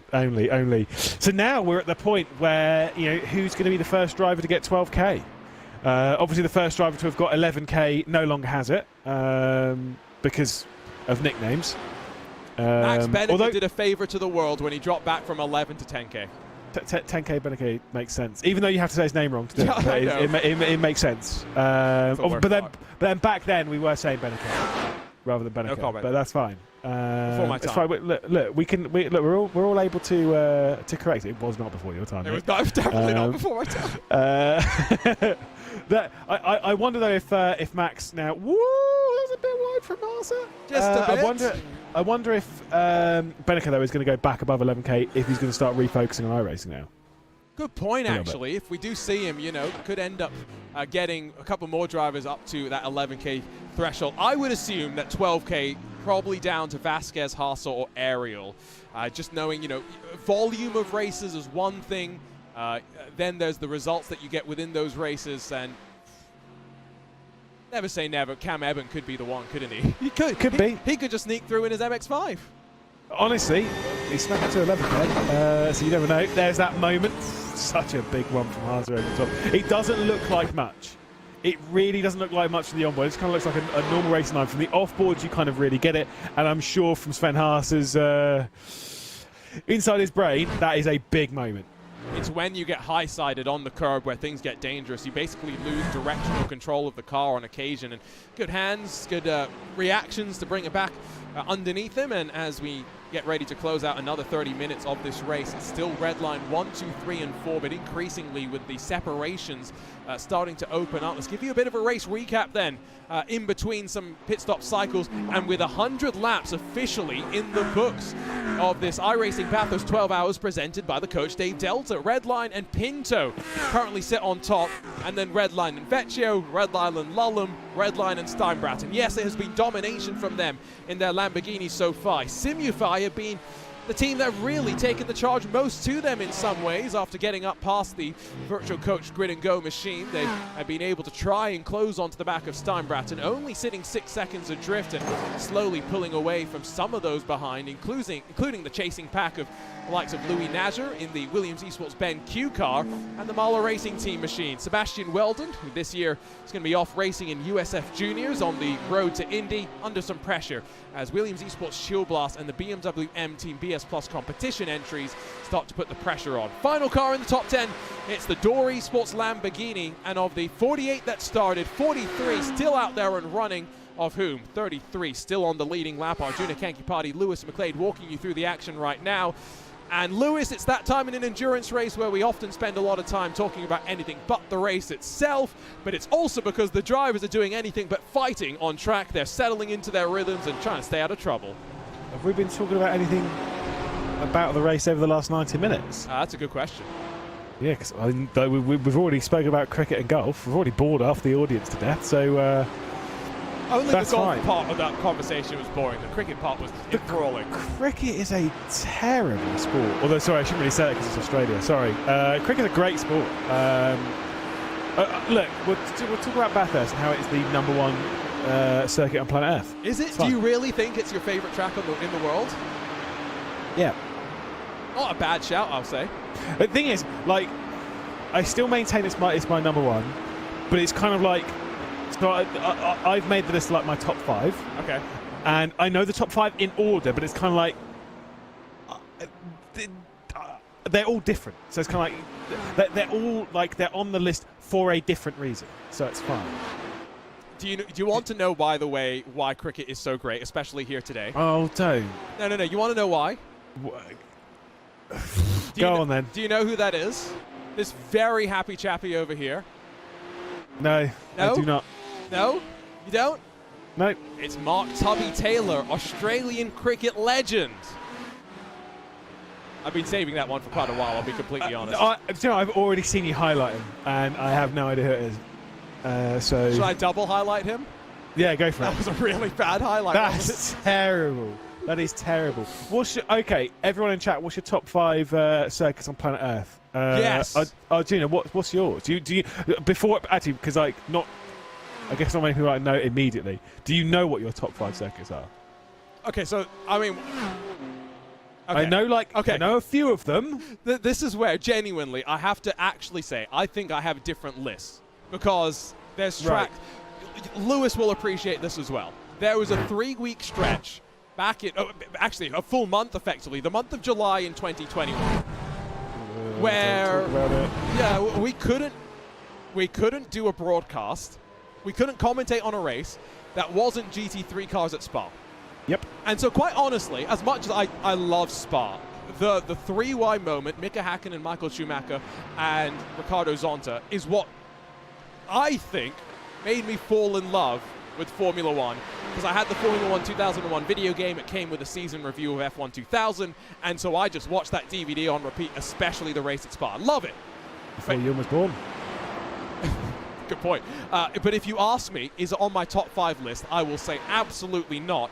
Mainly because I am so bored of commentating at Spa, which is crazy to think because it is one of the most special tracks in the world, and I recognize that every time I watch a real race there. Yeah. No, I mean, look Spa is an amazing track. It certainly isn't in my top 5. But it does race a lot better than any of the circuits in my top 5. Come on, give it to us. Give it to us. Okay, number 1, we're here. Bathurst. Okay. Number 2. I want to see. Can you guess number 2? You should be able to. Should I? Yeah, it's Nordschleife. Oh, okay. Number 3 is Road Atlanta. Okay. And number 4 is the Snaefell Mountain Circuit, obviously the TT, Gotcha. because it's absolutely ridiculous and bonkers. And number 5, and I'm really sorry, is Monaco. Oh, yeah, you should Now, be sorry about that one. No, you should be sorry. There is a reason, right? Of those 5 circuits, they're all giving you something which you cannot find at any other track on planet Earth. Okay. Right? Now, and all 5 of them, when you're hooking up a lap, when you're actually getting a lap right around the circuit, it is a feeling unlike any other circuit. If you get a lap right around Spa, it's like, yeah, cool. Okay, Right. cool. Okay. But a lap right around Monaco, a lap right around here, nah, that hits different. Fair. I think that is a very worthy list. And I am going to be, I'll be clear here. I know sometimes on broadcast we play characters. Yes, characters in which, we pretend to be very staunchly against X, Y, or Z. True. The reality is, both Lewis and myself, we enjoy basically anything motorsports related. We just enjoy having an argument as well, just as much as we enjoy motorsports. We love an argument. We do love a good argument. So my top 2, I think that's pretty obvious. I know a lot of people will know Indianapolis Motor Speedway and the Nordschleife. Yep. There is nothing, genuinely, not been to the Nordschleife yet, top of my bucket list, but I've been now to the Indianapolis Motor Speedway like 5 times in the last 3 years or something. There is nothing quite like it, genuinely. Yeah. The feeling you get when you walk into the pagoda. And then the museum is its own little special place. I'm so sad it's closed this year. It's part of the thing that you have to do every year when you go. It'll be open back up in a couple of years' time and even bigger and better. So IMS, Nordschleife, top 2. 3 for me. Surely Atlanta. Road Atlanta, yeah, so exactly. So far we're actually pretty aligned, 1, 2, and 3. Bathurst. Well, I mean, I don't believe Indy up there, but yeah, no, I'm with you. No, Bathurst, swap it for Indy. I think. Yeah, exactly. It's fair enough. Different thing. From there, I find it very difficult, actually. I've been to Daytona now. A lot of people have Daytona at the top of the list. No, exactly. I hate it as a racetrack. I say it during the 24-hour races. I'm glad that we go there once a year for the 24 and never again. Exactly. What I will say is watching races there, though, Lewis, fantastic. You just go up to the top of the grandstands and you can see everything. It's a great place to watch. And so I would recommend people go there to watch a race. It's just not on my top 5. Yeah. Once I think about the top 5, I'm going to get some stick, I think, for some of them. Okay? Yeah. So number 4. Yeah, okay. Do you want to guess what it is? It's in America. I'll make it obvious. What would be up there in another circuit? Surely not Laguna Seca. No, definitely not. I was going to say, surely not that crazy. No, I know some even people though I'm in would the put it Bay up there. Area, I'm not that So, biased. I don't know, something like Atlanta Motorsports Park or Barber or something, I don't know. Atlanta Motorsports Park actually genuinely is one of the best tracks.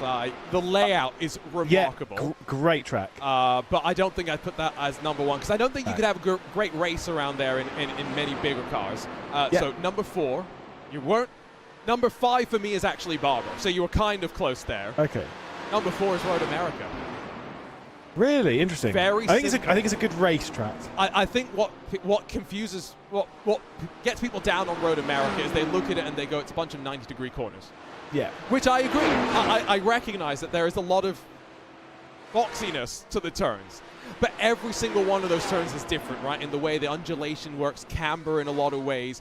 And once you set a car up to be fast in a straight line, it's scary through some of the kink and, the hurry downs, for example. I think it's a great track. Old school track as well in terms of track limits and, runoff that you're given. Honestly, America's National Park of Speed, the sim has made me fall in love with it. Yeah, I mean, look, I think it might have been a little conversation with Peter Mackay. It might have been before we were going into the Daytona. It might have been on the broadcast, to be honest. But the Friday night prime time before we went into the Daytona 24 hour, and we were discussing circuits. I don't like rovals. There is genuinely no roval on planet Earth that I like. I can just about tolerate Daytona. Once a year. Just. Exactly. Homestead's all right. But it's not really used very much, and so yeah, whatever. I hate Indy Road. I really can't stand it. It's just I don't like it. And part of the reason is that for me, I love a racetrack that goes on a journey. Like one side of the circuit is completely different to the other.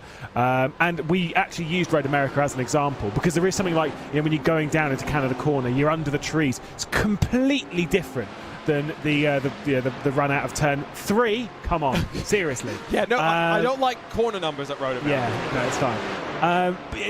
But there is that whole kind of thing, with the journey that you go on and around at a racetrack, and obviously, you'll know with Nordschleife and stuff like that, there is that journey. I can understand that, why Indy will be up there for you, because I think it's the best oval. I can't put it on there because I don't think you do go on that journey, but it is still, very... Okay, okay. Are we talking about journeys here? No. Do we really want to talk about the journey of the Indy 500 itself? No, I'm not. We're not talking about that. Okay. We're talking about the journey you go on the track. Okay. Well, the reason I say that is because a lap of the track of Indy, the oval in particular, I agree. Not particularly intriguing. But when you talk about what it's like to race at Indy for 500 miles, you're dialing in your tool, dealing with dirty air, pit stops. I mean, we've seen it where cars. Yeah. For me, that's where a lot of the stuff for Indy comes in. So I totally respect what you're saying. This is again where, to be clear, we play characters sometimes on the broadcast. We want to know what you say, what your opinions are. iRacing Esports Network, a couple of people say Circuit of the Americas, and I also agree. Lewis, that's up there for me. It's a great track. I don't like it that much, but I will agree, and I did see it in chat, it gets a lot of hate. And I don't fully understand why it gets so much hate. Do you have a single screen at home, Lewis? I do, yes. Yeah, that's why you hate it. This is my philosophy. No, I get that. That double hairpin sequence can absolutely be bombed. But I think the rest of the circuit's like fine, whatever. Before I go and read some more of the other comments as to who suggested what, did you see in our little TeamSpeak chat what Ewan said? Yes. He said not enjoying the lack of Le Mans in this discussion. Le Mans as an event is right up there with the very best, obviously, in the world of motorsport. It's on every, it's on bucket lists. It's I can't wait to go one day. Blah blah blah blah blah. As a track, Yeah. there Sections is of it. there is about 30 seconds of an absolutely unbelievable racetrack, and then there is 2.5 minutes of pure boredom. Or you race at the Porsche All-Stars and you just get incessantly bugged as a co-commentator, in which case Le Mans becomes a lot more intriguing. But yeah, I agree with you. I remember the last Le Mans race that I did, 24 hours of course, I did 2 4-hour stints in that affair. Just because Le Mans, so you spend so long just sitting there in a straight line that you can put yourself through some of those longer stints. Whereas you do 4 hours at the Nürburgring, Nordschleife, and you can do that. A lot of people do. But you leave there mentally and physically drained and thinking, I don't want to get back into that car anymore. In Le Mans, it's like, all right, when am I back in that car? Let me go out and get a couple of seconds of rest. Ewan's also saying, by the way, that if Indy is there for the quality of racing, then Le Mans is too. I'm going to disagree there slightly. Personally, I don't know. I know when it comes, if you're putting like Indy on there for like the journey of the event. Not the Indy road course, just to be clear. No. Indy exactly. Oval. Exactly. If you're doing like for the journey of the event and all that kind of stuff, then yes, I think you would kind of have to like leave those. But it's fine. Different. It's fine. It's different. It's different. I will say I've just seen Dane. I'm now looking at chat, by the way. So if you have posted anything, I'm going to look at it now. Dane Baird, Le Mans is number 1. Absolutely wrong. Getting it in. We've just had that discussion. Yep. Nords is number 2. And then 3, 4, 5 is kind of a mashup between Road Atlanta, Indy, and Sebring. Fair enough. Vince Cusi, Nürburgring, number 1. Cool. Le Mans, number 2. Road Atlanta, Sebring, and then Spa. I'm surprised to see quite a bit of Sebring love. I will be quite honest. Yeah, same. I mean, look, we all know that Ewan O'Leary doesn't like it. No, it's his favourite circuit, actually. It's his number 1. He's just trying to put everyone onto the wrong path that, I hate it. Ha ha ha. It should be repaved. Ha ha ha. Oh, I see. He absolutely loves the circuit. Absolutely loves it. I think it's his absolute number 1. So there is that. It's reverse psychology is what's happening. Exactly. That was all the chats in the RaceSpotTV YouTube, by the way, in the iRacing Esports Network. Johan Hoff, I just want to say this, but if a Frenchman himself has come into the chat to say that Le Mans is the worst French track in existence, then I think case has been closed, and we can leave that one as is. I saw a couple of other comments that were pretty cool. Someone said Nordschleife, Lime Rock, Willow Springs, and Mosport top 4. Those are some interesting tracks alongside the Nordschleife. Wow. Yeah, that is. That's an interesting one. That is an interesting one. I'm trying to think of like other good French tracks now. Not Magny-Cours. No, sorry. I like Magny-Cours to drive. Do you like the chickens there? Exactly. To race, God no, absolutely not. You can do nothing. Lebanon actually, I'd argue is actually pretty good. Okay. Poe's kind of fun, but it's almost impossible. Like, I think it's very hard to find in sim racing. So, like, I think there's like some really, obviously it was in, I think it was Race 07 or something like that. And yeah, obviously it's then got ported into. Sorry, when I say ported, let's use the big air quotes here. Ported into RF1, and to say it's dated would be an understatement. That's a lot of smoke there, popping off that BMW going into the final corner. I'm going to assume there has been a spin. How did you deduce that, my dear Watson? Let's take a look at the replay. Ooh, weird. And it's going to be solo. Too much curb? No, too much speed. 0 out of 10. Too much ambition as well. Does he have a traction control off button mapped? Might actually have done, because he spun that around relatively well. Not the full Unicorns of Love experience there. No. It wasn't Feather. Who was it was Mitchy Tauscher. Oh goodness. Mitchy Tauscher. Yeah, no. It's why I was going for a different Unicorns of Love. I was like, I can't remember what it was though. Yes, Mitchy Tauscher. Whips. Oopsie daisy. I see BS Competition in our RaceSpotTV YouTube chat saying Sebring is the best track in the world. No bias, of course, there. Yeah, right. Absolutely not. Look, Sebring's not. It's definitely not in my top 5. It's certainly not somewhere that I dislike racing at, and it's one that arguably provides better racing than most of the ones that I put in the top 5. It's kind of like I say, it's a completely subjective thing, and it's what you're looking for in a best racetrack on the planet, right? I'm looking for like the driving experience and the flow, which don't generally go hand in hand with great racing. Yes. Like, for example, the Nordschleife, which, right, yes, there's a lot of straights and stuff, and all there is opportunity for overtaking. Let's be honest, your overtaking opportunities are being incredibly brave, going down into Schwedenkreuz, which is all very exciting. It's Johnny Vecchio, Grandma Vecchio, down into the pit lane, or just wait until Duttingher every time. Right. You say that though. We have had, Lewis. I'm not kidding when I say, some of the best races in the Digital Nürburgring Endurance Series this season that I've ever commentated on. Like, legitimately, it's been last lap drama and last lap changes across multiple classes, and you've seen a lot of that as well, haven't you, on the broadcasts? Yeah, we've seen all of it. Never miss a beat. Johnny Vecchio out of the car. Enzo Benito is going to take over. So, 2 hours in, 2 hours out. That seems to be the routine, the rotation that those drivers are going to be going through in that number 70. Should see Pinto probably in this lap, if not the next lap by, if things go as expected. See a couple of comments, by the way, that people are surprised that we don't like Watkins Glen. The less that I say about Watkins Glen, the better. All I'm going to say is that the bus stop chicane, as we run it in sim racing, is an abomination that does not need to exist. Yeah, I've got to say that I've raced Watkins obviously a fair amount, as there is Enzo Burrito leaving the pit lane. Most of the races that I've done around there, I have enjoyed doing, right?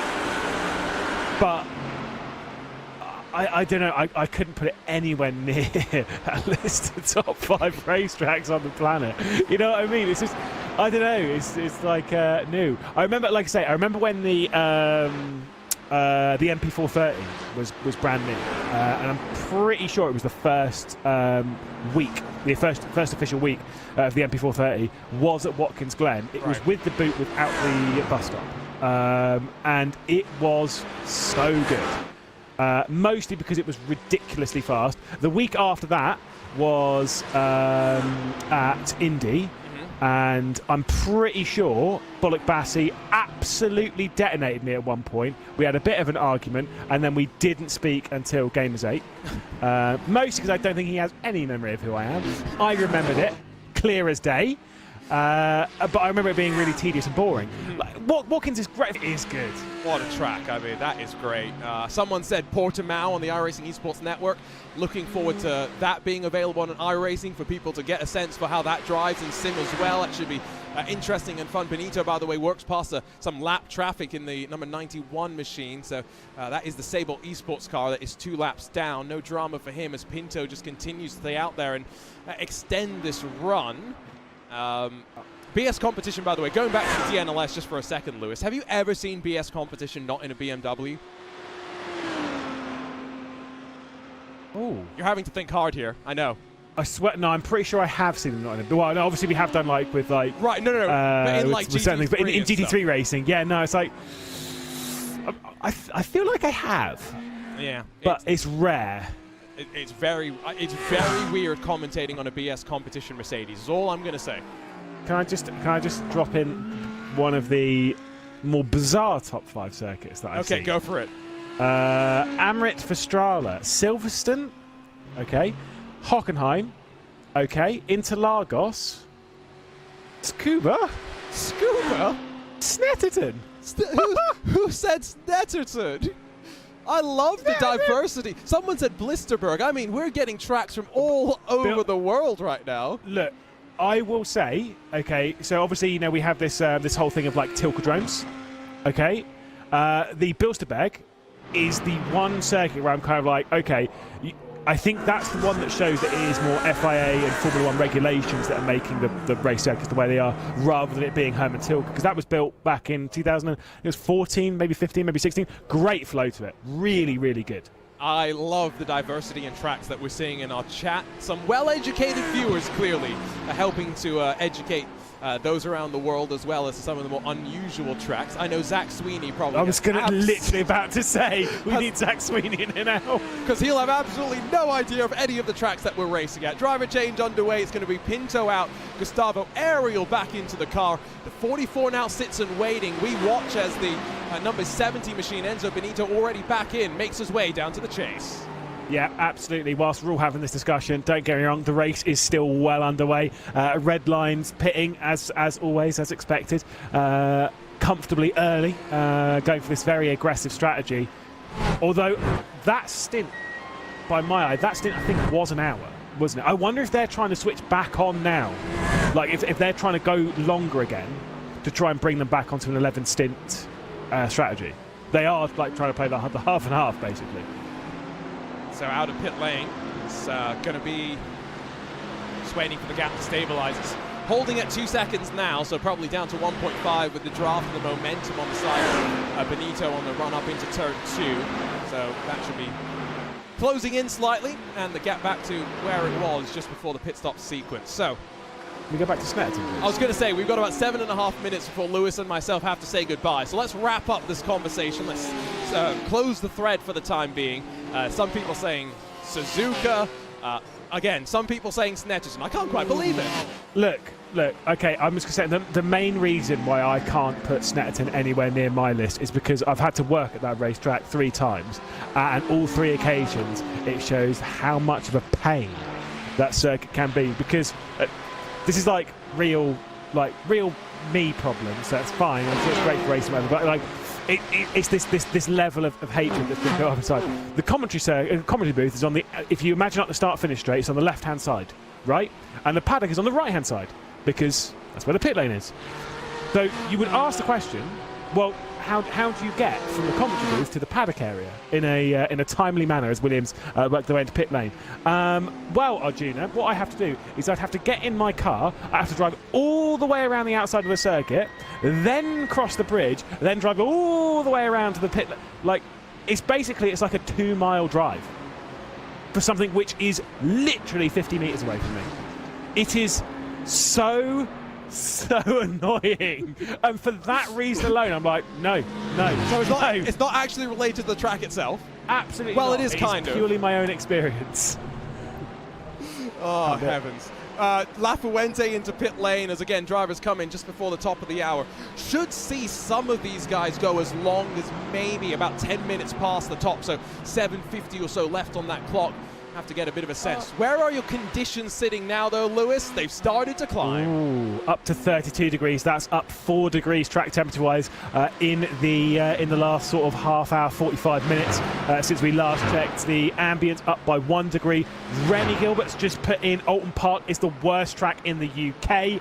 Ban the man. Ban him. Get him out of here. Unacceptable opinion. Sorry. Okay, is that a move up in towards the cutting? Vlad Kimichev passes Kamil Grabowski as a bit of elbows out racing behind Haase.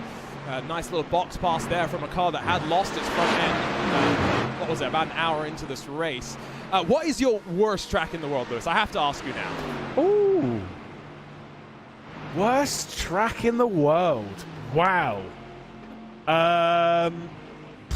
Probably Miami Grand Prix. That's up there. I don't know. I don't really know. I tend to kind of like forget them as soon as I've stopped driving them. Okay. That's interesting though. That is a more poignant discussion. I'll definitely bring that back in for the final 2 hours. Again, remember, Lewis and myself, we will be back at the end of the race, so we still got a long way to go. Going to have uninterrupted coverage moving forward from this, so don't go anywhere. It will be Ewan O'Leary alongside Cam Roger to bring you through the next 2 hours or so. And Lewis and myself will stop talking about racetracks, at least for the time being. Yeah, I'm always curious what people don't like in racetracks as well. Some people saying Vegas, Sebring, Miami, Paul Ricard. I think Paul Ricard's going to get a fair few votes, isn't it? Yeah, but see, this is where I've had arguments with Dara McCormack about Paul Ricard because he actually rates it. He likes it. Now, Dara. I will say, okay, on the Mistral Straight, if you detonate that chicane, so it's literally the run down towards Scene, right? Yeah, so you got that really straight. And in GT3 racing, generally speaking, the racing around there is actually really good, right? So, from that point of view, you can almost kind of understand it. But it is still an abomination, mostly because of the runoff, but also because France. But no, it's. Well, no, so I'm just checking if Johann's just checking if Johann's still about. No, I don't know. No, it's just it feels very uninspired when you drive around it, but it does race quite well. But it would definitely be in my list of worst tracks on planet Earth. But it does race quite well, so yeah, fair enough. Yeah, I will also say Singapore with the Singapore Sling. I mean, that's got to be top of everyone's list at the end of the day. Personally, it's definitely not top. I got a controversial opinion. Okay, for go. You. Come on. But the Valencia Street Circuit Was good. was better. Is better than Singapore. Oh, that's not controversial in my opinion. That's good. It is controversial to a lot of people. I will say Singapore has made better races than Valencia did. Valencia only produced one good race, which is 2012, and Singapore has produced a lot better ones. But I think for a flow of circuits, Valencia was way better. Now, there are fictional street circuits that do exist in sim racing. Lewis and I just commentated on one that was based in Singapore, and I think we were both of the agreement that that was a better track than the Formula 1 track, weren't we? Definitely. Yeah. I think the Singapore street circuit, the Marina-based street circuit, it's just really boring. It's 90 degrees. I mean, you go over a bridge, that's cool. Yeah. You got lights, that's cool. It's fine. The big selling point is the fact that it's under the lights. And which now at it's the end not of the the day, only one anymore. Exactly. At the end of the day, is kind of a gimmick. Yeah, you know how I'm saying this just to irritate you, just to be clear, but you know how in Daytona they turn the lights down to 20%? Oh, here we go. Daytona 24? Do they really? Just to make sure that drivers are reliant on the headlights. In Singapore, it's like the opposite. Do you know, I've actually done a race around here. I did the 12-hour race. I got 0 instant points. Did you know that? Have you mentioned that yet today?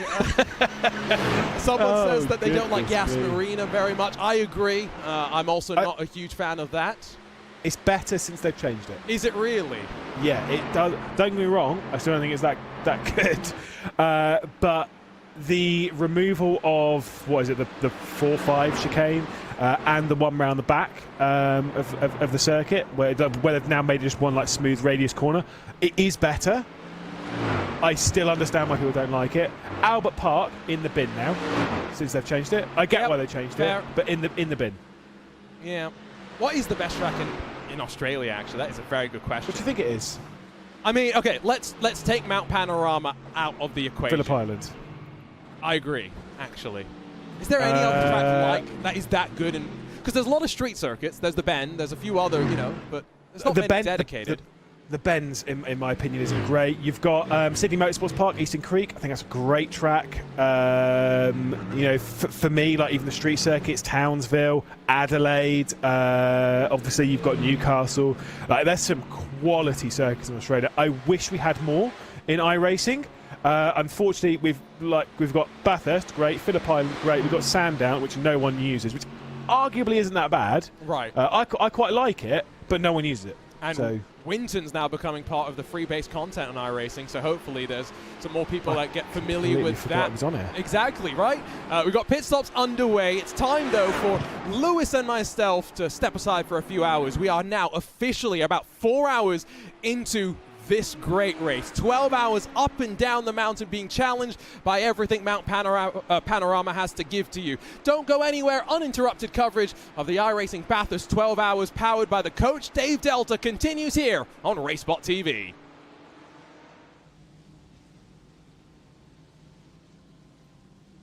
Thanks very much, Arjuna. Thanks very much, Lewis McGlade, as well, for the last couple of hours. We'll be with you for all 12 uninterrupted here on RaceSpotTV on iRacing, and it's great to be with you for this one on the mountain again here for another year. My name is Ewan O'Leary, alongside Cam Roger for the next couple of hours. We're taking you through the middle part of the race, hopefully speaking less rubbish than Arjuna and Lewis. Sorry, but that's going to be difficult.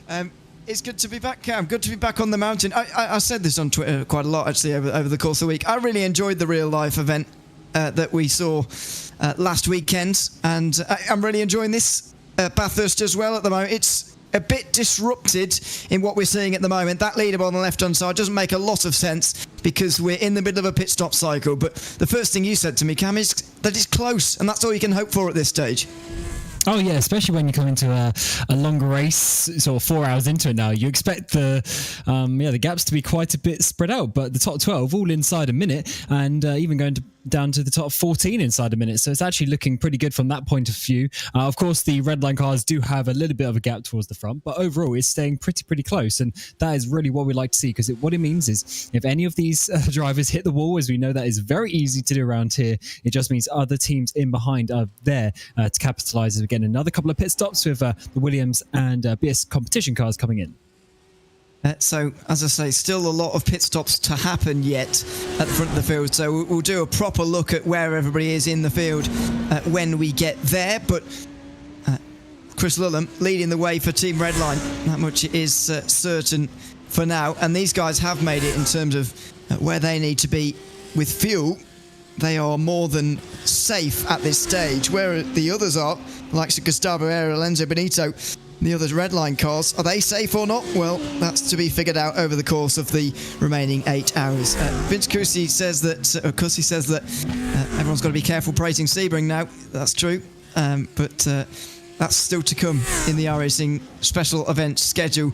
In March, of course, we'll be bringing that one to you live as well for the entire 12 hours. So make sure you join us for that too, even if it's not my favourite place in the world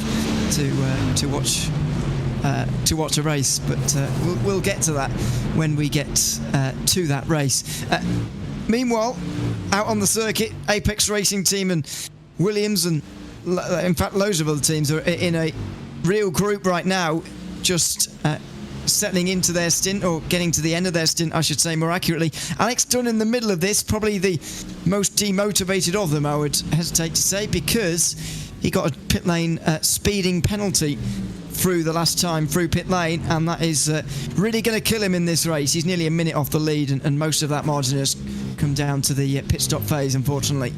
Yeah, as we've been mentioning, the field being so close together, any little mistake has a big effect, a big consequence. And unfortunately, as you say, having a drive-through when the cars are literally bumper to bumper in many parts of the track, you've got to be losing a lot of time. And that's one thing actually that surprised me a little bit about this track, is actually how close the teams have been able to stay. Of course, with Daytona, about a month ago now, we saw the Apex cars, the Redline cars, bump drafting all the way for 24 hours. So it is certainly possible around Daytona, but you wouldn't necessarily expect it to be so close around Bathurst. Generally, as you come over the top of the mountain, the gaps spread out, but seemingly we are at such high level here, such consistency between these drivers, that they're able to stay close. As there's the Team Redline number 7 and Abriga in the car at the moment, just getting fresh set of tyres. Yeah, and we never really got a resolution as to how they were ever going to sort that out. You mentioned that they were bump drafting each other the entire way round, and that was the case, but they never had to settle things at the end of the race, because the car not containing Max Verstappen, the other one, got disconnected from the race, and so they never really had to work out who was going to win. But I do fear for them here that they're in the top 4 positions, and that means that they're going to have to decide someone to win. And I'm not sure whether they're going to battle that out on track, or they're going to battle that out in a voice chat amongst themselves. I'm not sure how they're going to resolve that problem. I think a bit of egos might sort that one out, because obviously they all want to win the race, but at the end of the day, you're not going to crash out your teammate, are you? So they just need to make sure that they're getting the 1, 2, 3, and hopefully for them the 1, 2, 3, 4 especially. So I think it will be a bit of a battle, but naturally I think one of the cars, or maybe 2 of the cars, will be leading as we get there. Of course, still 8 hours to go, and the gaps, even if they spread out by 5 seconds or so between the cars, extra over the course of the remainder of the race, and that will probably be enough to settle it. But you're right, at some point they surely will start battling, as the 20 car now comes down pit road. So definitely is the pit stop cycle, and we were seeing earlier a lot of them pitting well before the hour, but they've stretched it out now. So yeah, we're definitely looking to see if that 11 stop strategy is going to work for these guys. It's especially the red line guys that I'm more concerned about. The number 44 car, the number 70 car, currently being driven by Gustavo Ariel here, and then just that car in the background there as well, of Enzo Benito. The slightly bluer red line car, for whatever reason, someone's done something wrong. Someone messaged our junior earlier that someone's made a mistake somewhere along the line, and the livery is slightly... just look at that, slightly... You can actually see it a lot better in this light. Me and our junior were really... had our noses on the screen earlier trying to figure out what was going on, because it was a bit dark, but it's a lot easier now. You can certainly see the lighter shade to the main body of that car as they come over the line and gain a few more places. Still 3 to come in, and the problem still persisting for Redline, I suppose, as well, in that they're running so long. It's the fact that they keep bumping into traffic or running into traffic on the circuit, which is becoming a problem. So they'll have to figure that out, and they'll have to try and mitigate the time loss in that respect. But unfortunately, the bottom line is they have been losing time. Florian Labigra now is only 3 seconds in front of Tristan Iglesias, who's sort of leading the charge of drivers behind, trying to catch the red line drivers. Yeah, it's getting a little bit close. They're not completely running away with it, which is quite an interesting one. When I tuned in, it was about half an hour or so into the race, and it was a clear 1, 2, 3, 4 with sort of 10, 15 seconds behind. We're starting to look quite ominous, but as you say, we're just about a 3-second gap. This could very easily turn around, and is looking good for the 33 machine so far. But of course, it's never easy to get the overtakes done, but you definitely need to catch down that car up ahead. And it's good that we are seeing a bit of a challenge here from the Simify team. And of course, Williams not too far behind after dominating so many of the special events over the last couple of years. A little bit slightly disappointing to not see them up there challenging with Redline, but they are coming in the background as well. So I do think through this middle sort of 4 hours of the race that we're just getting into, I do think we're going to see some of these gaps change around a bit.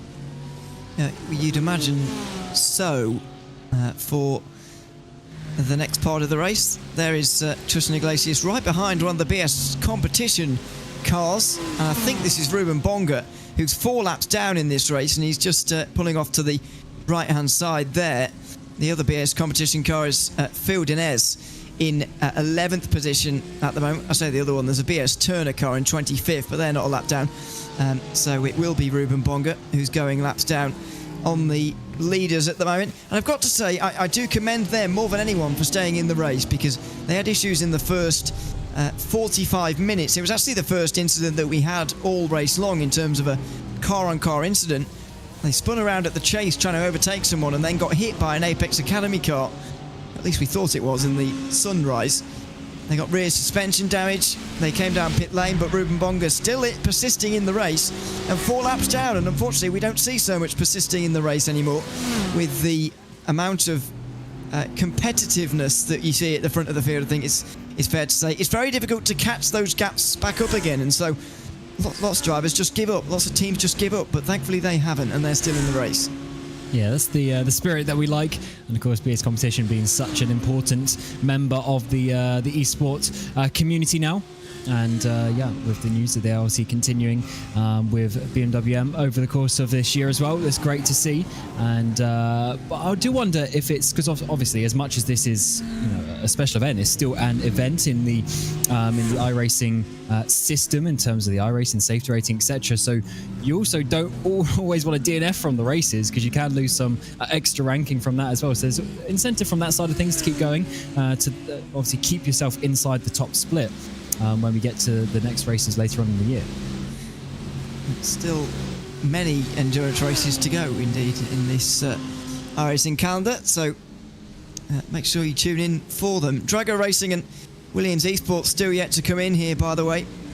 Drago Racing and both of their cars, that is. And the Mercedes of Williams Esports yet to make a stop.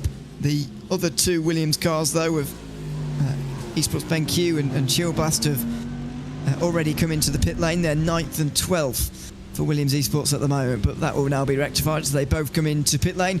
And Gustavo Ariel makes his way around in the lead once again here by 1.4 seconds ahead of Enzo Benito. So that's where we are in the race. Luke Bennett is in 3rd place, and then Florian Lebiga will get up to 4th for the Team Redline car. Then of those who've pitted, it's Tristan Iglesias who will become the 5th running driver, although Manuel Troncoso is still out there at the moment in the number 69 car. Then it's Daniel Pastor, another quite a few seconds behind. There you can see him just in the background by about 7 seconds or so.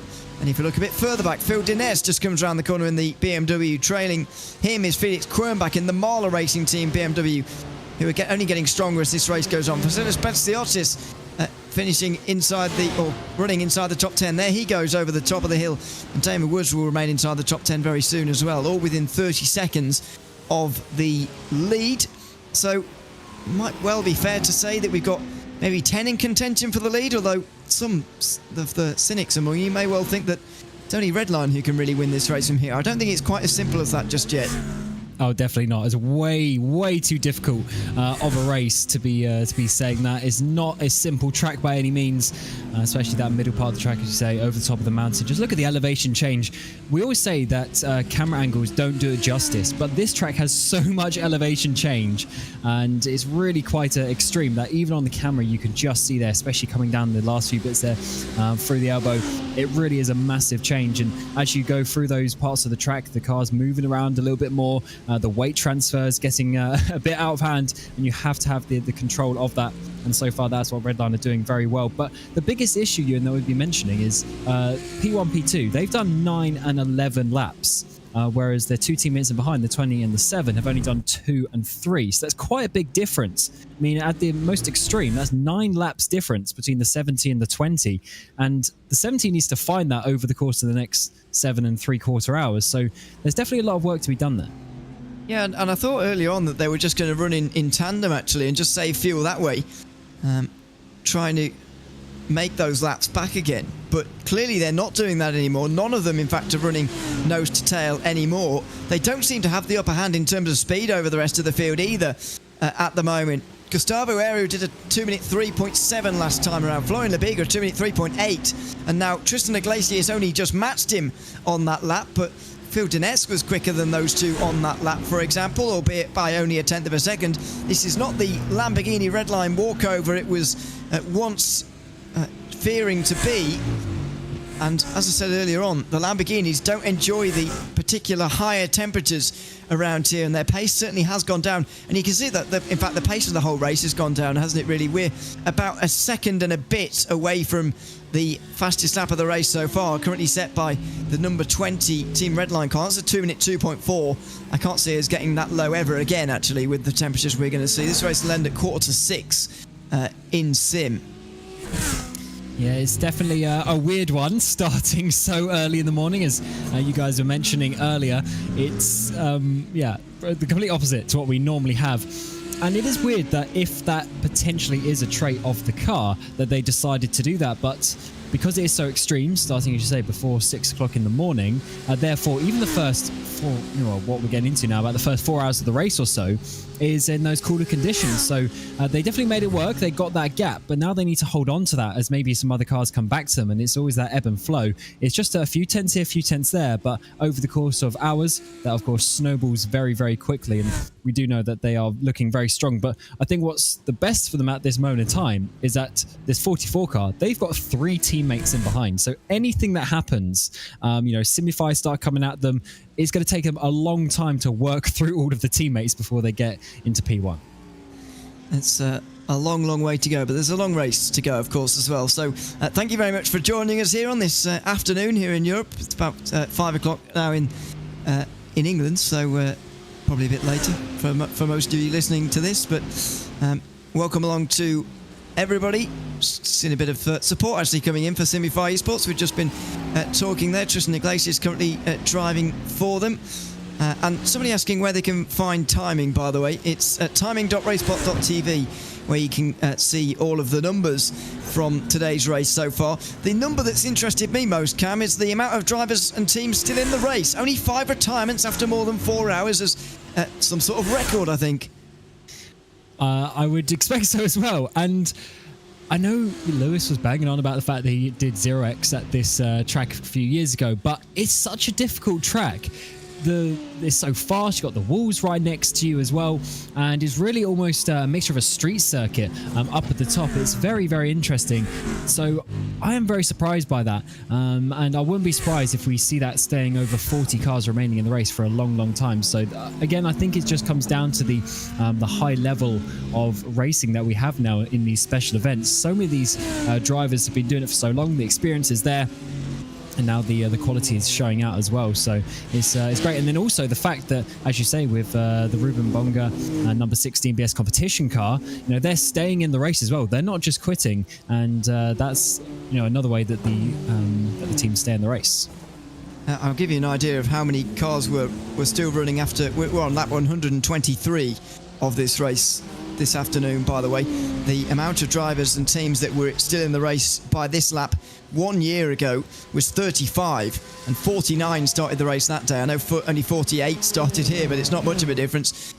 But we've got more than 10 more cars still in the race, which is a fantastic thing. On that day, by the way, 27 cars officially crossed the line at the end of the race, although the last of those was 68 laps down, so clearly had quite terrible problems throughout the race.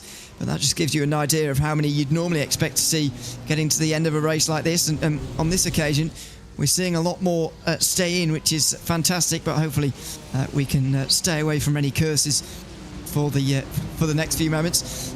A good morning, I suppose, to Dave Chin in YouTube, who's said it's 4 a.m. in Sydney where he's watching from, and I know he's been watching throughout the race so far. So a good morning to him, and thanks for your commitment to watching this over the course of the morning. I hope that some of us in Europe repaid by watching Bathurst through the night, because I know the Australians do it for Europeans almost all year round. We've got to repay the favour for at least one day a year.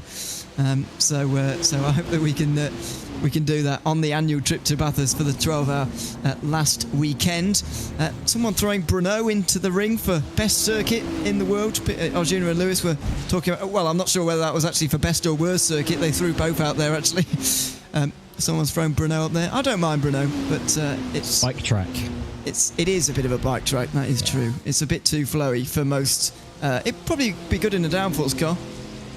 Yeah, I have driven it on other racing simulators, and in a high downforce car, and it does become a little bit too easy because the corners are just so long and the straights are quite short around that track. So it really is just designed for bikes, and as a biker boy myself, I wouldn't mind that. But for GT cars, I don't think it would be necessarily the place to do a race. But it's certainly an interesting one, actually, with the elevation changes. It's got some quite tricky braking zones as well. But yeah, I don't think that is really the one for the best circuit award. Well, everyone's got different preferences, haven't they? Someone put... I did like the list that someone gave. There's a little bit left field of not very many sort of the big racetracks that hold the big endurance or even big motorsport events, but have had ones like Snetterton on there and stuff like that. Where was it? I can't find it. Snetterton, Tsukuba was there. Hockenheim. Some little bit left field ones, but I don't mind. A bit of personal opinion is good. Although I really wouldn't be able to narrow my favourite tracks down to 5, to be honest. That would take me a week. It depends what you mean by favourite as well. Like to drive, true. Like on a quali lap, or to race. Well, it's your favourite, isn't it? So you make the parameters. Yeah, exactly, because I genuinely quite like Silverstone, although it is quite overplayed in sim racing. Like, some of the races can be a little bit boring sometimes, but I actually just find that track really fun to drive. So, yeah, I guess it depends. It depends what you mean by the best in that regard. Snetterton's an interesting one, though, because I do find with this is on that club track level, so it's a little bit like smaller, narrower, like the facilities aren't quite as good, etc. So I don't know if you could ever say it's the best in that regard, but I guess for BTCC and that sort of stuff, it's quite good. Yeah, it's very subjective, fair to say. Looking over the shoulder now of Felix Quirnbach in the Marla Racing Team BMW. Couple of teams on your screen at the moment who have really been having a rise through the field as the temperatures have risen. Also, 2 best BMWs in the field at the moment in 7th and 8th place, but it's worth noting that they qualified in 10th and 11th. So that tells you all you need to know. That this car, not a great qualifying car, but as we learnt, Cam, it's a very stable car, and so it's one you'd want to drive for 12 hours anyway, really, but especially at Bathurst. Yeah, that's basically the only reason why we chose it. For those who don't know, you and Lewis and our friend Enzo, we did the Spa 24 last summer, and we chose this car pretty much because it was the only one that I could drive. Because yeah, some of the other cars, they're quite tail happy as such. This is a lot more planted, so it was good fun. And then we chose a very balanced setup as well that I know Enzo wasn't too happy with because it was a little bit slower. But it's certainly a nice car, and I would expect it to be very good around here, especially through these really long corners actually that we have at this track. There aren't many tight corners, even the chase into the chicane. It's not really that tight of a chicane. It's still like third gear, so they're all pretty long radius corners, and certainly that should suit this car and be quite fun to drive. Yeah, it meant to be stable anyway, but just ask Lewis about how stable it was The on only the way one to into win it. P1. Only one. Yeah. We don't like to mention it, by the way. It's only just come up on every single broadcast I've ever done since, but it's fine. I'm just milking it because I know that next time, if there is a next time that I drive with any of you, like it's going to be me crushing, and I'm going to be. We need to get you back in the car. I know. Ewan is such a prolific commentator now, and he's really getting up there in the world of commentating, and I absolutely love that. Do love my boy Wan, but we need to get him to be a driver as well, because Ewan is actually pretty fast considering he spends way more time talking about it than driving. So I actually had this theory when I was driving, because when I started out doing sim racing, I was doing a little bit of driving, a little bit of commentary, and not very much of either. But I had a theory that because I've watched so much sim racing and real racing over my years at the time, and also talked about it for so long, that it actually gave me a little bit of an advantage in a sense, that if there is a point where you can watch enough to sort of learn from, by not even being in the car, if you see what I mean. You can sort of see what to expect rather than actually, obviously you can't substitute experience, but I think there is a point to be made for watching racing and getting better at it, because if you're trying to do something better, then watching someone who is better than you is surely a good way to go about it. Oh, definitely. That's how you improve in anything in life, is by learning off people who are better than you, to be honest. So, of course, especially in all these special events, we focus on the top split. There will be so many splits, and there'll be thousands of drivers right now doing their own splits, but of course we focus on the top split, and this is where the best drivers come. And especially nowadays with the drivers, as we've been mentioning, they're so close together that it's the little details, the little bit of strategy, the little bit of driving style, maybe a little bit of fuel saving and things like that, maybe traffic management in the multi-class races, and that's what you need to learn to get right up to the top. As talking of the top, we are actually closing in ever so slightly for the race lead. Is now under 1 second, but I do wonder if they're actually going to battle, if they're just going to stay behind like we're seeing the BS competition cars do right now. Yeah, that's been the story of the day so far, and it may well remain to be the case at the front of the field as well, but it is noticeable. I wonder whether it's sort of manufactured that way as well, that Ariel is just maybe taking a couple attempts out of his pace at the moment, just to allow Benito to catch up and then save a bit of fuel, because don't forget that Benito is 2 laps older on this stint already, and he really needs fuel here, does Enzo Benito in the number 70 car.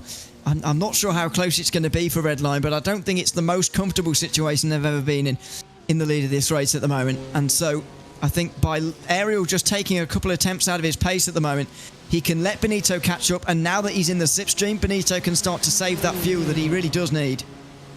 Yeah, that is a good point as well. The fuel saving games, it's not as as extreme as we were mentioning in Daytona, where it's literally bump drafting, but still being so close and being within that sort of second or so, getting that proper draft is enough to save those few bits of fuel that of course will add up to laps over the course of the race. And the less time you spend in the pit lane, really realistically, the faster you are going to go, as we take a look up to the front, because it's now about half a second behind for the number 70 machine, with Benito at the wheel and closing down his teammate. But as they come through up towards the mountain once more. They just need to close in that little bit more if they want to fight for the lead. And it's very difficult to see them properly fighting as of right now anyway. The amount of cars on the lead lap, by the way, is down to 31 now, and the reason I mentioned that, you can just see the Team PGZ 124 car of Kalen Chin, who is at the wheel of that one at the moment. I'm going to assume, well, no, I'm not going to assume actually, but he is definitely Australian, is Kalen Chin, and so at very best in Perth at the moment it might be 1 a.m. and I think David Haynes is listening. Maybe he can correct me if I'm wrong, but it can't be, maybe 2 a.m. But it's pretty late anyway at very best. If he's over towards the east side of Australia, Kalen Chin, then it really could be a very late night for him. I did hear from Dave Chin earlier on that Kalen Chin's only going to be doing on driving in the first half of this race, which does make a bit of sense. But nevertheless, whichever way you cut it for an Australian, ironically, the Bathurst 12 Hour is one of the most difficult to take part in. Yes, a really weird one with time zones. And of course, you focus on the sort of the European-based time zone as such for this one. But then when you get the Aussies involved, it's certainly quite an interesting one timing-wise. And often, especially when we do have the 24-hour races, it's actually quite a benefit being a European team or even American team, to have an Aussie in your team. Just because of how the time zones work, you can all be driving in your own daytime as such. You don't have to do as overnight stints from where you're racing from. But here, it actually is a little bit tricky with that one, because of course our 12 hours is going to go well into the evening here in the European time zone, and it starts and drives right through the night for the Aussies. So it's actually a little bit awkward for all intended, and maybe that's why this race is just so difficult as well. It is such a difficult race. So Team Redline remain 1-4 and continue to lead here at Bathurst. Half a second between the two leaders just for now, and they stay ahead of PGZ and Kalen Chin, who's just behind. Next on the list will be the German simracing.de car of Nick Schulze-Wissermann in the Lamborghini back there. He's just on the lead lap by a couple of seconds or so, but this is now and there he is actually in the rather famous German sim racing livery of the sort of lime green and black, getting as close to the walls as possible out of Forest Elbow. But this is going to become a theme of the race now. Traffic's going to be a pretty big talking point, and it always is at Bathurst, but it's going to be quite something to contend with for the remainder of this race. I would argue that anybody who's a minute or more off the lead at the moment is going to be lapped. So we could even see the top 10 staying on the lead lap, and that's it, or maybe even less than that by the end of this race. Yes, potentially. Of course, it's at just over a 2-minute lap. About 2-minute 3s, 2-minute 4s is the average pace across the field right now. So that is therefore a decent amount of time that you have to get, of course. But the thing that I'm thinking about here with the traffic is, of course, we have single class. We do have sometimes GT4s in real life. We've had the Cup cars in this competition, in this special event. I think about 3 years ago now we stopped doing that. But sometimes have that, but not today. It's just single class, so that makes the traffic management that a little bit more difficult, because it's not like you can just absolutely slide past them by virtue of being a faster car. You do have to work for it a little bit and maybe just lose a little bit of time while they try and find some space for it. There's not very much space out here either, where Ultra Esports are in Carlos Feniosa in the 27th position at the moment. That's quite a long way down from where they qualified, and certainly down from the top 10 that they were having a little bit earlier on. There's seemingly plenty of battles going on out there at the circuit at the moment. This is Altitude Esports trying to hold on from Team PGZ, and Samuel Ward, who's squeezing to the outside now, going towards the chase.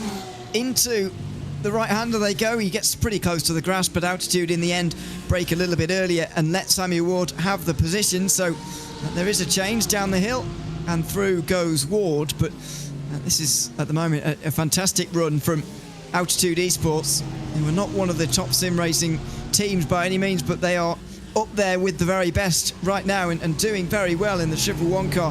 They're now 22nd in top split, just behind this battle where Falcon Sim Racing team are trying to get past Drago Racing. It does seem that some battles have started to liven up in the last couple of moments. They certainly have. This Nicholas Laubish on the right-hand side, and he's going to get the run, and that's going to be a nice, easy position there.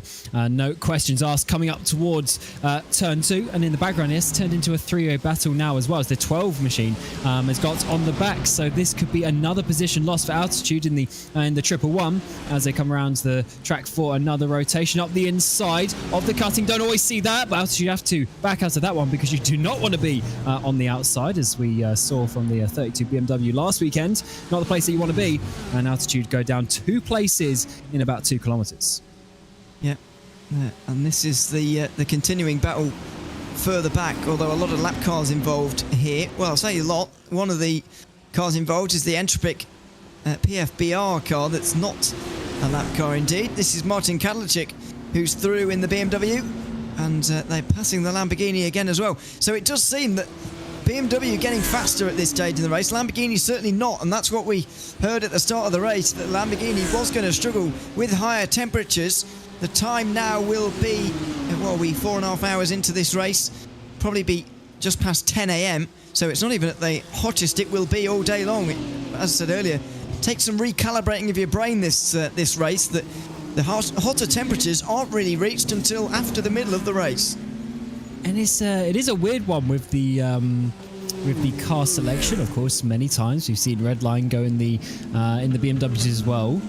So it's interesting that they thought the Lamborghini was the one for the race, and maybe they tested a few of the different conditions. They thought on average that was the best one, but then some other teams, quite a few of the teams, are also thinking that the BMW is the best. It's certainly a very interesting one with the selection.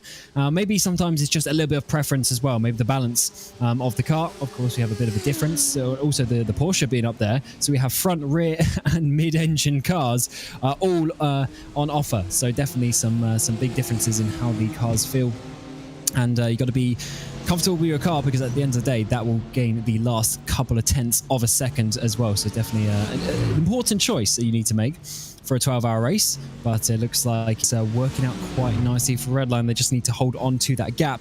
And actually Iglesias in that 5th position in the 33, he's dropped off ever so slightly by a couple of seconds from Ariel since that previous pit stop. And the gap growing actually from 5th to 1st. The gap is growing to one of the biggest that we've had outside of a pit stop phase. The previous biggest, I think, after monitoring the gap so far for the race, has been 20 seconds. That was in the 2nd stint when the 44 and the 70 were using the lower fuel to really push out an advantage at the start of this race. And it seems that the advantage is going out to a sort of similar region to what we saw earlier on. So that is not good news at all for everybody else, but you can just see the way that some of the other manufacturers are starting to creep up the order a little bit. We've got BMW 7th and 8th. We've got an AMG inside the 12th position now, and once again Alex Dunn's going to be kicking himself for the pit lane speeding earlier on, because they'd be right in the mix without it. There is Alex Dunn, just in 12th position at the moment as the best of the Mercedes, and only gaining positions at this stage in the race, only moving further forward as this one goes on. And there he is, celebrating a win, clearly, in his real-world outfit.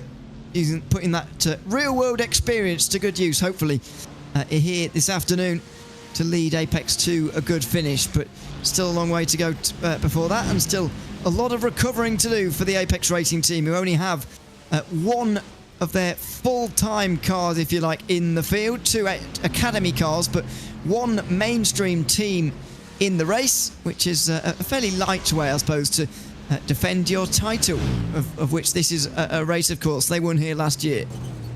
Yeah, definitely, and the pace is looking very good, but also talking of the pace, it is incredibly close. 6th, 7th, 8th, 9th, 10th and 11th positions all did a 2-minute 3.8 last time. So all of those cars within 1/10 of a second of each other, just showing you how close it is. And of course, they're only separated by about 10 seconds or so on the track. So they are very close, and they're all doing similar lap times. So that is the point of the race that we are at. There's no one sort of really streaking away, and they're just being very, very consistent. And only up towards the front do we see sometimes a little bit faster. The top 2, of course, they are on less fuel, They're on about 9-10 laps less fuel, but they are a few tenths of a second faster than this mid-pack. So it's definitely staying very, very close. But I just can't get over the closeness of these lap times. Yeah, remarkable. And the entire top 10 there covered between a 2-minute 3.5 and a 3.8 on that lap there. Really remarkable stuff. They're coming over the line again now. Some slipping into the 9s, likes of Iglesias, Pastor, Fildinez and Quirnbach. A 2:04 from Damon Woods in the 10th position. And so the amount of difference in the lap time slightly increases and goes slightly all over the place as a result. But anyway, it's difficult to maintain that level of consistency for quite so long. So battle for the lead going on, although they're only really just driving together. Gustavo Ariel and Enzo Benito. Same goes for Fildinez and Felix Quirnbach in the battle for 7th position. We've got virtual coached by GNG, the Sven Hasse-driven car just ahead of Parker White for 14th place. Then Simify ahead of Williams Esports Academy just behind them.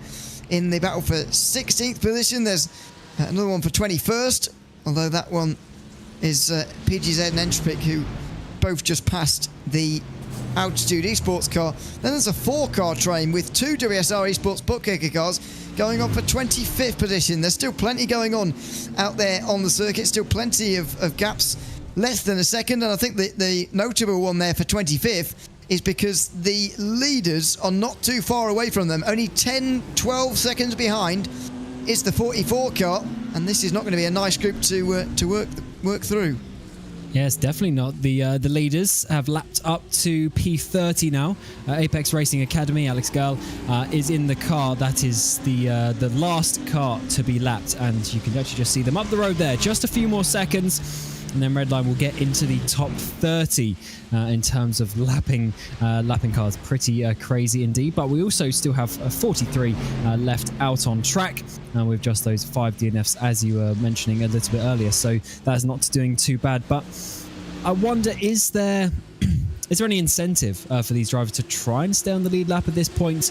Obviously they're going to be pushing as hard as they can, but or is it just one of those things where you just have to let them through and try and maybe follow them through the cars up ahead? It's easier said than done at times. We'll wait and see when they get there. But so far, it's just been imperious consistency. I was actually getting pretty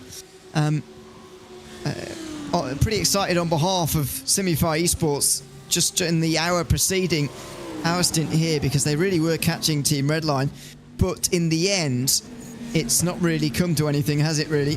Simify are losing time hand over fist now, and it's becoming difficult to gain that back again. And so the battles for the lead may well just be confined to those among Redline drivers. This is the battle for 21st, though, as Entropic PFBR try and find their way past Team PGZ, who have been maybe a little bit below par today compared to what you'd normally expect from PGZ, but it's a very competitive field. In fact, that one of the biggest GT3 fields that you're going to get in an iRacing special event outside of the Spa 24 hours. Oh yeah, we had, what was it? No, it's a bit more than that. It was like 13, I think, GT3s you had back at Daytona, and now we have 48. So plenty of opportunities for these drivers to get up there. Of course, less classes to split out the drivers, but still, as you say, one of the bigger ones being the single class of GT3s. And what you get with that is these close battles still a bit further down, because they're still top-level drivers, even though they're battling over places a bit lower down than they would have wanted for 21st, 22nd place. As that is Samuel Ward trying to hold on in his Porsche over the top of the mountain, and it's a difficult part of the track obviously to overtake. Even though the Mercedes is getting close, you don't necessarily overtake here, but what you do is you put pressure on the car ahead, you try and force them into some sort of mistake, maybe tap the wall, miss an apex, and then that opens up the door. But most of the drivers now able to hold on to that pressure, and then this is the important one, the elbow coming onto the back straight. This is where of course the slipstream comes into effect. It certainly does, although it doesn't look like there'll be a pass this time around. You mentioned that it's a single class event here, just GT3s available, and that will be the case at Spa as well, of course. But do you think we should reintroduce the Porsche Cup class or another slower class to this race, because we did have it for 3 years in this, the first 3 years, in fact, of this race. Moritz Lerner, who's in the race today. I'm not sure whether he's driving right now, but he is in the race today. No, it's Yuri Kazdorp who's driving the 25 at the moment, but Kazdorp sharing with Moritz Lerner, who is a Porsche Cup winner around here. Williams Esports have won that category, as has Max Benneker and Gianni Vecchio, who either have or are in this race today. Unfortunately, Benneker is out of this one for Maus, but do you think we should reintroduce a slower class to bring it back into line with the real world, which of course did have nearly 30% or so of the field made up of slower cars? To be honest, I wouldn't be against it. I definitely like seeing something else. We'll get to that in a second, because maybe a move up the inside there. No, I wasn't able to hold on from the 12 machine. I would like to see a slower class. I think it just adds the extra little bit, even if. So what we've got 48. So even if there was maybe 10 or 12 just on the track as well, not too many to make it sort of half and half, but enough just to add that little bit of extra traffic management into it, I think that would definitely be quite interesting. Yeah, I think so. Although the Porsche Cup cars maybe wouldn't work so well anymore, because I believe in 2020 we still had the older car, didn't we? The older Porsche Cup car. It would be in 2020, yeah. Which was a bit slower. It was quite quick on the straights, but nowhere near as good through the corners as it is these days. And even in a 6-hour race on the Nordschleife now, if you started the Porsche Cup cars right behind the GT3s, they wouldn't catch them, even in a 6-hour race. So think about that for the Nürburgring 24 when we get there. Those Porsche Cup cars will be napped 2 or 3 times. They're really, in my opinion, too fast. So I maybe wouldn't add them anymore, but maybe GT4s, which there were 4 of in the real world event, but obviously having a 4-car class would be a bit demoralising for those involved in it. Yeah, absolutely. It's I don't think you need to add any more than that, but just enough. Yeah, to be a bit of a challenge, because that is what we like for these guys. Of course, we do have weather coming, which is going to be a very important factor to these special events. But I do always like adding in just that extra little bit of difficulty for the teams, because sometimes, especially in a race like this, even though it's 12 hours, all the teams see it as is 12 single stints to the end. So if you add in those extra bits that could play a bit more of a part of that, there's just some extra variables for the teams to take into consideration. Yeah, and I'm sure there'll be some complaints about it too, but that's normal. Thibaut Prevost is in the 77 Williams Esports Academy car at the moment, currently trailing Lucas Perez in the 144 of Simify Esports. They're about 5 seconds down on the group in front, but Prevost has actually caught up in recent times to this Porsche, which I said would qualify a bit better than it will race, but that's proven a little bit wrong so far, because it's still racing quite well inside the top 5. And everyone said before in years gone past that the McLaren would be too fast to control and it would never win one of these races. Well, it has won this race plenty of times. In fact, the last 2 years on the bounce, the McLaren has won here. So just shows you it's not always as simple as that. But Lucas Perez hangs on from Thibaut Prevost at the moment as they make their way back down Conrad Straight here again. Prevost might be able to find his way through soon though, because he has caught up pretty quickly to the back of this Porsche in front. Yeah, just to quickly finish on that McLaren point, one reason also why it won was not just because obviously Redline were very, very fast, especially a couple of years ago, but if I remember, it was a McLaren train. Basically, everyone was driving it, so the chances of it winning were quite high. That was certainly an entertaining race. I think actually this was my first ever race spot broadcast a couple of years ago. When it was the McLaren train, that was certainly quite something to walk into with the flames. Yes, still my second favourite car in iRacing anyway, behind the Z4. Looks wise or just like personality wise? Or driving? Just both. I've never driven it. I don't know. Well, I've not driven it on iRacing, I should say. I've driven it elsewhere, but yeah, I just really enjoy it. And the sound, the flames. I mean, there's not much to not like about the McLaren, to be honest, but Arjuna doesn't agree with me. He thinks the McLaren and Porsche, Ford should be gone from this field. Yeah, which I heard that. Heard that earlier. I guess it is just one of those things that they're just outdated. At this point, they're obviously not in the current set of cars that we have in the real world. So I guess that does make some sense. But then they're still on the service. So I guess we might as well potentially see them at some point.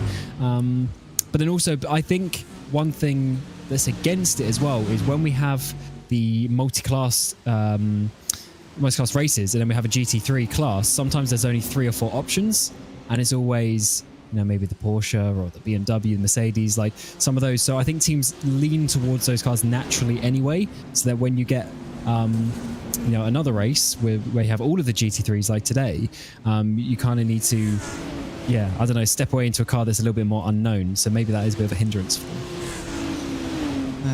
By the way, we were just looking at Thibaut Prevost there. According to Williams Esports on Twitter from earlier on, the only name I can see next to that car is Thibaut Prevost. So I'm not sure whether he's actually driving this race entirely on his own or whether that is just incorrect. But I mean, he'll be DQ'd. Well, that is true as well. But it's certainly a good effort. Exactly, yeah. Plenty of people do this. All the races, in fact, with no teammates or on their own. I just put more accurately, there is the Williams Esports Academy car. I say I don't have anybody entered next to his name according to social media, so he apparently is on his own. I'll dig into that a little bit more as to whether that is incorrect or whether that is not the case. But is it just experience or something like that? Maybe there wasn't enough drivers to go around, so like, oh well, you might as well go out for a few hours, see how it is. Okay, I'm not sure, because about when would that have been? About 10 o'clock this morning, which was before the tweet that I was reading earlier was put out. He said he's sharing the car with Beckham Jasir, who recently joined the Williams Esports Academy. Now, has that changed since 10 o'clock this morning from midday, when of course we started this race at UK time, or just quite a lot? Yeah, it'd be unusual to see a single car effort, and especially in a team like that, it would be unusual as well. According to our good friend Vince, he says that Beckham's already done a couple of stints. Oh, nice. Okay, I missed that, and Dane says it too. So I'm not sure why because the graphic I was reading came from Williams Esports. I'll just clear that up. Williams Esports wrote it themselves. So I'm not going to take any responsibility for that, other than the fact I said it out loud. So I maybe shouldn't have. But anyway, Beckham just is with him today. So thanks to those of you who are more attentive than me, which isn't very difficult. So there he is. That's that. Give credit to yourself, Ewan. Research and I guess journalism. That's your specialty, and that is how you, in my opinion, stand out as a commentator. So. Well, I failed to do it there. So. Well, you did your research, but the info was a little bit. Yeah, that's true. I mean, that's because you wouldn't have said the wrong thing if you didn't read it in the first place. Yeah, but anyway, I thought I could trust the Williams Esports account, but maybe not. so you can on most things, but there you go. That's fine. He's trying to chase down Lucas Perez at the moment for 16th position, and still trying to do so. While we've been chattering along about him and saying the wrong things, he's just been sat behind him at the moment. Not sure whether that's a case of can't pass or don't want to pass. It's one of the stages of the race where you probably don't really want to pass at this stage. Prevost take the extra amount of fuel, and that's fine with him. Not really eager to get through at the moment. Yeah, I mean, we've gone about an hour now without incidents, so it's kind of time for something to happen as we see the 70 come into the pit lane, still 10 minutes shy of the hour. So over the next 7, if they wanted to do it with still 7 stints remaining, they need to do just over a minute or so extra each of those stints to make that work. So definitely interesting one, as we're seeing there's the Apex Academy car that we mentioned earlier, that 30th car be overtaken, and it's now into the top 29 who are now on the lead lap. Yes, 10 minutes shy. So that's 5 laps or so. There's 7 stints to go. I mean, surely it's possible to save 5 laps in 7 stints. Definitely. It's just, I guess, how is that compared to everyone else who maybe doesn't have to do that amount? Yeah, but they've already bought themselves 20 seconds over other cars who are not Redline cars. So that's the problem. And also, I think that will leave them with only 3 laps to save and 7 hours to do it. So that puts them in a bit of a stronger position than even the 70 car. So while they were nose to tail there, I would argue the 44 car is probably slightly ahead in the stakes at the moment. Yeah, a couple of laps is a couple of laps, and it's generally obviously a good thing. Any advantage that you have will surely be just that little bit more of a benefit, and especially when you get these extra couple of laps doing the sort of overcut strategy. You're basically doing a quali lap when your rival is going to be on full fuel. Of course, there's older tyres versus newer tyres, but generally the fuel outweighs that, so I wouldn't be surprised if there is just an extra couple of tenths over the course of the pit cycle as well that go their way. So it is looking very good at this point, and as you say, it has spread out by 20 seconds now to Iglesias. So they lost, I think it's about 8 seconds or so over the course of this stint. So the pace is still looking good for these Lamborghinis, even though you're mentioning it might have been dropping off. Absolutely. So looking very good for Team Redline so far. Gustavo Ariel leading the way. Luke Bennett has won this race before, don't forget. He is second at the moment. And he's pleased to be back, or pleased to see him back, I should say, on iRacing all over again. It's good that Redline are putting so much effort into a special event like this, and it's clearly paying off for them at the moment as well. The gap now 20 seconds from Iglesias to Ariel. So this stint has really shown that Redline do still have a little bit more pace to give, and they're willing to use it as well just to get away from the rest of the field. As I mentioned before, the hour before we came to air was a really good one for Simify Esports. They closed in a little bit, but that seems to have gone out the window now, and it's all Redline again here. They're 1 through 4, and it's surely not too long until we're starting to search through the record books for a special event dominated by one team quite so heavily. Yeah, that's true. We've seen this. I mean, you mentioned it earlier as well with the, we used to see the colours, you know, Team Redline Red, Redline Orange, etc., that we have lost. And I think that's also because teams are putting in less entries. Back in the day, 3-4 was, every team was doing that all the time. I do think we're seeing slightly less now for quite a lot of the teams, but today, the fact that we've had all 4 of these cars up the front, and they're basically in P1, 2, 3, 4 as well, that is definitely something that we haven't seen for a very, very long time, and especially in a team event. Sometimes in these single driver events, you can see it, but when it comes to a team event, and there's 2-3 drivers per car, you're looking at a lot of drivers that you have and a lot of variables to keep it up towards the front. As here comes the 44 from the lead in that strategy of pitting slightly early. They only need 6 minutes extra to go, so they should be definitely fine to the end of the race. You say that there's less entries from per team these days, but I'm not so sure I would go along with that, to be honest. We've got 4 Redline cars in this race. We've got 5 Williams cars, if you count the academies as well, which I'm going to. We've got 4 BS competition cars with Marla Racing Team as well, which is effectively the same thing. We've got 2 Drago cars, 3 Apex cars. That's quite a lot under the same banner these days, and that's even without Coanda, who on a normal day would surely bring 2 cars at least to a special event, as they did at Daytona. Yeah, that is very true. Actually, especially I did forget about the likes of Williams, who's signed up a lot of drivers over the last couple of years and have really started pushing out. So maybe you're right in that regard. But I definitely seem to remember just a lot more multiple teams, if that makes sense, back in the day. But maybe that's just a bit of nostalgia coming into it with some of the different teams swapping around. It's possible. We do often look back on things maybe slightly inaccurately, but anyway, it may well be true at the same time. Now, here's the problem again for Redline. They're in traffic now, and it clearly isn't holding these 2 back who are doing early stops very much, but just look at how busy this is. From 8th place right the way down, there's not very many big gaps in the midfield, and that's exactly where Redline come out every single pit stop window at the moment. And that's scary as well, because you're not necessarily the fastest on the first lap or two. As you come out of the pit lane, and then you come into some drivers who are having battles themselves. There's only a couple of seconds between them, and they have 4 positions, and pretty high positions as well, you know, lower parts of the top 10. So they're fighting for it. Now all of a sudden you get a couple of the red line cars getting in the middle of all that. It's certainly an awkward and tricky situation for the drivers to work out, because they're on different strategies at different times, and especially with how long we've seen some drivers go past the hour now, it's going to be a good few laps by the time we see them come in. So it's not like it's just one lap and you can sort of get away with it. It's multiple laps that they're going to be there. So that was the Drago car just clipping the wall a little bit on the exit of the elbow, but just nothing more than a bit of dust. Yep. They can get away with that.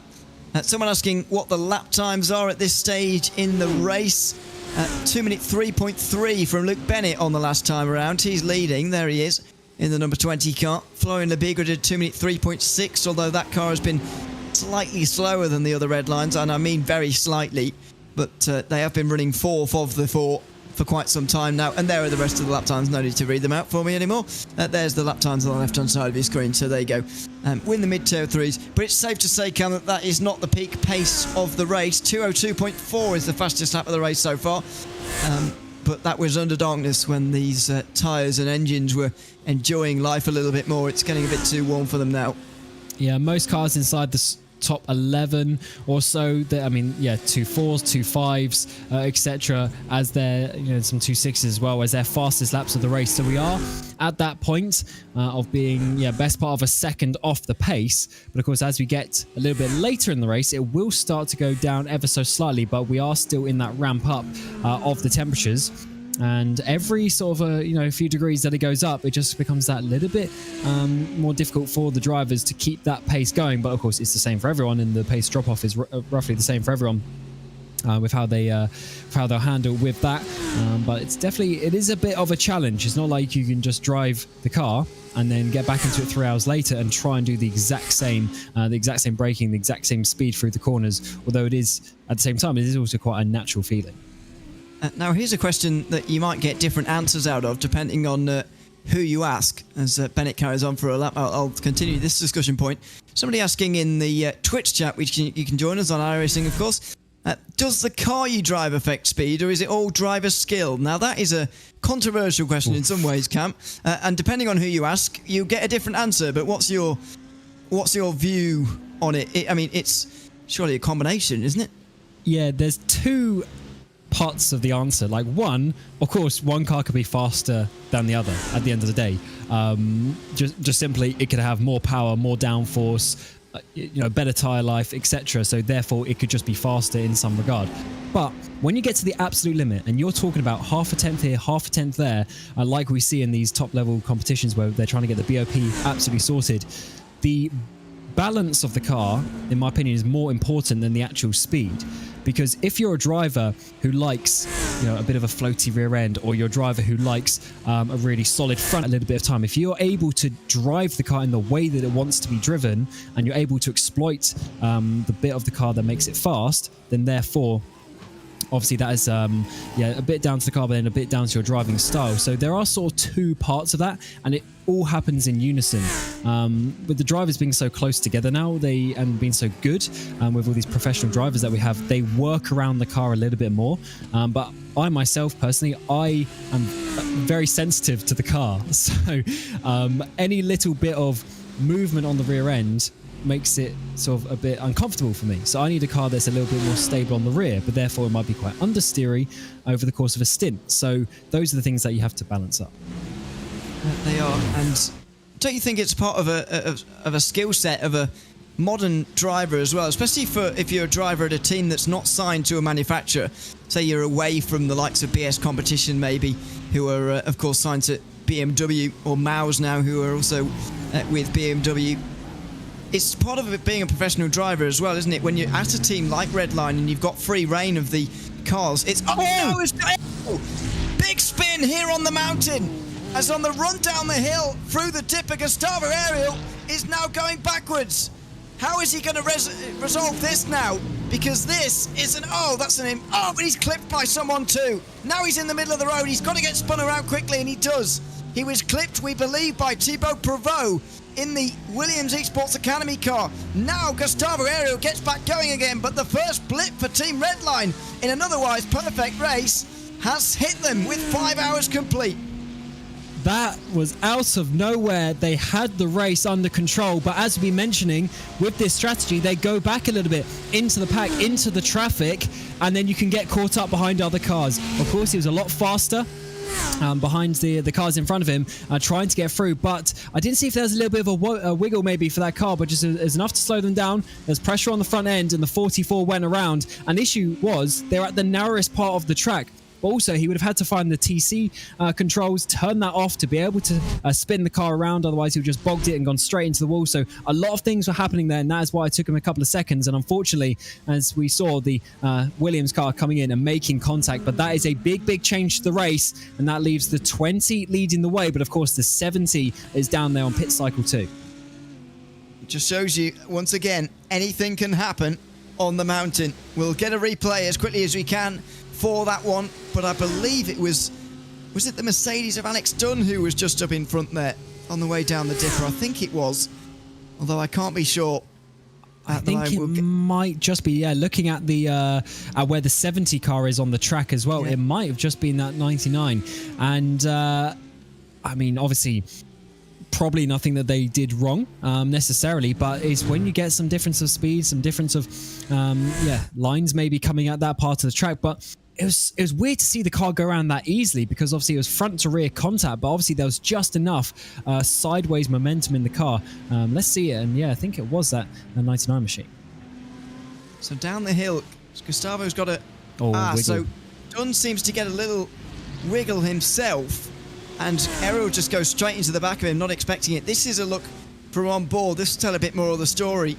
So he's just got a lot nicer line through here as Errol, and then Dunn gets slightly stuck up on the curb there and spins around. And the ATRS car just behind, along with Enzo Benito, did a very good job of Errol. Ran a blind corner there, flat out. Oh, yeah, and that is such a hard part of the track yourself. You're sort of coming through a chicane almost into the braking zone of the elbow. Walls either side of you, they wouldn't really have seen that coming. Of course, there would have been yellow flags and relative menus to look at, but still very difficult situation for the drivers, and I'm glad that it wasn't an absolutely race-ending crash that could have been. But yeah, Dunn just got slightly offline through the dipper here, had to slow down on this the final part of that through the right-hander, just couldn't get on the power because he was so tight on the inside, and it was just enough momentum there for the 44. But as soon as there was that contact, the car just went around, and it was a little bit unlucky there, I think. Yeah. Pretty unlucky for everybody involved, really. Now, where is he? He's still in the pit lane, is Aero. And of course, he's not long been signed to Team Redline, of course, as well. Big move for him. And it's a bit of a shame, to be honest, to see him caught up in that one in the end.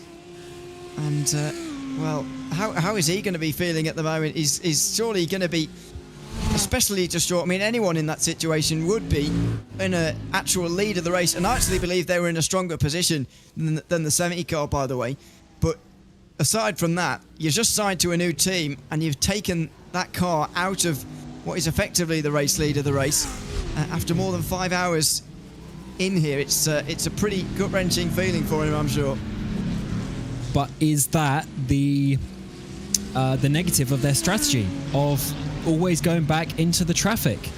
And yes, maybe it got them the lead and it got them those extra seconds ahead of their teammates, but they put them in tricky situations. We're going to see a replay here, and oh, look how close they were. That was the 70, Benito at the wheel, and just able to avoid. Of course, he had the vision blocked of the car ahead of him as well, but he was able to just navigate that one enough. I think it is exactly the danger of being in the traffic, and Enzo Benito now is right in that traffic again. He's got Drago Racing just up in front, although admittedly the advantage now is that they're at a point where there's only actually 2 of those cars in front of them. Here's Thibaut Prevost and what he could have seen. I'd imagine we're not going to see a whole lot of this incident. It's going to be absolutely unsighted, and that was very close to avoiding entirely, actually, but it's just not possible for him to avoid that. yeah, I mean, what he did was exactly what I was expecting to see. Of course, there was that slight hesitation, not exactly known, just trying to work out exactly what the car is doing. Is it moving? Is it stopped? And it was just enough that he didn't completely smash into the 44, and they're both still going out on the track, but that could have very easily been an airborne crash at full speed coming down the hill. But we continue on, and for now, but the 44 is down pit road as well, of course, with the damage that they're going to have to repair, along with quite a few other teams who are coming through their pit stop cycle, and they're going to go all the way to the back. Let's see what they can do in the remaining just under 7 hours, but of course they're not going to be winning this race. No, they'll be out of contention. They're already 2 laps back, so that's the end of their day in terms of contention for the race win. Speaking of race leaders, Team Redline come into the pit lane with Luke Bennett now, so this will sort of set the field right again in some ways, but not entirely. We've still got a little bit of sorting to do. There's Luke Bennett up on the jacks again with another tyre change, and so he'll be making his way back out onto the circuit again in a few moments' time. I wonder what the mood in the Redline camp is going to be like now, though. They've lost one of their 4 bullets in the gun, but they're still in one of the strongest positions we've ever seen a team in at this stage of a special event.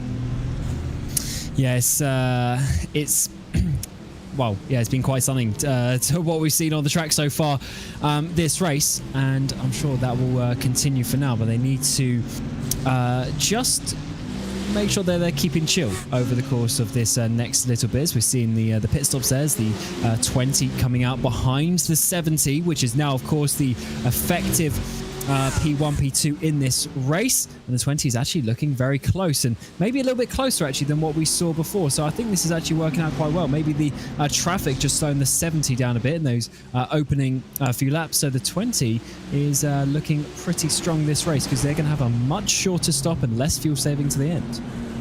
Yeah, clearly Bonito has been slowed up by this by some distance, so it's not good news. And once again, it comes back to what you were saying earlier about coming out in the traffic. Is it really a good idea? Well, probably not at this stage. It's proved not to be the case.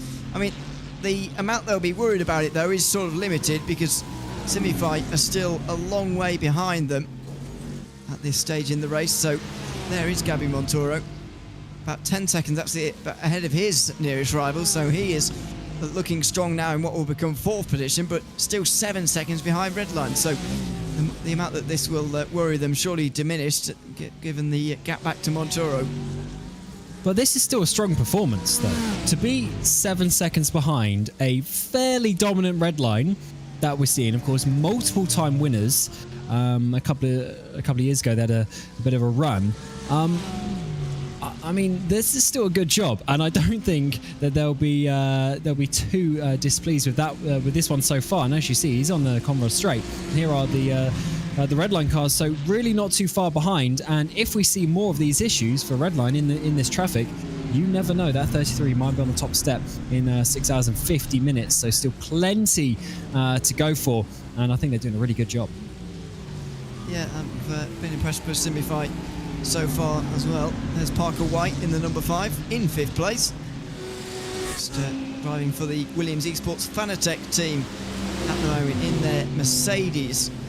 Now he's gone nearly 30 laps into this one. Unfortunately, I think the amount of fuel saving you'd have to do to make this work on a 10 stop strategy by cutting out a stop entirely would be very difficult to achieve, and you need to go for another further 15 minutes, which is not going to happen, unfortunately. And so the lack of, with the Redline team of Enzo Benito now actually gaining the amount of time that, or gaining the amount of fuel, that he's needed to get to the end of the race. I think the fuel and strategy gains that are going on in the field at the moment are quite limited, unfortunately. I guess that is just the way that we have, as we've mentioned, the tyre rules as well. Also, just close off a little bit of a door there. But what it seems like is everyone, they try something slightly different in the first couple of stints, and then they sort of start working out what actually is the best route. And at the end of the day, if there's a best formula, a quickest formula over the course of the race, and the teams will work that out and they'll go down that path. They're all looking for the same goal. They're potentially just trying to find a bit of a different way of doing it, but as I said, if one's quicker, then they're all going to be going down that way. That's why sometimes as well, when we see with the BOP of cars, if one chassis is slightly faster, just ever so slight, doesn't matter how fast or how close it is, they're going to end up choosing that one because it is the fastest route to the end of the race. And that's the reason why we've got the situation we have at the moment with this race, with Redline leading the way, 1, 2 and 3 now, with the Lamborghini very much out front. Alex Dunn brings the car in. Wonder how he'll be feeling after that stint. I wonder if he'll feel at fault for that incident maybe with Gustavo Aero, even though I think we've acquitted him fairly quickly of any responsibility there. As the driver ahead, I don't think he should or could feel any responsibility. I mean, he was just driving. Of course, he slightly missed the apex, but yeah, that is very true, full position.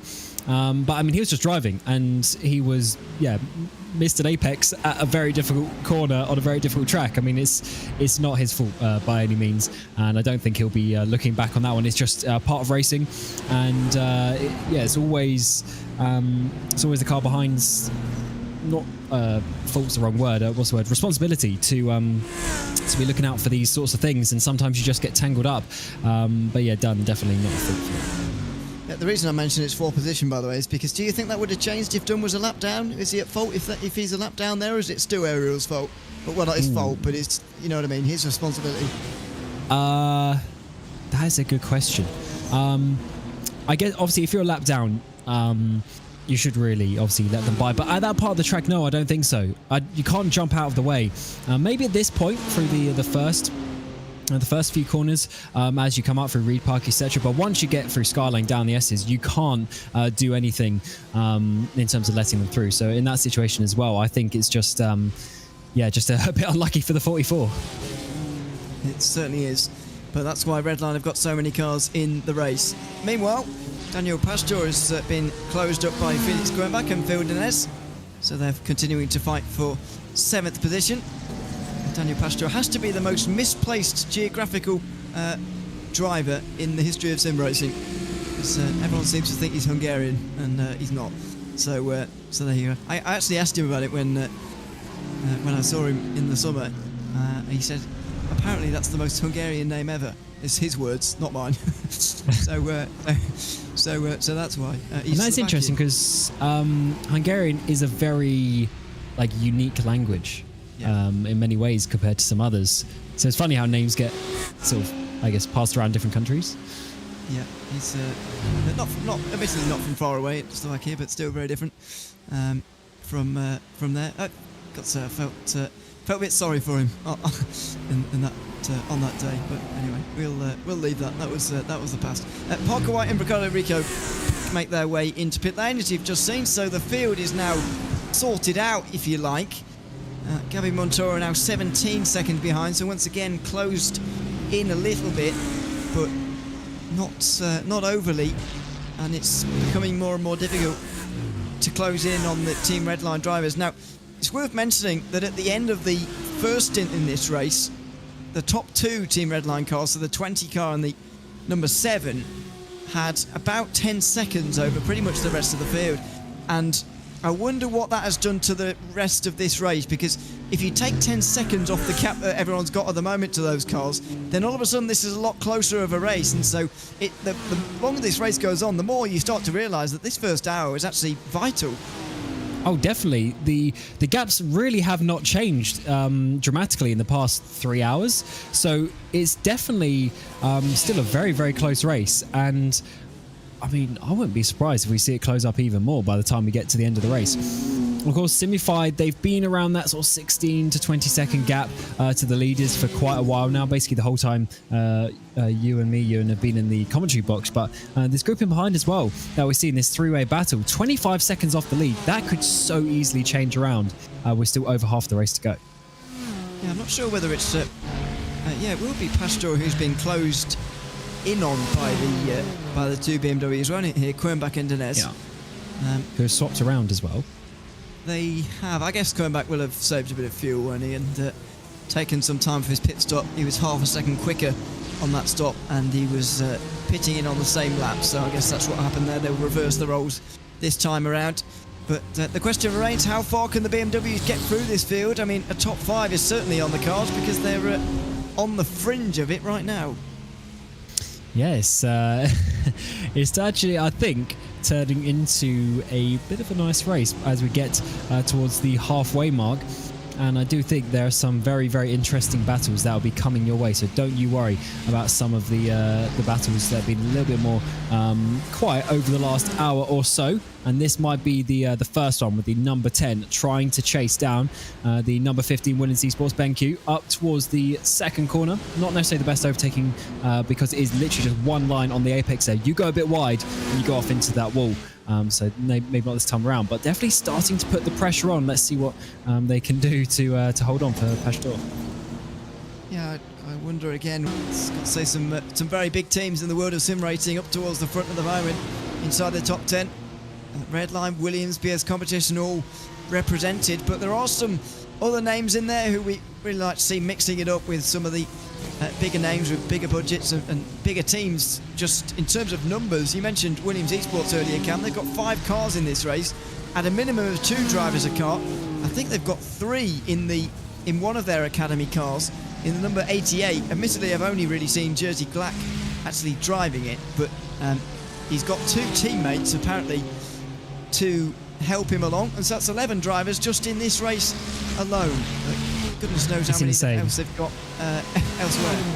Yeah, that is insane, especially as some of these teams now, I mean, they're professional, semi-professional drivers when you think about the amount, but I'll get to that in a second, because down the inside goes the Marla Racing entry, very late on the brakes. Pastor not able to hold on to that one of the easy overtakes you'll see, and this is actually going to open the door for the 89 to follow through down in towards the final corner. Pastor's going to have to defend right to that inside line as the 89 I should say backs out of that one, but certainly this is potentially the time for these BMWs to start working their way up the field. You'd think so. And so I hope so. A4 and 2 out of Hell Corner they go now, and BS Competition may well want to follow on. Phil Denez, is he going to be as aggressive with Pastor as Quernbach was in some ways? Been a little bit more assertive than maybe some other drivers have been in the past in this race. No is the answer to that, and so he won't go through into turn 2, but it's always very difficult to make moves at turn 2 anyway, because basically the car on the inside always prevails, or nearly always prevails anyway. It's very rare you see a move prevailing on the outside there, so it's better to wait, and that's what Denez has done. So he will trail Pastor for a trip across the mountain, and what a camera shot this is going to be. Oh yeah, this is absolutely awesome. 3-car train over the top of the mountain through all of the undulations and these fast left-handed corners is amazing to see just how much the cars sort of move around as well. The steering wheel is having all these micro corrections as they try and balance the car, and then you come down the hill through Skyline. You can never fully go on the brakes there because the rear end is so light. Then there's through the dipper where Dunn had a little bit of an issue that caught up with the 44, and then down through that sort of chicane sequence in towards the braking zone, where once again you can never fully go on the brakes because it's all downhill, and then you work your way onto the Conrad Straight. And I just was having a look back on the stream an hour and a half ago. Simify was 17 seconds off the lead. They're 17 seconds.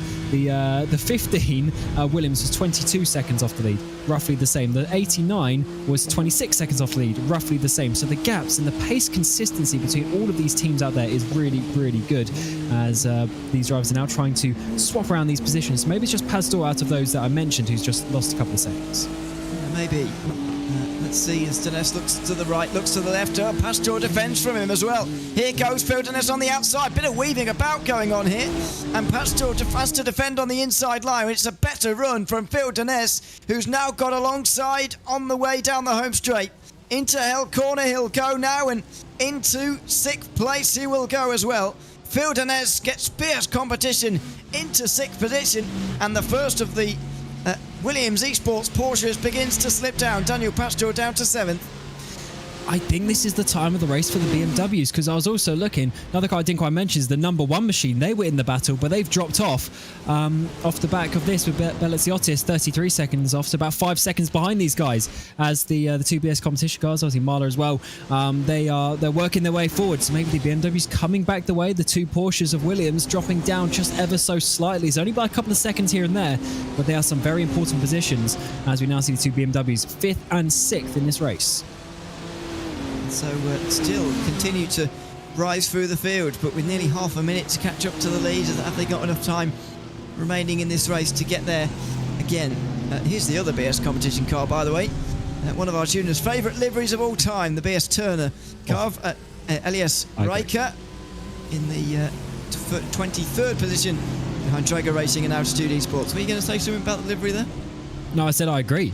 I really like this livery as well, and the fact that they've had it obviously on the GT4 in real life as well is something that it's always good, because sometimes sim liveries don't work in real life, but this one certainly does, and it's a really unique way. Is it going to be getting a move though? Up the inside there for 22nd position. That is not necessarily a place to overtake, but they might do it. They've got the inside line. Of course, the Porsche on the outside won't quite have the speed as you come up the hill, as BS Turner gain a place there and to come through the cutting as well. In the background, we're seeing side by side action. The Fulton car on the outside, not quite making it work and deciding to back out of that.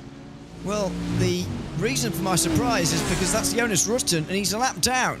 Now that's quite an aggressive move to be making around the outside of the cutting if you are a lap down, and so Jonas Rutten there maybe putting his nose in where it was unwelcomed, but Tom Reiher there was able to give enough room and gave enough room to Elias Riker as well to make that move. But Rutten's in an awkward position now of wanting to overtake, but also being a lap down on a battle is not a great place to be for making overtakes. Yeah, first of all, unlapping yourself is hard enough, but then unlapping yourself against a driver who's in a battle with themselves, as you say, is the worst position to be in, because you want to get past, but you also don't want to ruin their race necessarily. But it does look like that BS Turner car is way faster, the 111 there. With Ryan not able to keep up with Riker at this moment in time, and there's going to be a bit of a difference in the speed at this time. And look how much actually it's opened up. I mean, that is massive already. Let's see a replay of this. So the BS Turner car goes up, and then the 111 not able to get on the power. And as you come up towards the cutting, they were thinking about it on the outside line there, but just choosing to back out of that because it's a bit too much risk through the just slight lift at the left kick. And they're still stuck behind. Rutten's still stuck behind, and this is going to be the problem for him, unfortunately. So he'll be staying there, I would imagine. I mean, it's an action zone of this circuit, there's no doubt about that, but some of the biggest crashes come through the cutting as well, some of the biggest pile-ups in time. I know we had a fairly, what's going to become a pretty famous big crash from last weekend with the BMW 1 or 7 days ago. You've also seen big pile-ups there in years gone past as well, so I'm surprised that anyone would even try at the cutting actually at this point, but it can be done. I don't know if it can be done through the apex though. You kind of got to get it done beforehand really, and then get the driver on the outside to back out. I wouldn't want to go side by side through there. It's such a tricky corner, and really it's sort of ironically it's actually probably one of the hardest parts of the track to try and get that right, to then also get the apex as well through for the next left-hander. It's really not an easy one, and of course all uphill, so definitely a bit of a tricky one for the drivers, but they managed to work out that one at least and not have an accident that time around. We have another battle there, obviously working pretty close, as Antonis has got in the 99 machine trying to chase down for P10. They are quite away, about 20 seconds off Belaziotis, so not too much to focus up ahead for them. We've got the Australian cricket cars, as Arjuna was dubbing them earlier on, in 26th and 27th, running together at the moment. WSR Esports, Puck Kicker and Brabham Esports. Ask Arjuna about it later, it will make sense. They've just been passed by the overall race leader, and look at the gap between the first two as well. I think that's probably a legacy of the traffic. Bonito has gained some time over Bennett to the tune of a second and a half. Let's have a look. Yeah, he's on 8 laps. Obviously longer stint, so have a bit less fuel in the car. But actually, last lap was 0.7 of a second. So the pace has really gone down. Everyone is into the 204s now. So earlier we were mentioning about mid 3s, that sort of stuff. Everyone is in the 204s. Of course, they are on slightly heavier fuel at this point. You know, only sort of a third of the way into the stint. We'll see if that gets a little bit faster. But maybe the track getting even slower. But either way, it was 0.7 of a second gap. Benito a 4.1 and Bennett a 4.8. So that was one of the bigger reasons for that gap. Let's see how that one progresses. Still plenty of gaps that are close together. Apex Racing Academy, Alex Gal just behind this BMW battle as well, by the way. A few cars that are really coming into their own, actually. The BMW and the Mercedes.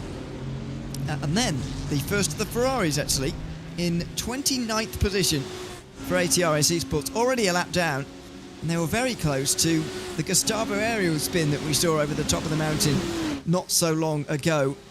As we have a look to the inside here, nothing doing there.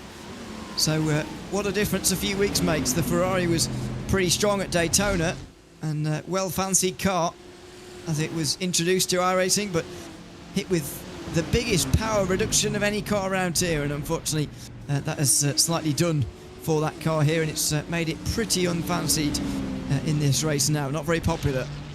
And that's why you got to keep on top of the BOP, as all of the teams do. They work out what the best car is, and it's sort of part of your homework that you have to do. We do have a lot of special events out there, though.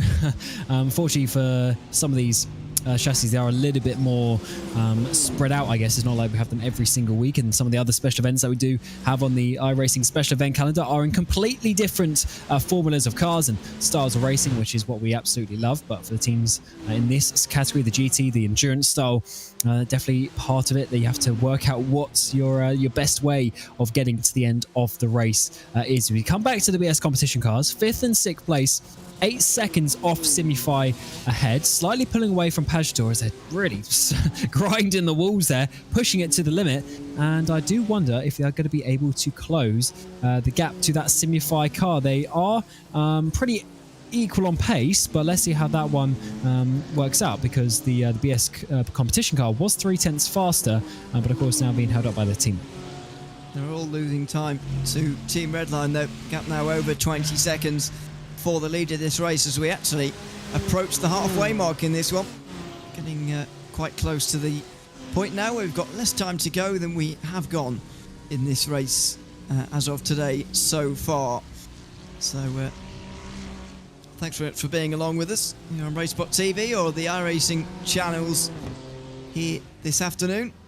It's myself, Ewan O'Leary, and Cam Roger with you for another couple of well, I'll be with you for another couple of hours. Cam here for another half until we say goodbye to him. But it's been an engaging race so far. Certainly an interesting start to this one.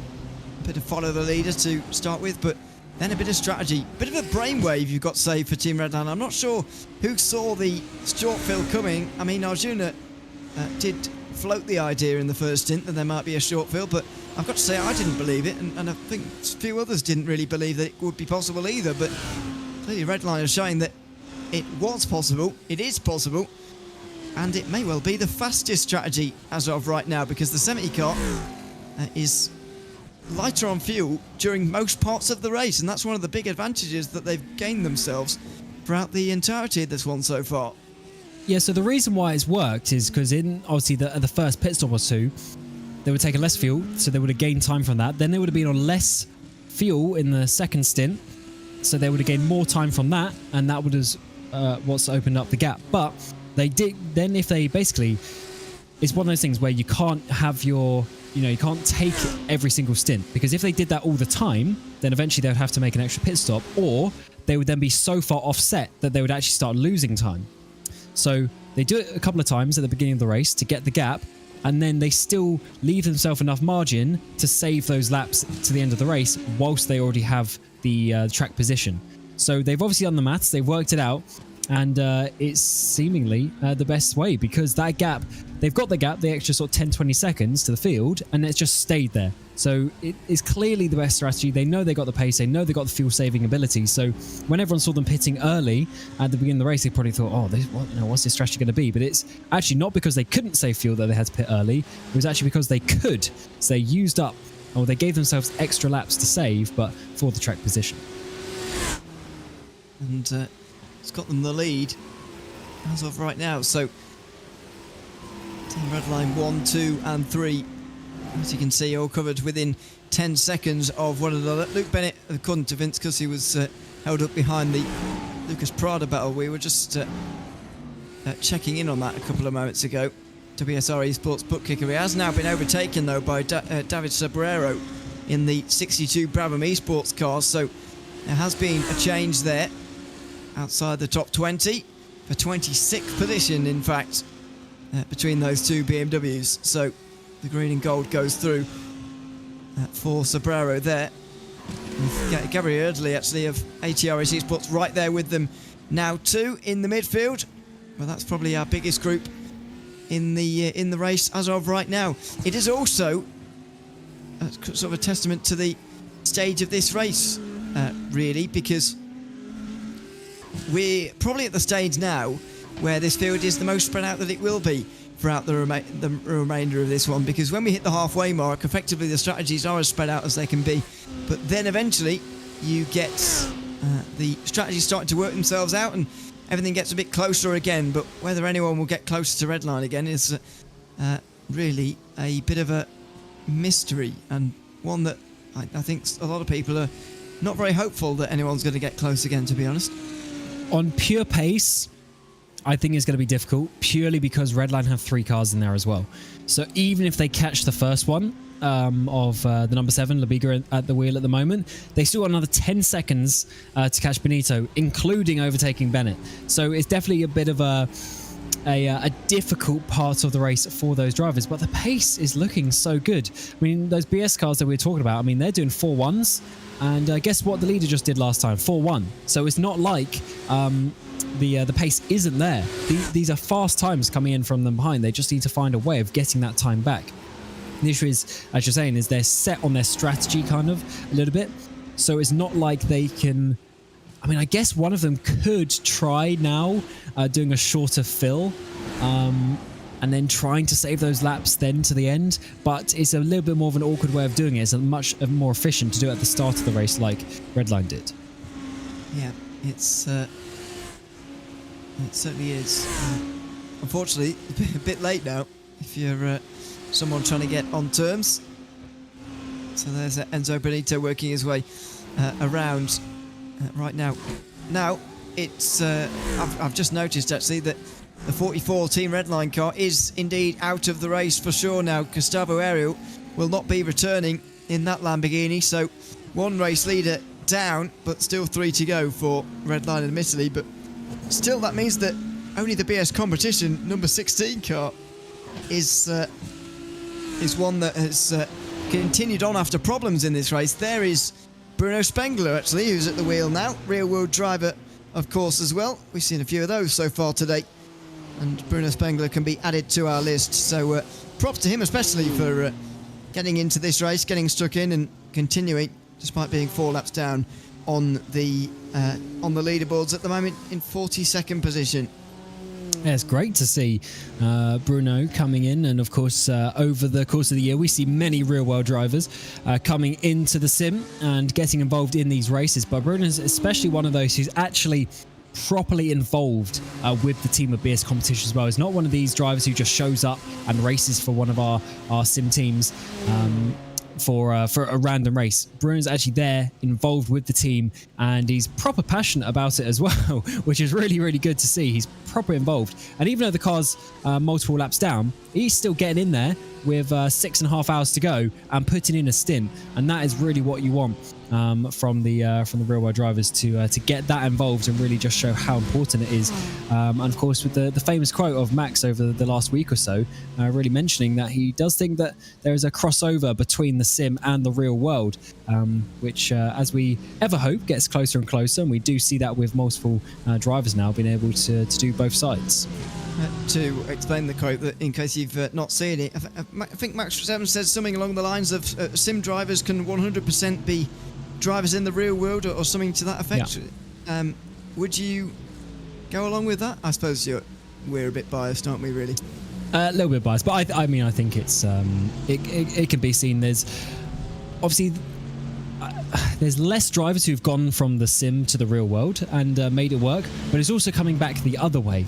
The fact that they still just prove their class in the sim, but then when someone around them who's pretty fast gets the opportunity in a real world car, then they're often fast as well. One, I think a good example is also, for instance, like James Baldwin, for instance, when he came to British GT a couple of years ago, and just instantly, I don't know if it was his first race, but it was one of the first races he won anyway.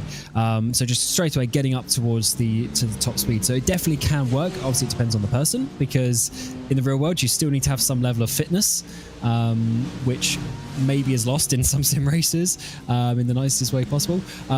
So I think definitely there's that part of it, but from the ability and from the understanding point of view, I definitely think there's a crossover.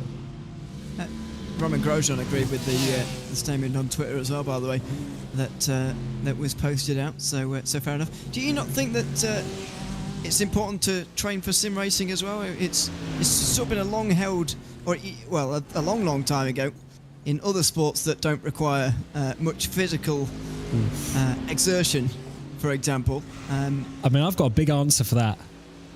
Big answer. Okay. A long time ago, it was thought that it didn't really matter how you trained or ate or drank in a sport that doesn't require as much physical exertion as some of the more traditional ones, because you're not using your body that much after all. But it's since been found that it does help with concentration, and so I guess that applies to sim racers too. And the stereotype of everybody just being unhealthy and overweight is no longer the case. Yeah, it's not also just about being overweight, it's the other way around as well.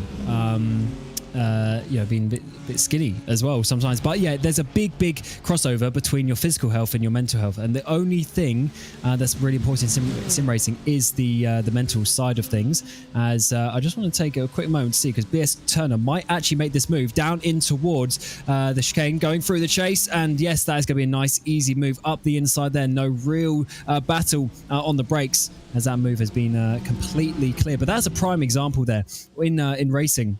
When you have these moments like that, it's all about the mental side of it. You have to have the ability to stay calm and to complete the move, and not to overreact, not to get hot-headed, and then also to have the concentration over the course of a long stint. And you have to have your brain in the right mindset to do that. So some people, maybe they need that physical exercise, not just for the strength side of things or the fitness side of things, but also just for the mental clarity to be able to drive. Because it's not healthy, if you think about it, it's not healthy to be on your rig 12 hours a day to get fast. Sure, maybe for that race you're going to be faster, but if you do that for 6 months, you're going to be completely burnt out, and then you're actually going to be slower at the end of it. So you have to actually think about it, and I definitely think it's a big thing that teams are sort of looking into to make sure that their drivers are as fit as possible. Yes, there's a fine balance, isn't there, between practicing too much and practicing not enough. And it does feel like it. Do you not feel like it in sim racing at the moment, especially in the year or so? I think as a whole community, I might pause that thought here for a second. This fight for 10th place just continues on. We'll get back to that in a second, don't worry. But for now, Drago Racing and Apex Racing Team going side by side. In fact, it was Drago Racing side by side in the last battle and the pass for position that we just saw. But it's the 169 that goes through into 10th position this time. But Apex Racing Team not willing to go down without a fight here. Absolutely. Then got the other Drago car, the Porsche up in behind as well. So Drago trying to make a double overtake on the 99 there. And they might be able to do so, of course, splitting their chassis between the teams as well, trying to go for the best of both worlds. And certainly we'll see how that one works, because there's now the opportunity of the 696 car to try and get through as we come up the mountain straight. Are they going to be able to follow their team through, or even the 99 may be able to get back past? Let's see if they get close. They're certainly closing in as we get up towards the braking zone. We've definitely seen overtakes into that corner, though it is very difficult, and they do choose to stay behind just for now. But yeah, it's definitely a close battle forming there. There it is. They make their way over the top of the mountain again. Just before we resume that discussion, by the way, good afternoon to Kev from Adelaide, who's in our Twitch racing chat at the moment. He says he's 72, and so training for him is getting in and out the sim rig. Well, fair enough, but it's great that you're still driving in the sim and still here on racing, and the beauty of it is that pretty much anybody can do it. So that's absolutely, a great thing, especially on racing and a special event like this where anyone can compete in any splits. Meanwhile, Damon Woods tries to hang on ahead of Vasilios Pelitsiotis here for 8th position, and will do so into the chase. Do you not feel in the last year or so that we've maybe gone a bit too far in sim racing in terms of the amount of practice that has gone in for some events in the course of 2023? It feels like some professionals have spent almost all day and all night in their sim rig, sort of contrary to what you were saying earlier about practicing too much, and it feels like some certain drivers might have even done that. Yeah, there's definitely that. I think that comes in the nature of two things. The major one is also just how competitive it is now. So you have to do that extra 1,000 laps to gain that extra 1/10 of a second, because you need to, otherwise you're not competitive. But also, most of these drivers at the top level are on some sort of full-time or part-time contract, so they're literally paid to do the practice. So therefore, obviously that's what they're going to do. But up the inside, we're going to see a bit of a side-by-side battle once more as the one machine goes through on Damon Woods, as the 9 there drops down into that 9th place. So Belisiotis back up to 8th, and he's got a few seconds to catch down to his teammate. Very aggressive, forceful move, but easily done there up the inside. And yeah, I definitely think it's also to do with the amount of competitions that we have now. So you've got these full-time drivers or semi-pro drivers who are literally paid, as I said, multiple hours a week to do these practices and to get up to speed for these races. But then we also have so many competitions now. Obviously these special events, they're one a month, or one every 3 weeks over the course of the year. But in between that, we have all these big esports competitions where every week there's 2-3 races, and a lot of these drivers do all of that. So you have to do that 6, 7, 8 hours practice for every single one of those races every single week, and it's just constant. They're always driving. So I definitely think we have gone that way of too much practice. Maybe we need to start limiting certain knowledge of certain events. That's been something that's come around. Maybe not knowing the track, or maybe not knowing the car, so you can't directly practice. Yeah, it's always impossible to do that for this, isn't it, really? Because it's the Bathurst Drover. What are you going to hide from the drivers about that? Everyone's going to know. Yeah, for this, definitely.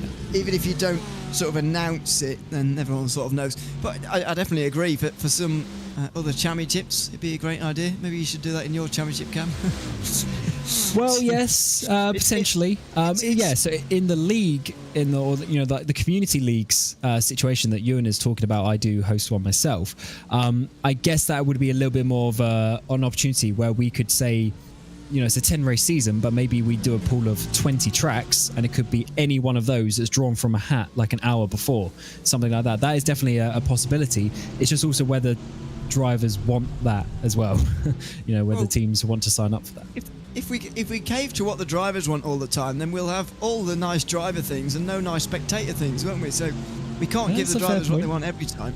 That is a fair point. So maybe something to look at, because I do agree it is a big problem now, and being able to limit that is something that I think organisers need to look at over the next couple of years, because while it's fun doing all of this, we have to think about the longevity, and I think burnout is definitely a big thing in some drivers. Yeah, I think it's already happened to a degree for some of them as well. So there we go. Just to let you know, on YouTube, by the way, we are about to switch over our streams in about 15 minutes time. So just make sure you are aware of that and you know where the second one is. It should be on the RaceSpot YouTube channel or iRacing's YouTube channel. You can find the second part. We'll be starting that up in about 15 minutes time. So make sure you go and join us over there for the second half of the iRacing Bathurst 12 Hour for 2024. Meanwhile, we'll be continuing on this stream for another quarter of an hour or so and seeing whether Apex Racing Team can stop losing positions quite so quickly here, because the 99 car now, driven by Jimmy Antunes, has started to lose a bit of speed and a bit of time. Drago Racing's 169 has gotten through, and the 696 is looking for a way through here pretty quickly and pretty soon as well. Yeah, Maciejewski's getting a little bit closer, but not quite enough to make a move just yet. So definitely looking ahead, trying to make that move. But also in the background, we've got the 5 Williams Esports Fanatec car, Parker White, not too far back and doing very similar lap times. So maybe he's going to be closing up at some point as well, maybe turning this into a four-way battle. Just see coming in towards the final braking zone. Antunes, not... I thought it might be a bit of a leak. When the tap opens, sometimes the floodgate is open and you lose 1, 2, 3 positions at once. But he was able to control that and only lose that one place to the first Drago car. But actually, I say that, it goes a little bit wide there. That's going to lose him a bit of momentum down the straight.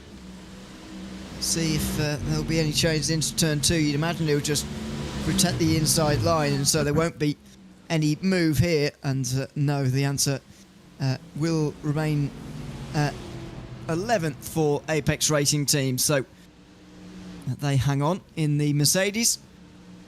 Meanwhile, by the way, just to update you on the leading gap, 2.5 seconds now for Enzo Benito and Gabi Montoro, nearly 25 seconds off of the lead now. The gaps are growing out front all over again. We're getting to that stage in the race where it's actually pretty difficult to expect these drivers to bring this gap down. I mean, can Simify really gain 4 seconds per stint on that first red line car? It's difficult to do that.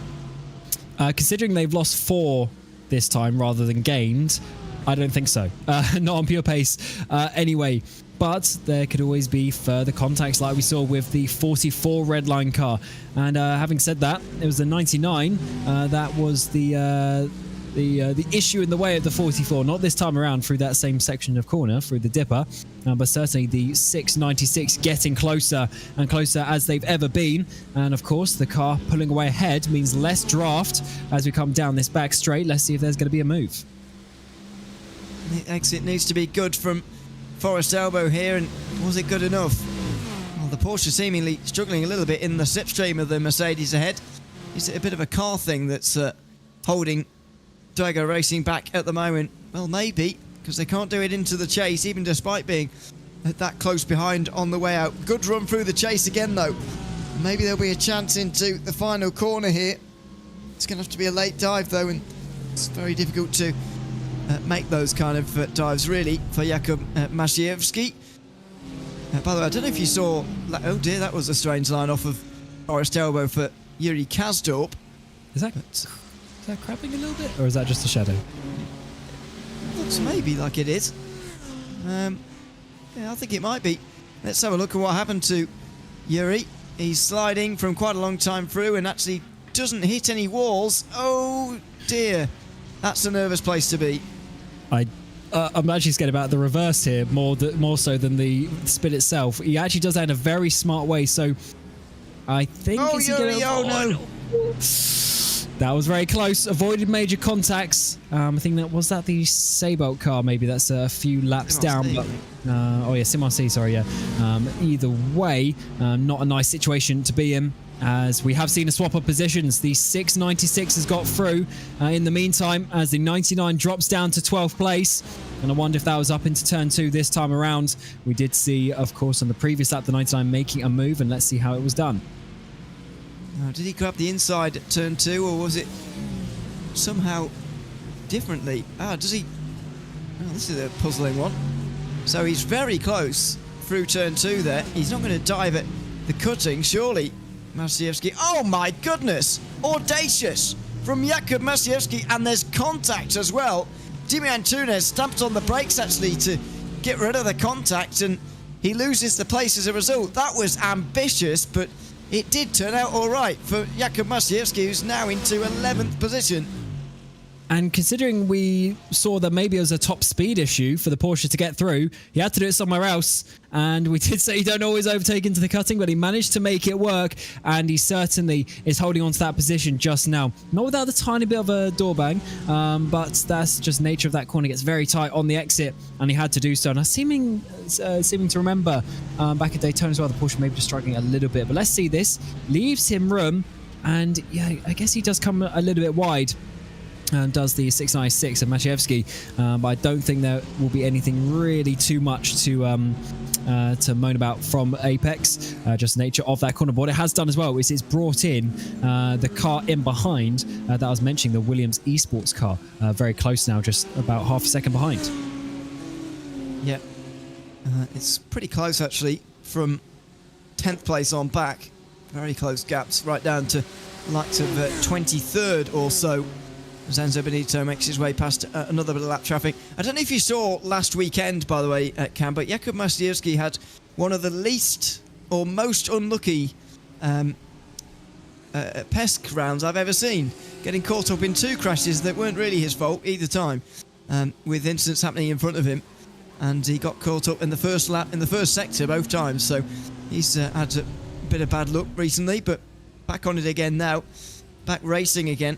And back at Bathurst as well for Drago Racing, which is very pleased about. He'll be driving with Nicholas Matteo today in that Porsche, one of 4 cars that Drago Racing have got entered into this race. They're becoming quite a big team actually in terms of numbers, in terms of size. That's what you have to do to compete against these 5 Williams teams of the 4 Red Lines and multiple others. Was it 3 or 4 BS cars out there as well? So definitely that's what you have to do to compete nowadays. Unfortunately, over the course of the last couple of years, there's been a few teams, closed doors basically. So these drivers have gone to other teams that have just got bigger, and now we have these huge organisations, and it really is a big machine running the top level of sim racing, especially here on the iRacing service. And they put a lot of effort, a lot of time, a lot of money into these things, and so do the drivers. And the ones getting the rewards at the moment is Team Redline. But let's see how this one unfolds, as Benito has extended that gap further, is now up to 3 seconds. He has. I said this to Arjuna earlier on the broadcast. You know, do you think this could become a problem in the coming years? Because there's a lot of teams now who've got a lot of drivers to their name, and so in multi-class events, it's not quite as bad. There's a little bit more variety, and the big teams generally all come out to play, and there's quite an even amount of them. But in some single-car championships, where there's a lot of these drivers from the same team, all very quick, all working together in some ways, I mean, could be a problem for sim racing to solve in the next few years if there's some of these big teams maybe hoarding a lot of good drivers, as you sort of see in some team sports sometimes. As that's a pretty late move to the pit lane from Benito, but he's made it in. You see this sometimes in team sports, some of the best teams hoarding good players and not really letting them play very much. Whereas in sim racing, we've got some big teams with a lot of big drivers on them. Could be a problem to solve soon. Yeah, I guess it's a difficult thing to regulate, really, because there's no sort of governing body, I guess you would call it, of that sort of thing. But then it just comes down to contracts, and obviously most of the drivers will have legitimate contracts. So then it comes down to drivers negotiating these things as well, and potentially not signing really long-term deals where they get held up with these teams, and that will obviously open up the door potentially for moves at some point, and then it becomes a competitive game. But there's also a thing in sim racing. I think drivers like being in the same place for quite a while. It's not like maybe a football team or something where you want to change every couple of years to go to a different environment. I think especially in sim racing, you got to find the people who work together well and prepare in the right way. Yeah. I mean, there's plenty of examples of that. Gustavo Aero was at his previous team before Redline for 3 years, for example. beforehand, which is maybe a little bit on the short side, but you know, it's still sizable on that time. Just a reminder that in 5 minutes' time we'll be moving over YouTube stream, so if you are watching us over there, then get ready for that in about 5 minutes' time, so you can continue watching the 2024 Bathurst 12 Hour with us here on iRacing. If you're on the Twitch channel, you don't have to do anything. You can just sit there and enjoy the race for now. And we're almost at the halfway point of this race at the moment. It's fair to say who the favourites are at this stage.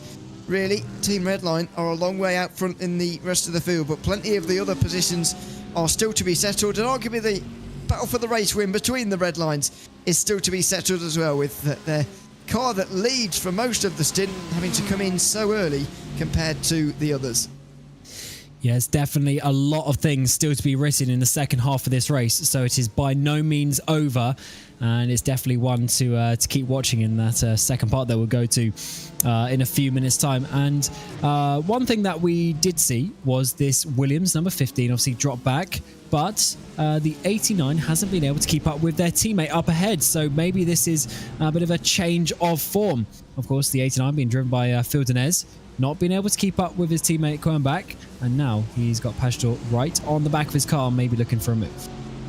That Marla Racing Team car has really been flying here as well. That's the car just further up the road, 4th place for them. Then it's PS Competition, and then Williams, who are having a bit of a resurgence here, maybe on the older tyres. Porsche has been able to look after them better, but the BMW is not exactly bad at looking after its tyres by any means, so Pashtor has been able to close in a little bit as a result. He stays behind though on the way towards turn 3, and probably will do so over the top of the mountain as well.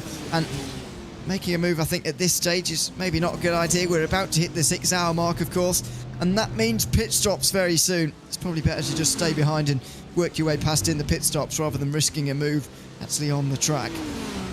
And we'll see if the potential slight deficit in top speed is going to be the same for this car as we saw a little bit early as well for the Drago HC entry in 10th place right now, and whether that is going to be an issue to overtake. Of course, he's been very close so far. And that might need a bit of a send down the inside, like Maciejewski tried in towards the cutting. And as you say, it might be better to try and do it in the pit stop somehow. But then if you're, just going into the pit stop and taking a full tank of fuel, there's a little bit less you can do. But that's a little bit of a wiggle actually, coming out to the elbow. Might be half an opportunity here for the 15. Let's see, in towards the chase. Is the Porsche going to be strong enough in a straight line? We know it had problems as it was released for the first time, this Porsche, in terms of a straight line. We saw that at Daytona. What about into the chase this time around? He gets very close to Pashtor, but not close enough to make a dive. It would have been pretty audacious anyway.